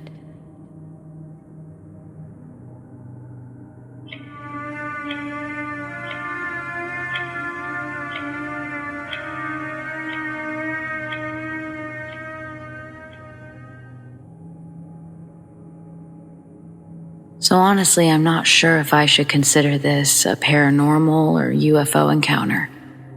But I don't know if what I saw would be considered a UFO. This happened in winter of 2016, when I was home for winter break from college. Late one night, my friend and I were walking to my parents' nice neighborhood near downtown, looking for a place to smoke. For some reason, my friend and I stupidly decided that we'd go to the nearby elementary playground. They had swings. When we turned the corner, I saw in a short distance of maybe 50, 75 feet, a void black blob or orb hovering about 2 feet tall and quickly moving a few inches above the ground across the street from us. As it hovered towards the curb of the sidewalk in front of us, it smoothly floated over the curb. So it definitely didn't have legs. When it moved under the streetlight, it didn't give off a reflection. So whatever it was didn't seem to be man-made either. After it floated over the curb and sidewalk, it stopped at one of the elementary buildings that had a gap under it. The school is on a hill. Then it squished or warped to a black flat oval shape and went under the gap. My friend and I quickly glanced over at each other to make sure that we both had seen what we saw. Then we ran over to the gap under the building. I flashed my light there, but couldn't see anything. After I got home, I scoured the internet for any info that I could find, but there wasn't anything. A few years later, I went back to check the gap, and it had been filled in.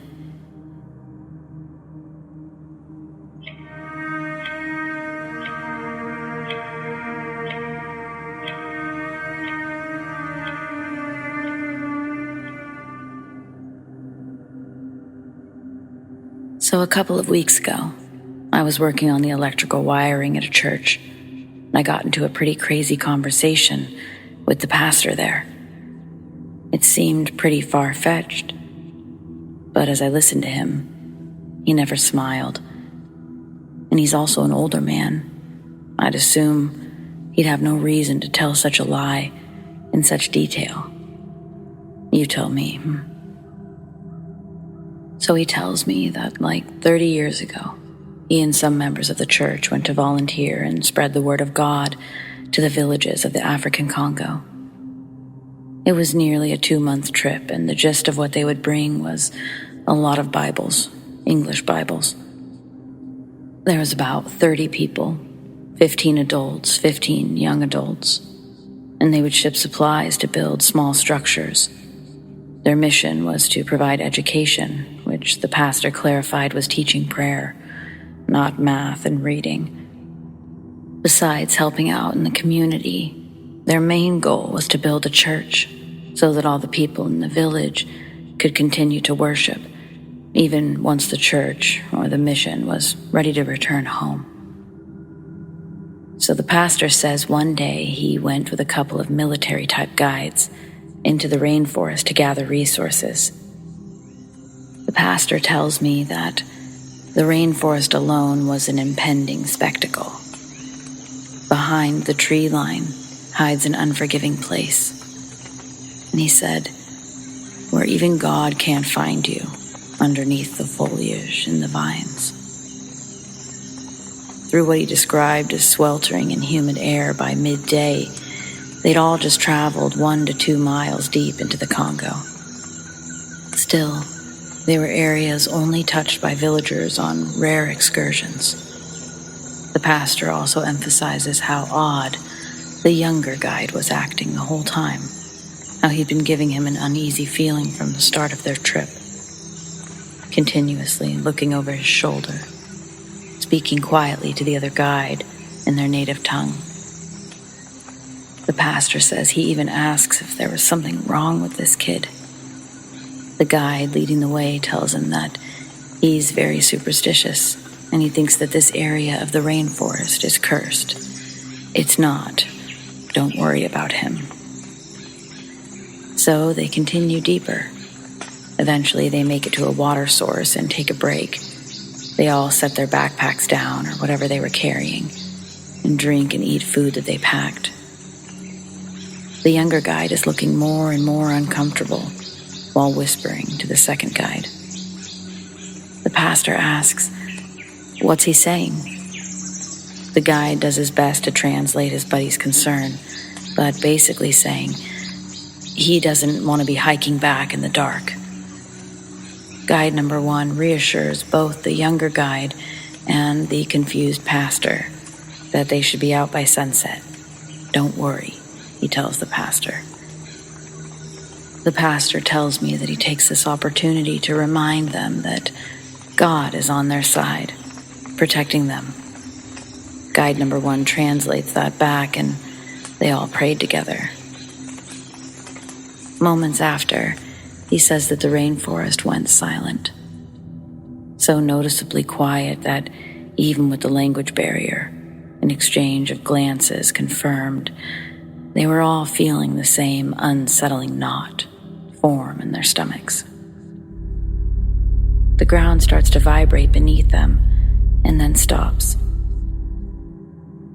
The lead guide explains that they're above a winding cave system called the Teesville Caves. One of the tunnels may have collapsed, and that was probably the cause of the sudden quake. I ask the pastor what he's feeling when he's hearing this. Did he know there was going to be random earthquakes? He explains that he was truly freaked out, and at that point was firmly gripping the cross around his neck. He suggests to the group that they wrap up what they're doing and start the trek back. The guide says that they need to collect a fishing trapper net that they had a little ways up the river. They can't leave it out. So, reluctantly, they proceed to follow the river up about a mile until they reach the mouth of a huge cave, dark and deep. Its entrance swallowed any light that the trees didn't block. The pastor tells me that from a distance, it looked like huge patches of webs were stuck on the walls and rocks, resembling what some caterpillars do in trees in the summer. He says that that kind of stuff was all over the mouth of this cave. Approaching, the pastor makes it clear he wants nothing to do with this, telling them, "I'm not going in there." But the guide tells him that's fine, that he can wait at the edge. It's only a couple of meters inside. The 2 guides get out their lanterns and leave their backpacks with the pastor. He watches them walk through this massive entrance. A couple of strides in, and the lead guide misses his footing on a wet rock, crashing into the shallow riverbed, destroying his lantern. The shattering of glass can be heard over the moving water.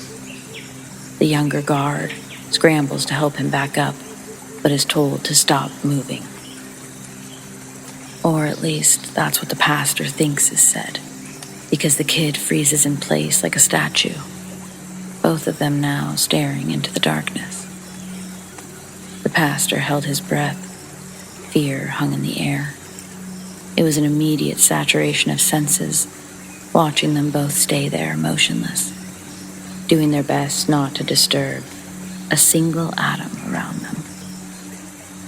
This goes on until the younger guide slowly starts moving his lantern, briefly illuminating a small portion of the black with faint visibility. On the wall, there looks to be a massive cocoon attached to one of its interior formations. But upon closer inspection, as the light continues its path across, it's revealed to be a big leopard, deceased and wound tightly in the web. Its head is partially sticking out of the shell of silk around it. The pastor realizes that the shoreline and riverbed are littered with bones from many different animals, the sight of which makes him want to run, but he has absolutely no clue where. He says that while keeping his eyes on the light, scanning the cave, he slowly made his way out of the water with the others' backpacks and set them down on dry land. Just in case he had to move quickly, he didn't want to drop everything in the running river. The lead guide gets to his feet and points for his partner to shine the light up. When they do, the pastor says he witnessed a creature that, I quote, was a nightmare from hell, staring down at them. It was a spider, larger than a car. Only its upper half was uncovered. The rest of its body was tucked inside a hole above that it quickly retreated in when the light touched its eyes. The pastor stretched his arm out wide, said its legs were literally 5-6 feet long, something he couldn't help but catch his breath while describing to me. And it was fast, he said. Right when the light touched it, it pushed itself backwards into the labyrinth of tunnel formations. The pastor says he begins to shout at the two guides in the water, telling them to run. The shout makes them jump, sending them into a sprint directly backwards. They reach the pastor. Everyone throws on their backpacks, and now he joins in their sprint.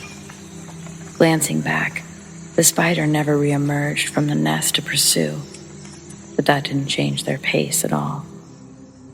By the time they were out of the rainforest, the pastor's legs were covered in cuts and lashes from the vines and branches they ran through. He lifted up his pant leg and pulled down his sock to show me his old wrinkled scars on his shins, just to prove it. He says they got back in their truck, and well before sunset, they drove back to the village. En route, the lead guide is talking on the radio with some haste.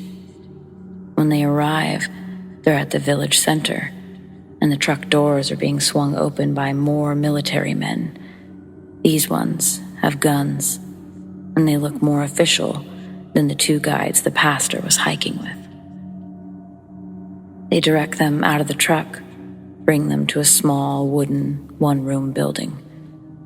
Inside the building is a well-dressed man. He says he's sitting behind a table, smoking. When they enter, he puts out the cigarette, and he stands up to greet them.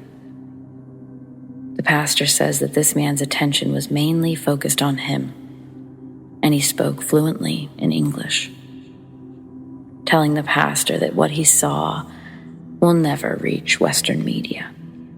He tells him that they have copies of his passport, his address, and other personal information that will ensure his compliance, otherwise risking total financial and physical ruin. He goes on, stating further that if word got out about this species of spiders, The deforestation to hunt and eradicate them would cause irreparable damage to all of the other wildlife there. He explains that when new nests are discovered in the caves, a team later sets out to bomb that tunnel system, closing off the entrance and destroying countless limited resources in the process. He tells the pastor, "You cannot stay here. You cannot speak of what you saw to your team. Your mission is over." And with that, they had other men pack up the pastor's belongings, and he was thrown on a plane back home, separated with no chance to talk to anyone from the church before he left. I asked him, what the heck did he tell everyone when they started wondering where he'd gone? He tells me he'd simply told them it was something God had told him to do. He says that he was most worried about them while they were still there. He wasn't sure that they would remain safe, telling me that the man that sent him home, he wasn't friendly, and he meant business. The pastor believed that he let them leave because of their affiliation with the church, and that's all. He ended his story to me with the name of the spider, or what he thought it was. Not one that was shared with him by anyone in the Congo, but something he discovered years later when curiosity got the better of him. Of course, I can't remember the name of the spider, because it was something insane. But I've been searching the internet, and the things I'm finding, well, they're terrifying. The stories themselves, without visuals, they're enough to give me nightmares. It was too wild of a story to not share it with someone before it left my brain or something. So, what do you think?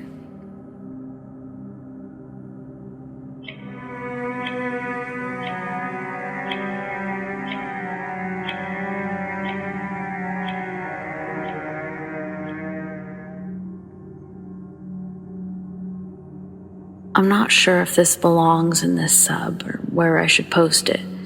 Just looking for some guidance because I'm not sure what's going on. I live in the suburbs of Arizona, right by a mountain preserve. There's plenty of washes around. We get coyotes, bobcats, raccoons, the usual. We've got plenty of chickens and 5 dogs. 1 wolf dog, 1 big male Akita, and 3 Anatolian shepherds. 2 are male puppies, though. The dogs are inside dogs, but we let them into the yard and they have free roam. We have a 6-foot wall around our yard. We have neighbors on all 3 sides of the wall. One of the houses to the side is vacant, and the other one directly behind us, the owner hasn't been home for about a month. On both sides of his house is a wash. About a week ago at dusk, my sister had called for all the dogs to come inside. She saw one of the pups walking away from her and into some bushes out of sight and called to it. I asked her what she was calling to, and she said, "The pup." I said, "No, he's right here," which he was. All the dogs were accounted for. We just brushed it off as a strange thing, but didn't think much of it. Last night, around 12:30 at night, my father and I are awake in the family room. We hear a large bang from outside, which sounds like a trash can lid closing. So we send out the Akita, and we grab lights and head outside. We check the trash cans. Nothing is disturbed as far as we can tell. I notice my sister has come to the door because she heard the bang too. I head back in to talk to her when my dad pops his head in and asks if we let the puppies out. We say no, and he gets mad and responds that he's right there outside.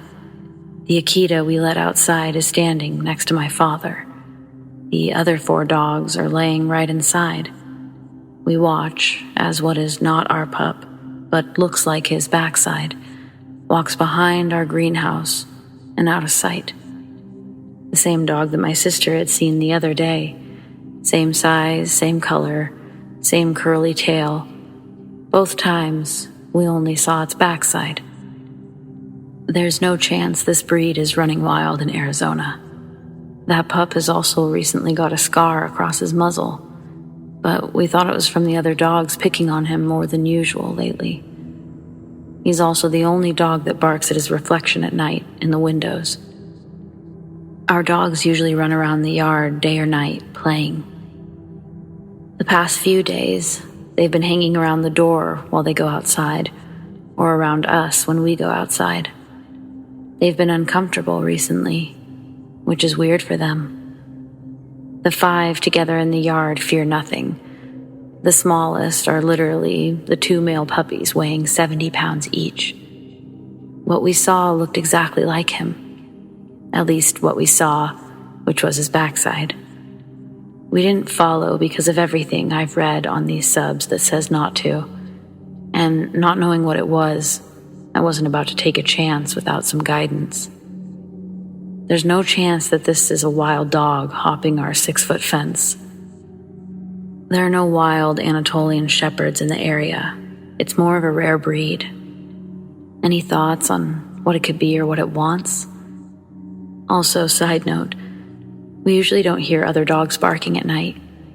We've heard more than ever recently, but only on the days that we've not seen the dog. So, some updates on this one. From dusk to dawn, one of us goes out and walks with the dogs. We also bought a new, stronger flashlight that lights up the area pretty nicely. We have cut or cleaned up a lot of the brush, so there's less hiding spots. However, when we walk the dogs at night, they do their business and head back to the door, even before we do. I've never known them to not want to be outside. I haven't seen anything since the 2 sightings, although it's only been a few days. We have heard on 2 different nights a large pack of coyotes in the neighborhood. We even heard that they got 2 of our neighbors' dogs. And when I say hear, I mean it's 1 a.m. and we hear the howling and fighting and the losing side. The coyotes are not the ones making the dogs uncomfortable. We had one jump the wall in the past, and all of our dogs went after it. It couldn't get back over fast enough. So, still concerned because they aren't comfortable again or yet, and I'm not sure why. I'll update again if we see anything else.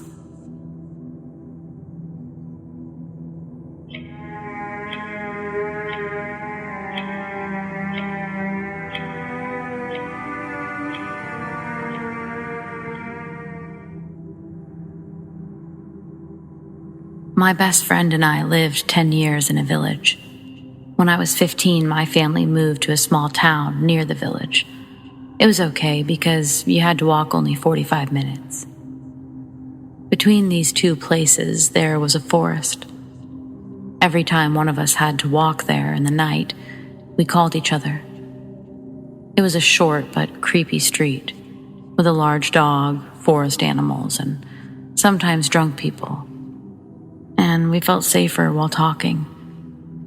One day, it was deep in the night, my best friend called me. But it was different.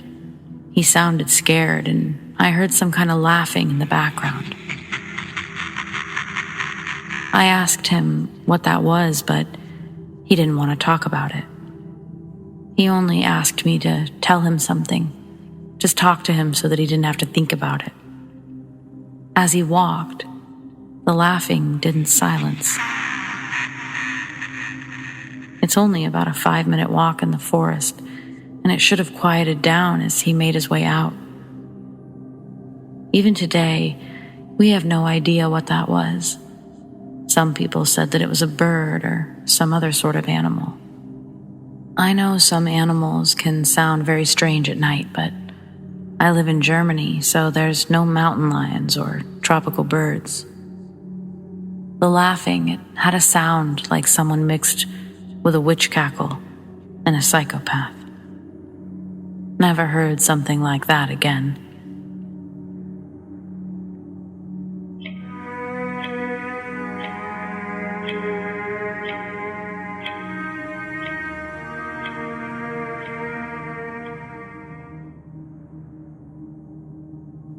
I took a trip with my friend to visit her family for a few days. The first night, we took her car for a test drive after we helped her dad, around 1 a.m. The city was built on Native American burial grounds. Most graves were dug up and dismantled, so hauntings were common and invited more bad hosts. Anyway, as her dad was talking about his experience with stuff here, he mentioned La Lechuza, a witch from Mexican folklore that takes the form of an owl. And as he started to talk about her, a giant owl swooped in front of us, nearly hitting the owl. We all just shut up for a minute. Then we see another giant owl later on, a sign in a residential area. To confirm it was an owl, he pointed a flashlight at it, but it refused to turn on, again and again. When the owl flew away, it decided to turn on. And that's when we all agreed to go home. Later that night, I got high with my friend, and after a while, we go our separate ways. I'm in her brother's room playing Xbox, still pretty high. Her brothers leave to go downstairs. While I'm there alone in the dark, with the screen on, she's in the room next to me and texts me. "Hey, are you upstairs by any chance?" I say, "Yes, why?" Moments later, a black, transparent figure slowly walks in front of the TV, and with the blink of an eye, it's gone. I got scared, so I left to where my friend was. I thought, man, maybe I'm tripping. She told me she heard footsteps upstairs when her brothers were already downstairs. I wasn't walking. Later, everyone is in the room with us, having a good time. Then her youngest brother comes running upstairs, crying and all scared. He said he saw a black, transparent figure, face and all, trying to reach out towards him, coming from the downstairs garage. Her dad told us prior that the house had something that hadn't disturbed them like this, like it did tonight at all. I just didn't want to believe it. We all slept in the living room together after because 3 of us confirmed we saw and heard something. Crazy night. I still kept going over there though.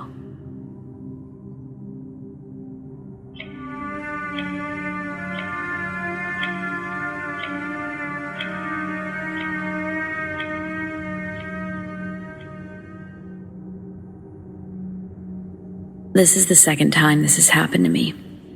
Last year in October, I had a problem with things breaking. For example, my some-month-old phone suddenly had a crack on the screen when I retrieved it after work. It was in an area I constantly had my eye on, so it didn't drop and nothing was dropped on it. I also woke up to find the rim of my glasses broken. When I went to sleep, they weren't damaged at all, and nothing fell on them.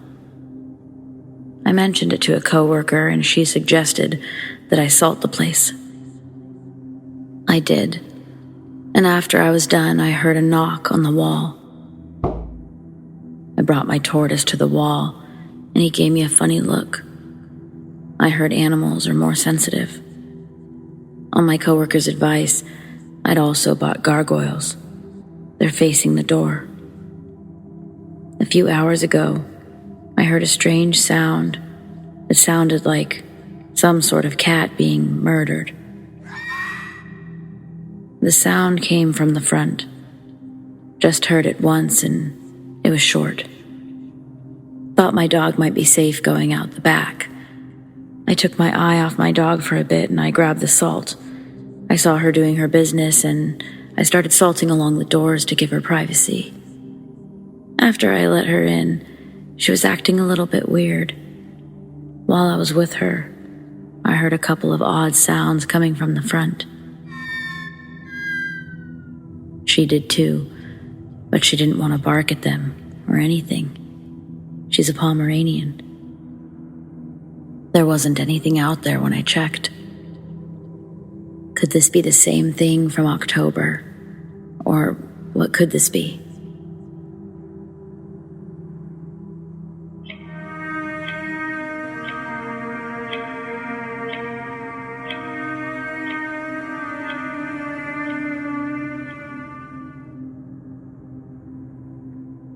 So you'll have to forgive spelling errors and the like. I'll try to clean this up as I go. I'm writing this on my phone at work, and still a bit shaken up. So let me preface this by saying I'm an overnight guard at a hospital. I've been here about 5 years or so.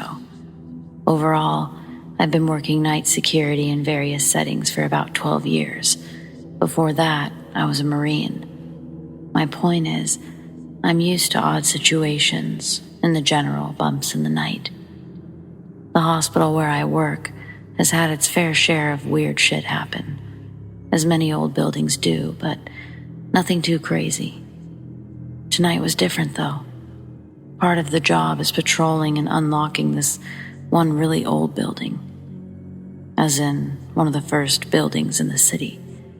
It's currently used as the College of Nursing, but at night, it's deserted.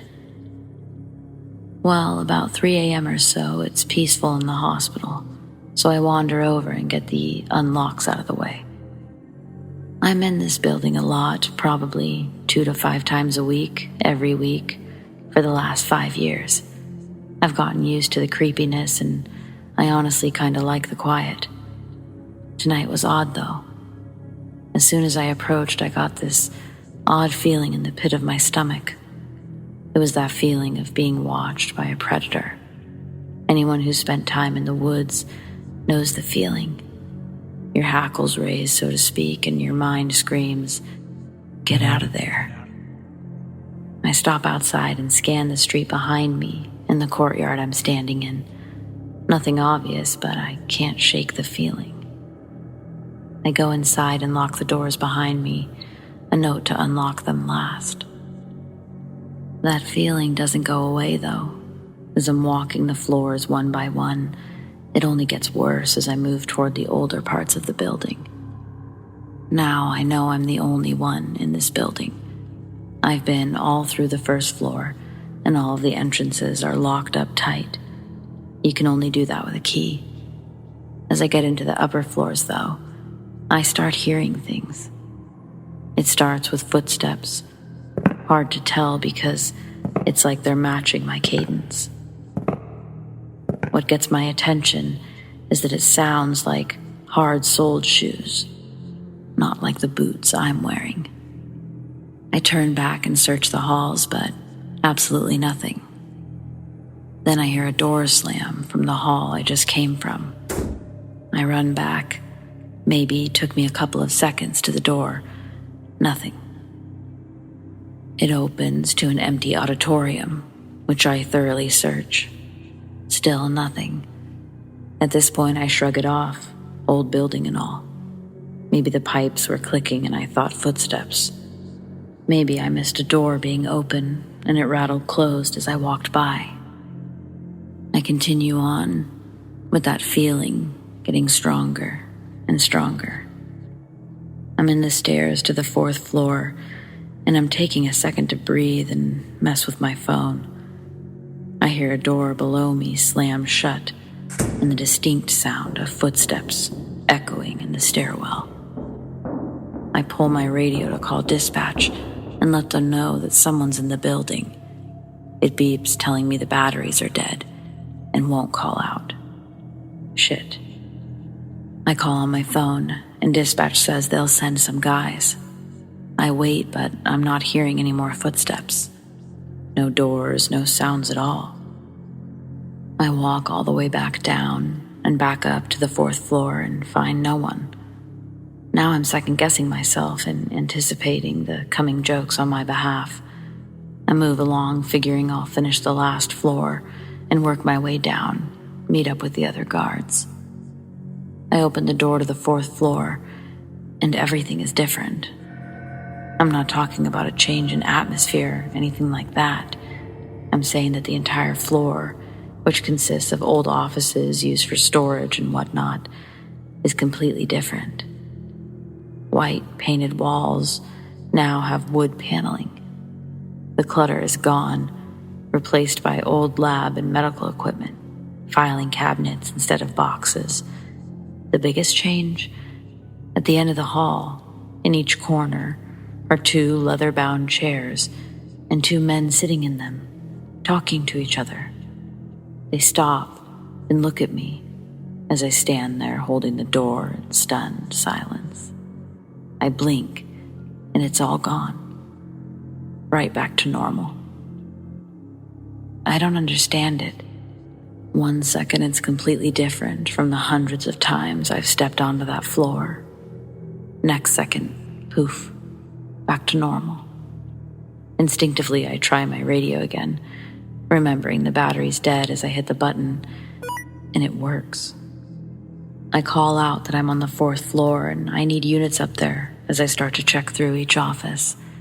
Of course, everything's normal when everyone gets there, and I'm still left wondering, what the hell just happened?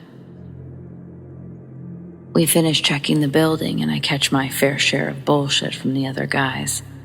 I go down to dispatch because I know we have cameras on those floors, and I want to know what happened.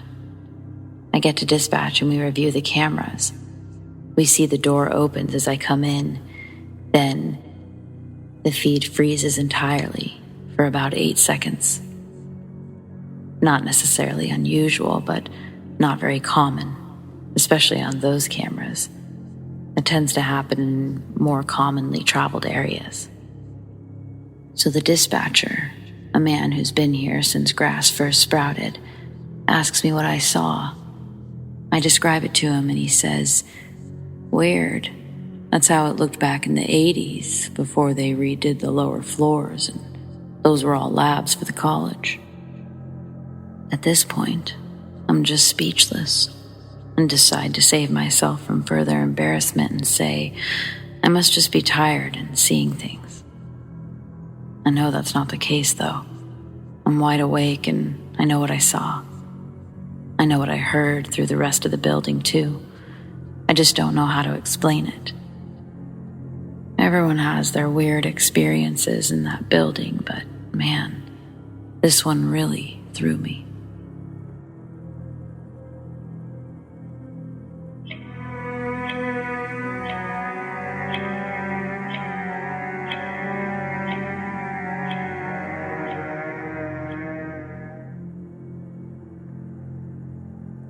Every summer, my family and I venture north for several weeks, as do most other families in my state. The town we visited was not far from another sprawling town on a lake. Despite my overall disdain for most traffic and people, the area was pleasant most of the time. Additionally, 2 friends of mine also visited the area, and we would meet with each other at least 2 or 3 days out of the 2 weeks I was there. The names of my friends are Osai and Jack. We're all the same age, and we live in the same town back home, so we know one another quite well. Anyway, one evening when I rode my bike over to the general store where we would all meet, only Jack was there. For context, Jack is always 5 to 10 minutes late, and Osai was always there at least 20 minutes before me, seeing as though he could just walk from where his family's cabin was to the store. So this took me slightly by surprise. I asked Jack, "Where's Osai?" And he said, "Didn't you get the message? He said he found something and was going to take a while before he got back." I was confused when he had stated this, as I didn't remember getting a message from our group chat. But sure enough, when I opened my messages, there was one that wasn't open. The message read something along the lines of, "I'm going to be a little late. I found something really cool." So me and Jack waited for about an hour in front of the store, just waiting for Osai. And he finally shows up, but he didn't have his bike, which I found downright weird, seeing as though he cherished that thing.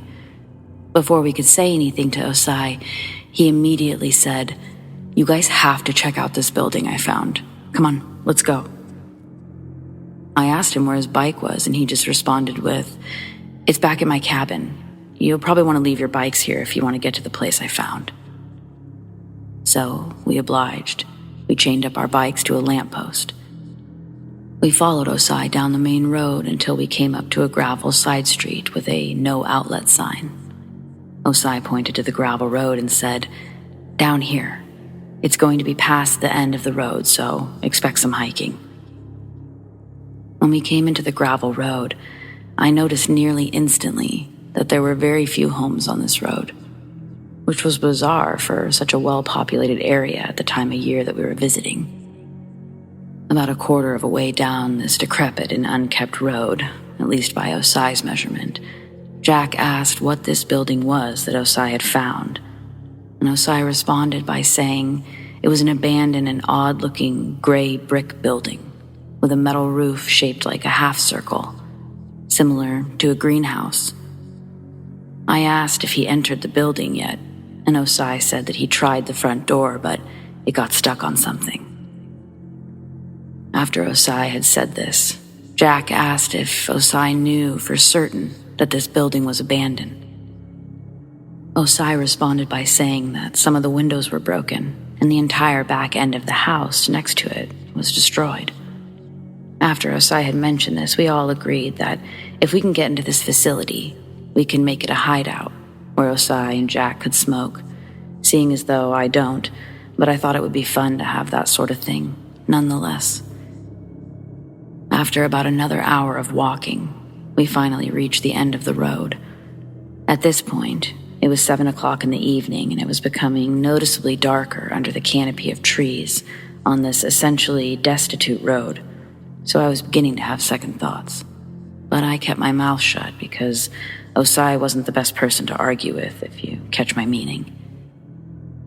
So we proceeded into the woods for what I guess was about a mile, when we stumbled into a clearing with a big bungalow-style house, and the building that Osai described to us to the left of it. We waited for, give or take, 3 minutes to see if the coast was clear, and then we made our way to the building. Osai's discernment almost precisely fit the appearance of the facility. It was roughly 10 feet tall, with a curved roof made from sheet steel, not unlike you'd find on barns or utility sheds. Osai was now excited, and when he went up to the door, he motioned for us to help him open it. So that's just what we did, and to this day, I regret ever going anywhere near that clearing. We opened the door with relative ease, but what came next was completely unexpected.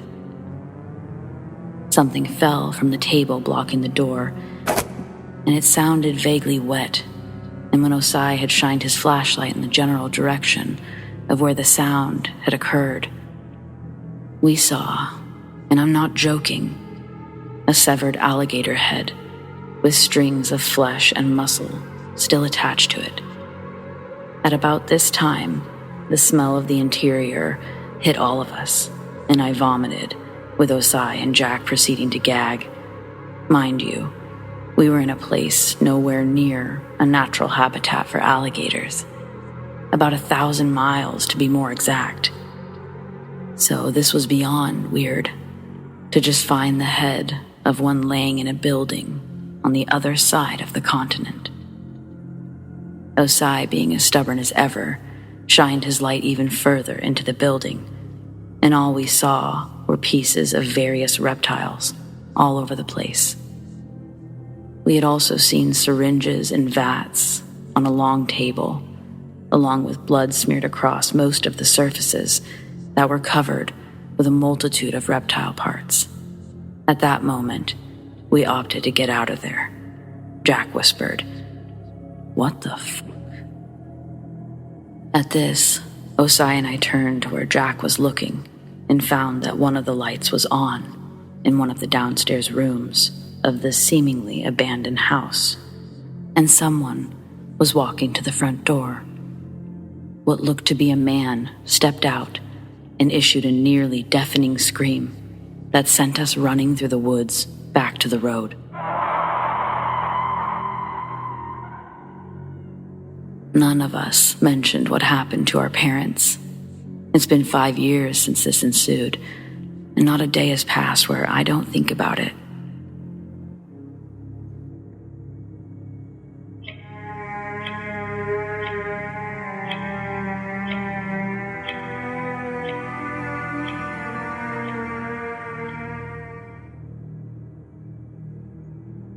for my college screenwriting class.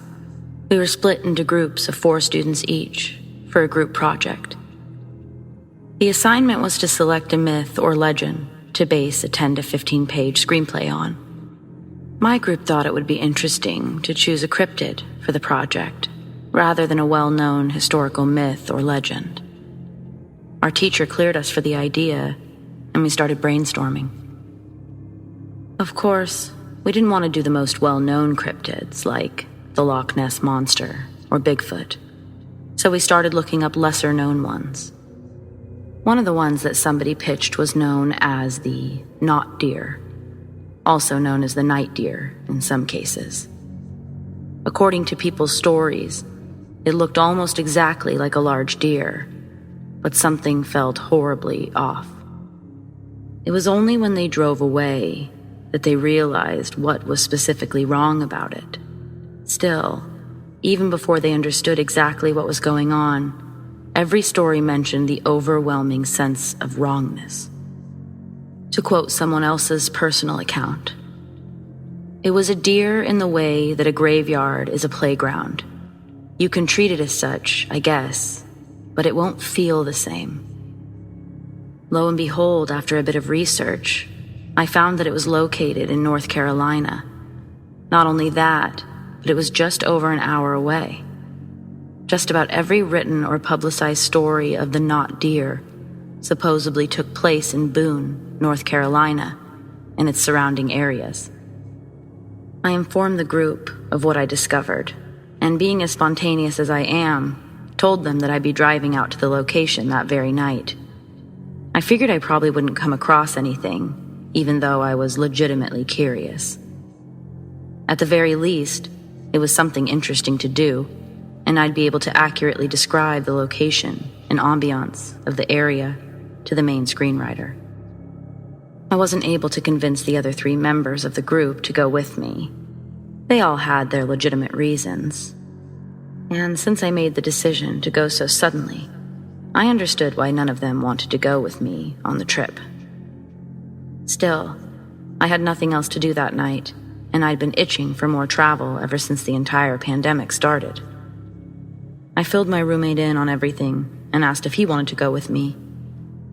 At first, he told me that he would just consider it, but as I was getting ready to go, he told me that he decided to tag along. One of his main reasons for doing so was that he felt like he had to go with me. I shrugged it off, not thinking much of what he said.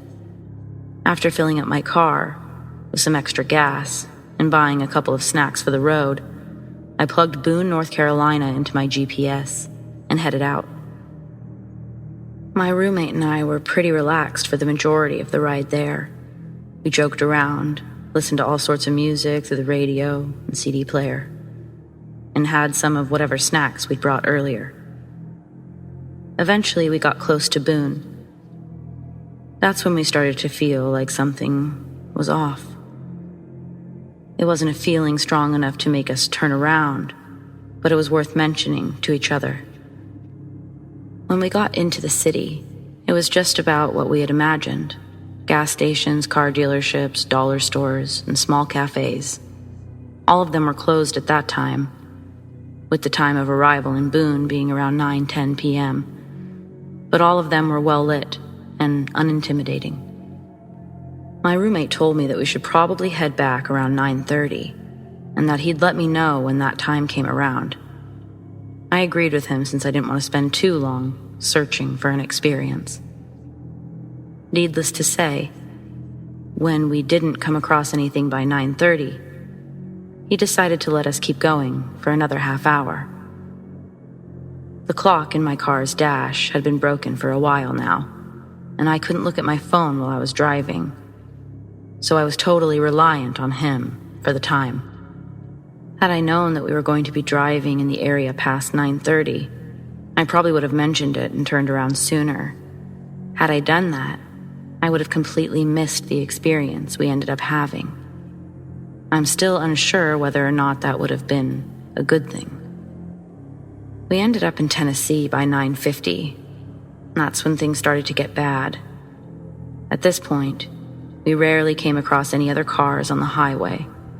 We took the first exit we saw and ended up driving along more mountainous, forested roads. This meant that there were lots of tall, dark trees and almost no streetlights, twisting roads that forced you to slow down. My roommate said that he started to feel bad about the whole situation, and I agreed wholeheartedly. Still, there was nowhere to turn, so we continued going straight since that was really the only option for the time being. A few different times we got a serious sense of dread, but usually that feeling disappeared by the time we got onto the next section of the road. There were a couple of times that the both of us had started to tear up, not because we were sad or upset, but because it felt so wrong to be there, like it was somewhere we weren't supposed to be. The feeling of dread was very particular, too. It wasn't feeling bad in the sense of depression or anxiety. The best way to describe it is a sense of wrongness. It seemed to come in waves, not sticking around for a long time, but not going away entirely either. By this point, my GPS had stopped working entirely. Both my roommate's phone and my phone said they had full bars, but mine simply refused to connect to anything.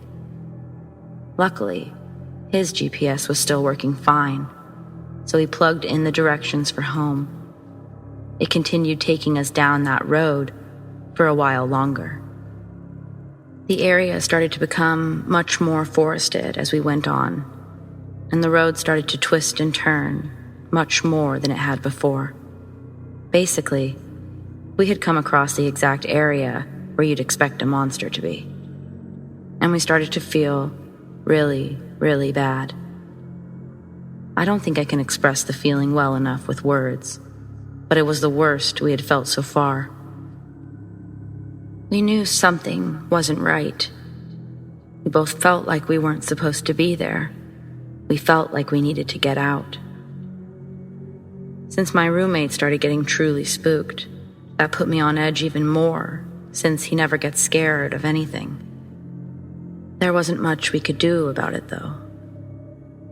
The GPS still wanted us to follow the road, so we both awaited its next directions, eager to get on the highway back home.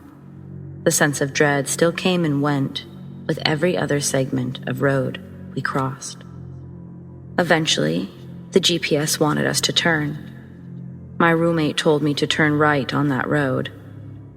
I knew he meant to turn right onto the road and follow it straight ahead, but for some reason, I figured we should just turn around and backtrack. I started slowing down, and we both started to feel seriously bad. Like things were very wrong and something was about to happen bad. It was the worst we had felt along the entire trip so far. My roommate said my eyes were glazed over as I kept saying something along the lines of, "I just need to turn around right here. I just need to turn around right here," over and over. The more I said it, the quieter I got, until I was almost at a whisper. Keep in mind that I am normally a fairly loud person, and I had been loud the entire drive up until this point. I pulled off onto a gravel dip on the side of the road. Along the gravel dip was a thin chicken wire fence, shiny and silver. Back on the road behind us was a wall of dirt and rock. We were surrounded by tall, dark trees that blocked most of the night sky. Even with the headlights on, it was difficult to see very far ahead. My roommate said, very forcefully, that we couldn't stop and that we needed to keep going because he felt seriously bad. But I wasn't listening to him. I wasn't quite processing what he was saying. And for some reason, I was having a difficult time hearing him at all. After he realized he wasn't getting through to me, he broke into a literal shout and told me that we had to get out of there because we could not stop and we could not go back that way. It took him using his road rage, yell, to snap me out of it and get me to speed down the road. The only word I can use to describe what I felt in that moment was absolute terror. Even as I was slowing down, I felt it get worse and worse until it was almost overwhelming. I only realized that after we'd gotten out of the area and back onto the highway. As we passed through the area and started getting into the city again, the looming sense of dread started to fade away. By the time we got back onto the main highway, we felt safe again. But in the moment that I pulled off onto the gravel dip on the road, where I had almost stopped the car entirely, that was the most terrifying experience I've ever had in my life. I would bet my life savings that had we turned around, we would have seen something we never wanted to. Both of us admitted to tearing up as we drove off from the spot.